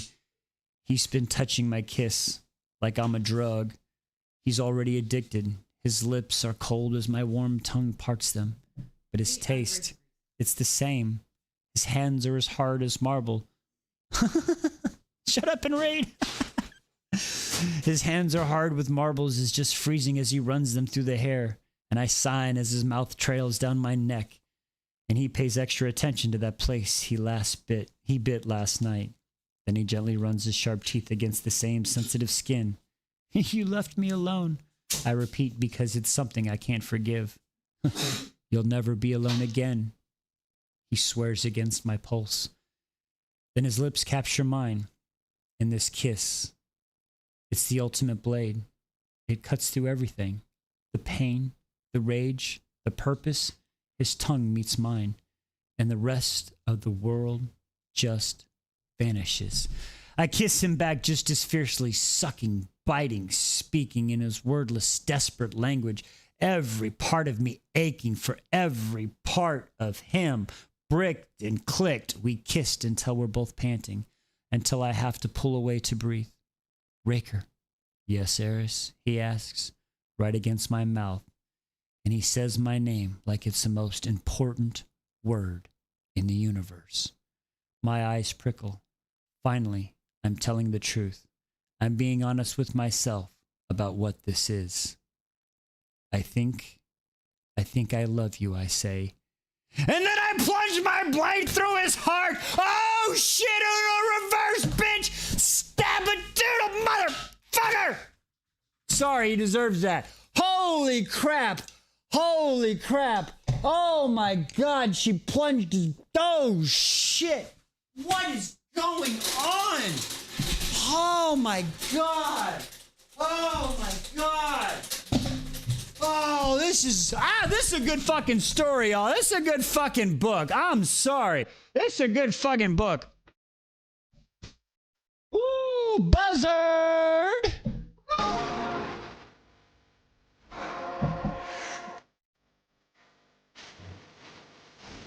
Oh. Ooh.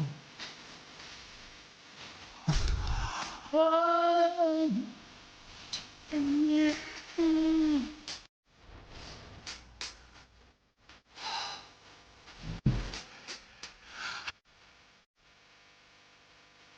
Work it out. Work it out.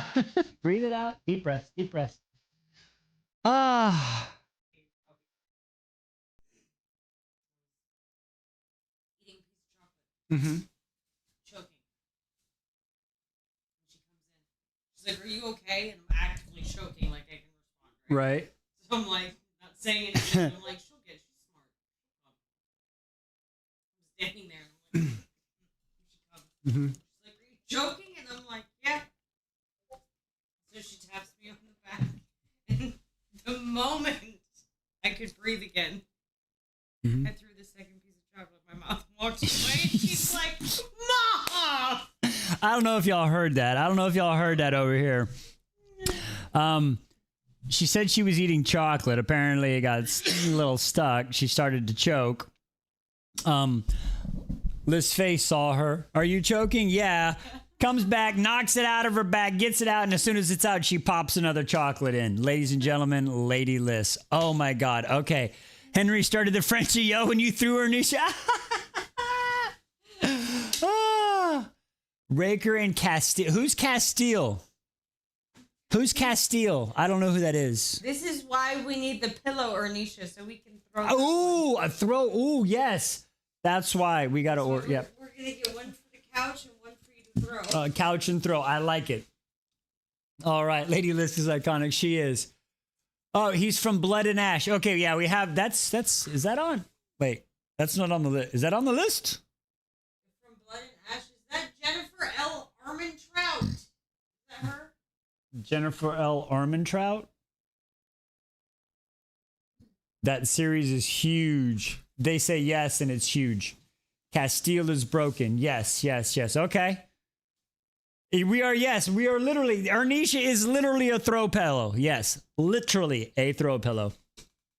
Nikos. Oh, that's that Nikos y'all were. We have pictures of those guys. We have pictures of them.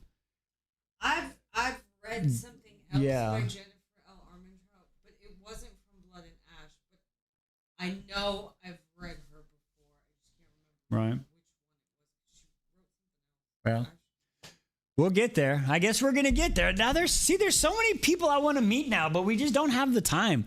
If we only had an editing team. If we had an editing team, y'all know I would be reading like 20 hours a day probably.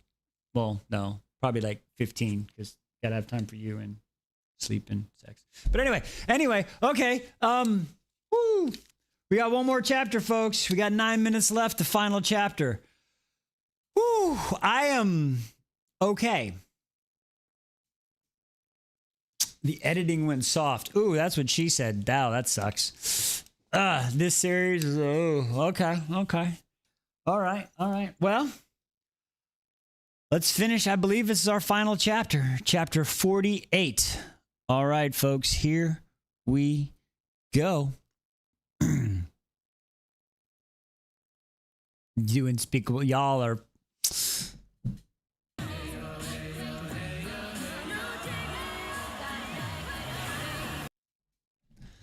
Our final chapter, 48. Here we go. Raker's eyes widen at my words or at the fact that I just plunged my sword through his heart. I'm not sure. Slowly, his gaze drops to my blade, coated in his silverly, godly blood, before sliding back to mine. And then he does something unexpected. He grins. He's supposed to be dying. His hands tighten on the hilt. I push the blade in further, releasing another torment of silver, but he only steps forward toward me, skewering himself, his eyes never leaving mine. His mouth nearly reaches my lips, as if he could kiss me like this, but I stumble back until my spine hits the wall, until my wrist stills, grabbing the hilt in his chest. My sword is entirely through his heart. He only grins wider. Did you think that would kill me? He says, tilting his head. He looks amused. He looks enraged. He looks enraptured. His hands are covered in his blood. I am death. His breath catches in panic as he leans forward. You're gonna need to try a little harder than that, Eris. I will. I spit my words firm, conviction rooting in my very core. Excuse me. If he is the only thing standing between me and seeing my family again, I will try for the rest of my life. I will make it my only waking purpose. I look forward to it. He drawls, then his silver gaze hardens. Did you mean it? What you said? He demands, leaning toward me. He said it like he needs to know, like it's the most important thing in the world. I don't answer him. I don't do anything but slip out of his grip, taking advantage of his distraction. Then I reach for his sword, still on the ground where I threw it, and I take it. I don't miss the sharp inhale behind me, and Raker realizing what I've done. I can move his sword. It all makes sense now. Why Raker was so miserable and cruel from the start. Why, just when we would make progress, he would burn it to ashes. Why he's always tried to keep a firm distance between us. He knew the risk of falling in love and what it would cost him. I look back. Our eyes lock. His are wide and full of surprise, like he had been keeping some truth from himself too. My blade is still buried in his heart. Stellaris! My sword cuts completely through his body and into my fists. It's covered in gleaming silver blood. He curses, reaching toward me, calling my name before he collapses. He might be a god. He might be death. But a hole through his chest has to fucking hurt. God damn! I don't know how much time I have until he's up again. I don't hesitate. I put his sword into the scabbard, and then I run like hell. My dragon is waiting for me, surrounded by the broken pieces of the god's arch, standing next to my cup, my claimed cup of magic. I grab the goblet, mount my dragon, and then we're off. My heart is beating too quickly. Did you mean it, what you said? He seems more concerned about my words than my sword sticking out of his chest. I wish I didn't say them. I wish I didn't mean them. But the proof of what we fell for each other is in these very blades. Great swords meld to your soul, to your heart, and when you let someone in, they can take what's yours. I slipped Solaris into the scabbard right against his sword to keep him from calling either of them. Everything has gone both right and wrong at the same time. I wasn't supposed to survive this. I didn't plan for this. The god of travel's worlds have been etched into my very soul. I can bring my family back. There's hope. That ain't happening. But killing Raker is clearly not as easy as putting a blade through his heart. I am death, he said. How does one kill death? I'm not sure, but I'll find out, even if it takes me decades, lifetimes. For now, I think of what the Astral Queen said. These swords cannot be united. Raker is the god of death, and now the god of war, too. Who knows what immeasurable power he may have? Who knows what chaos could unleash if he were to forge these blades back together? I could see a glimpse of humanity in him, and I watched it harden as I left his sword. Now he must truly hate me. He knows I meant to kill him. He could see the surprise in my face when he didn't die. Once something like friends, back to enemies. His words are in my head again. I know you, Eris. You claim you don't care about anything but revenge, but I have watched you unfailingly, stupidly care about everyone else's life over your own. You are not the monster you think you are. He's right. I do care. Even though this world has taken everything from me, I don't want to watch it burn. This world doesn't need gods. It doesn't need blades that claim them all. It needs peace. I vowed to kill them all. I killed one. Raker killed another. There are two. Two are now dead. The rest will follow. Somehow, some way, I will make sure they all fall. Even him. But first, I must make sure he never gets these weapons. We fly through the day and the night for nearly a week, only stopping to rest when absolutely needed. My dragon is fearless, unflinching, untired, as if she knows how important it is for me to outrun him, as if she is invigorated by the goddess she ate. Because I can feel that thread. Even with his sword in my possession, I feel him. I feel his fury, his determination. He's getting closer. He's chasing after me. No, not me, I think. The swords. It's what he wanted this entire time. His rays washes over the world. The night flickers with it. The day bleeds with it. Of course, I told him I loved him, and then I stabbed him through the heart. The worst thing is, I don't regret it. If killing him would bring back my family, then I try it again and again until his death finally sticks. We're not just racing against him. We're racing against time. In sunset on the 50th day, the gates will be closed, and I feel the hours counting down. When the day arrives, my dragon's wings have pushed harder. The sun begins to dip. She flies faster still. Finally, the gates come into view, towering and glittering as a relief slithers down my spine. They're still open. So close, so close. The sun is melting against the horizon. There are a few minutes to spare. My dragon lands just short of the gates. I turn, realizing now that I can't bring her with me. You belong here, among the magic, I say, tears stinging down my face. I don't have anything to feed you over there. Gems don't exist. Even if I raided the king's entire castle, she would starve after a few years. No, she deserves to be in a place just as glimmering as she is. I throw my arms around her nose and make her a promise. I will come back one day, and then you can finally tell me your name. She nods, brushing against my cheek.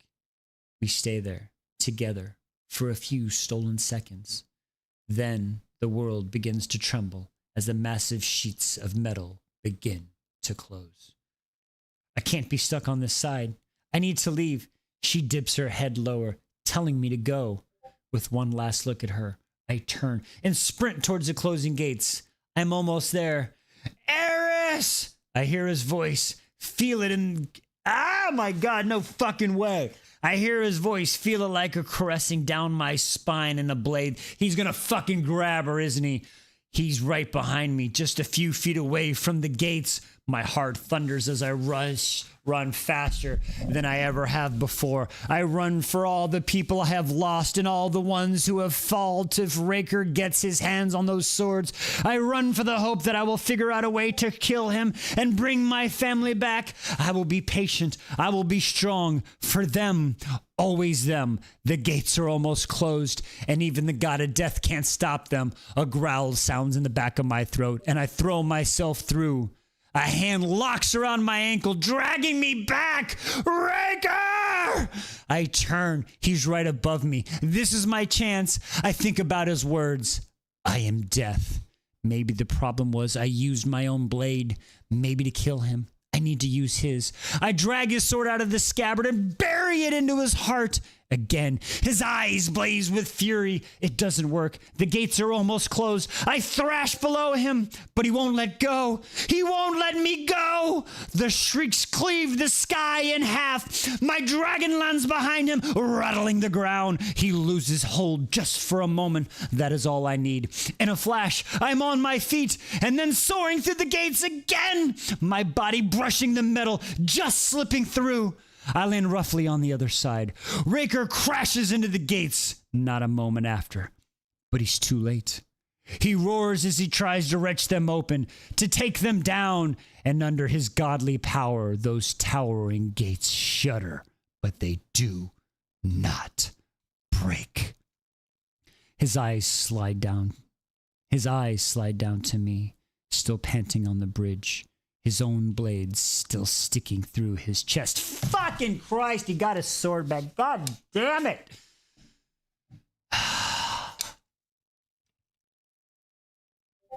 Still sticking through his chest. I rise to my feet and stand in front of him.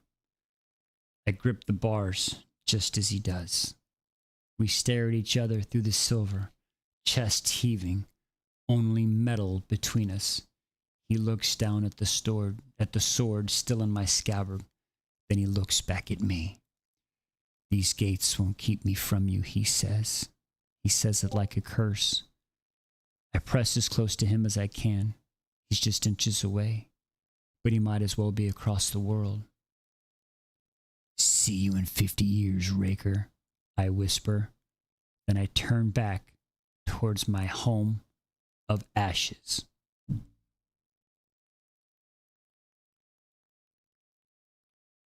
Are you...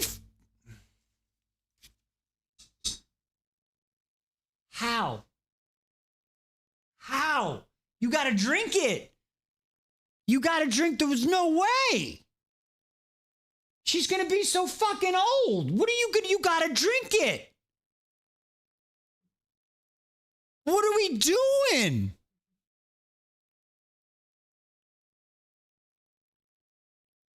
What? Get the... Fucking Eris, man.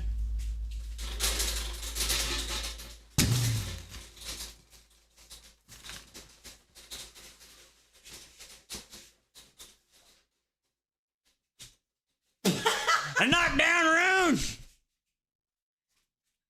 Hang on! I gotta fix Rune! My bad, guy. Miss Boy!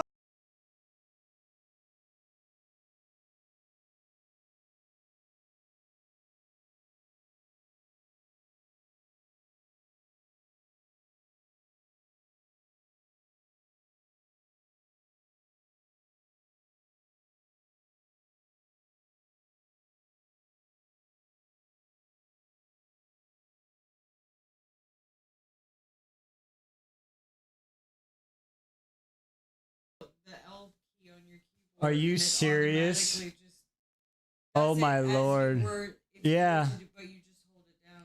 Hey y'all, let's just found a trick really quick. Apparently, if you watch the Tiki Talkies on the computer and you hold down the L key, it's just it's likes through the world apparently. Okay, but really quick, we got a few minutes and I gotta go talk and get some freaking dinner. Cause holy crap, what the? That's it. That. Next one comes out April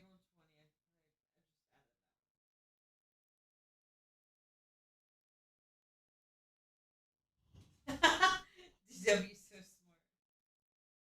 I didn't know, guy. I thought y'all were just on the phones tapping away. What I need to okay. So wait a second. What I don't understand is she can't. How is she going to keep her promises? She's got to give. She said she would give her some of her magic to her sister, but she's going to try to drink the magic. If she got to drink them, you not.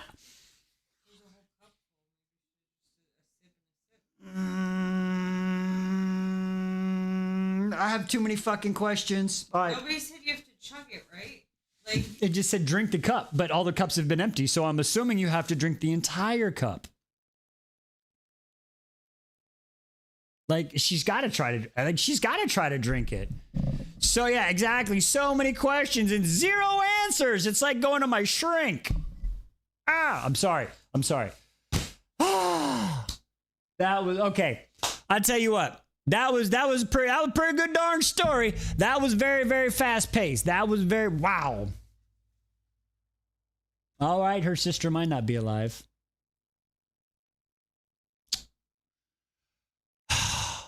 All right, y'all. Well, holy shnikes. Thanks for stopping by, Courtney. Oh, book 2 is supposed to be Kingdom of Ash length. Okay. Ooh, maybe she does live long. And then also, I'm just saying, do we, at this point, it might not be a contraceptive that he gave her. She could be. Imagine if she is with child. Imagine if she's with child. And oh my God. what if he gave her like the ovulation stick? Like it's an ovulation stick. What if it wasn't like a plan B stick? What if it was like a help you get there stick? A little extra dose of hormones. Could you imagine that? He gave her something to help that? A fertility stick. That yes. Just to have. Totally. Oh my Lord. IVF. No, God, please, no! Yes, Silverside. Wow. It's the silver way, guys. Must be a silver thing. Right. Well, with the herb, it was like the herbs were for the pain and soreness, but the stick, I don't know. Wow. It's a theory. Wow. Harry just started the Frenchie. Frenchie don't. Okay, Harry, I got you, buddy. All right, Harry don't like it. You don't like it. I'm with you, Harry. Oh, Lord. Listen, friends, we have been on here 5 hours. I appreciate y'all that have been here. Some of y'all have been here since I got here. Bell, DW, M, y'all have all, Alejandra, I know you bounced out to eat, but some of y'all have been here almost the whole time. Oh my Lord, I know some of y'all in and out, but I appreciate y'all coming back in. Oh, yeah, definitely new questions. Oh, thanks for stopping by, Q. Oh, no, I appreciate you for coming by and letting me read to y'all live. Seriously. I didn't think I would actually enjoy this so much, but I do. I'm so, I appreciate, Em, you're funny. You're funny, Em. Thank you. I am too. I am hyped for the Akatar reread. I really am. This will be the first, listen, Akatar was the book that started us, and this will be my first book to reread. I've never reread a book, ever. I've never, ever reread a book. I think you go into it is what I missed. You know what I'm saying? So it's great. Oh, that's so cool. You got to listen the whole time, Alejandra. Hopefully that helped you make your trip a little bit funner.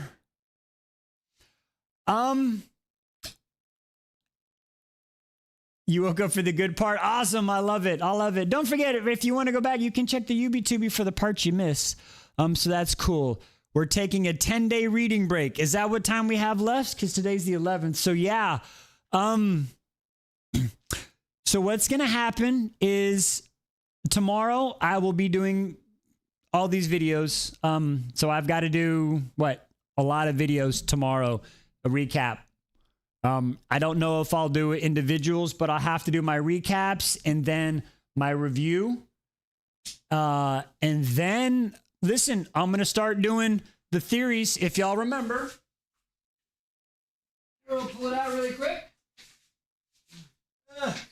That's what she said. Pull it out really quick, not too quick. Woo.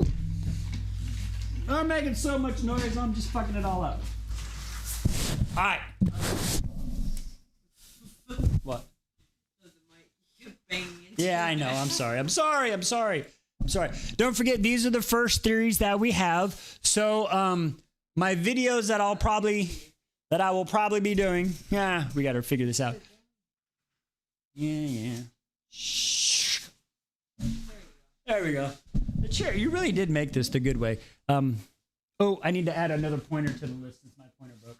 Anyway, we will be going over these theories, okay? I'm going to start doing videos for these theories. Okay, we'll put them out there and then we'll start getting people's ideas of you know what we're going through, and we'll start doing that. Not this Thursday, but next. When do we want? Because this Thursday our school starts, so most likely next Thursday. Next Thursday we'll start Theory Thursday, or do we start that? They're going to be in school. They're going to school, not you. You right. Theory Thursday. We will be back this Thursday for Theory Thursday. I'm with my kids. Although you cannot tell me I'm not mentally with my kids in school. I am with my kids. Okay. So yes. So Theory Thursday, ladies and gentlemen. This week is a little messed up. I know. I'm sorry. Baby, I love you. Hey, I'm with y'all. I'm saying. She's got the logic. Hey, listen, she does this to me and I do this to her. Trust me. She's like, blah, blah, blah. I'm like, why don't you just, she goes, oh, no shit. We keep each other honest. That's what makes these moments even better. So much better. Because it's usually the other way around. So when he has moments like that, and I just look at him sometimes because I just don't expect like that coming from him. You know what I mean? Like with the words, saying it backwards, yeah, but with the logic, he's usually the one leading there. It happens. Every now and then, man, that clarity shines through. And yeah, it happens. It does happen. Woo! But yeah, okay. Also, Harry says he's excited for the slumber party. Let's go! Oh, man. That's going to be fun. But check what we said. We said in the Starside hat. Okay, definitely. All right, everybody. So yeah, we will see you again Wednesday. I'll have my videos posted. Thursday, I'll start posting some theory videos, and then we will see you Thursday night, 8 p.m. Central Standard Wise Time for our very first theory. We'll see which one we want to go into first. Thank you again for everybody for joining us for these last 5 hours and for being here for the conclusion of Starside. Thank you, everybody. Ashy, oh my Lord, I just saw you. I am so sorry, love. Have a good night. Alejandra, have a safe trip. Everybody, thank you for joining us. We will see you in the cord. Have a good one, folks.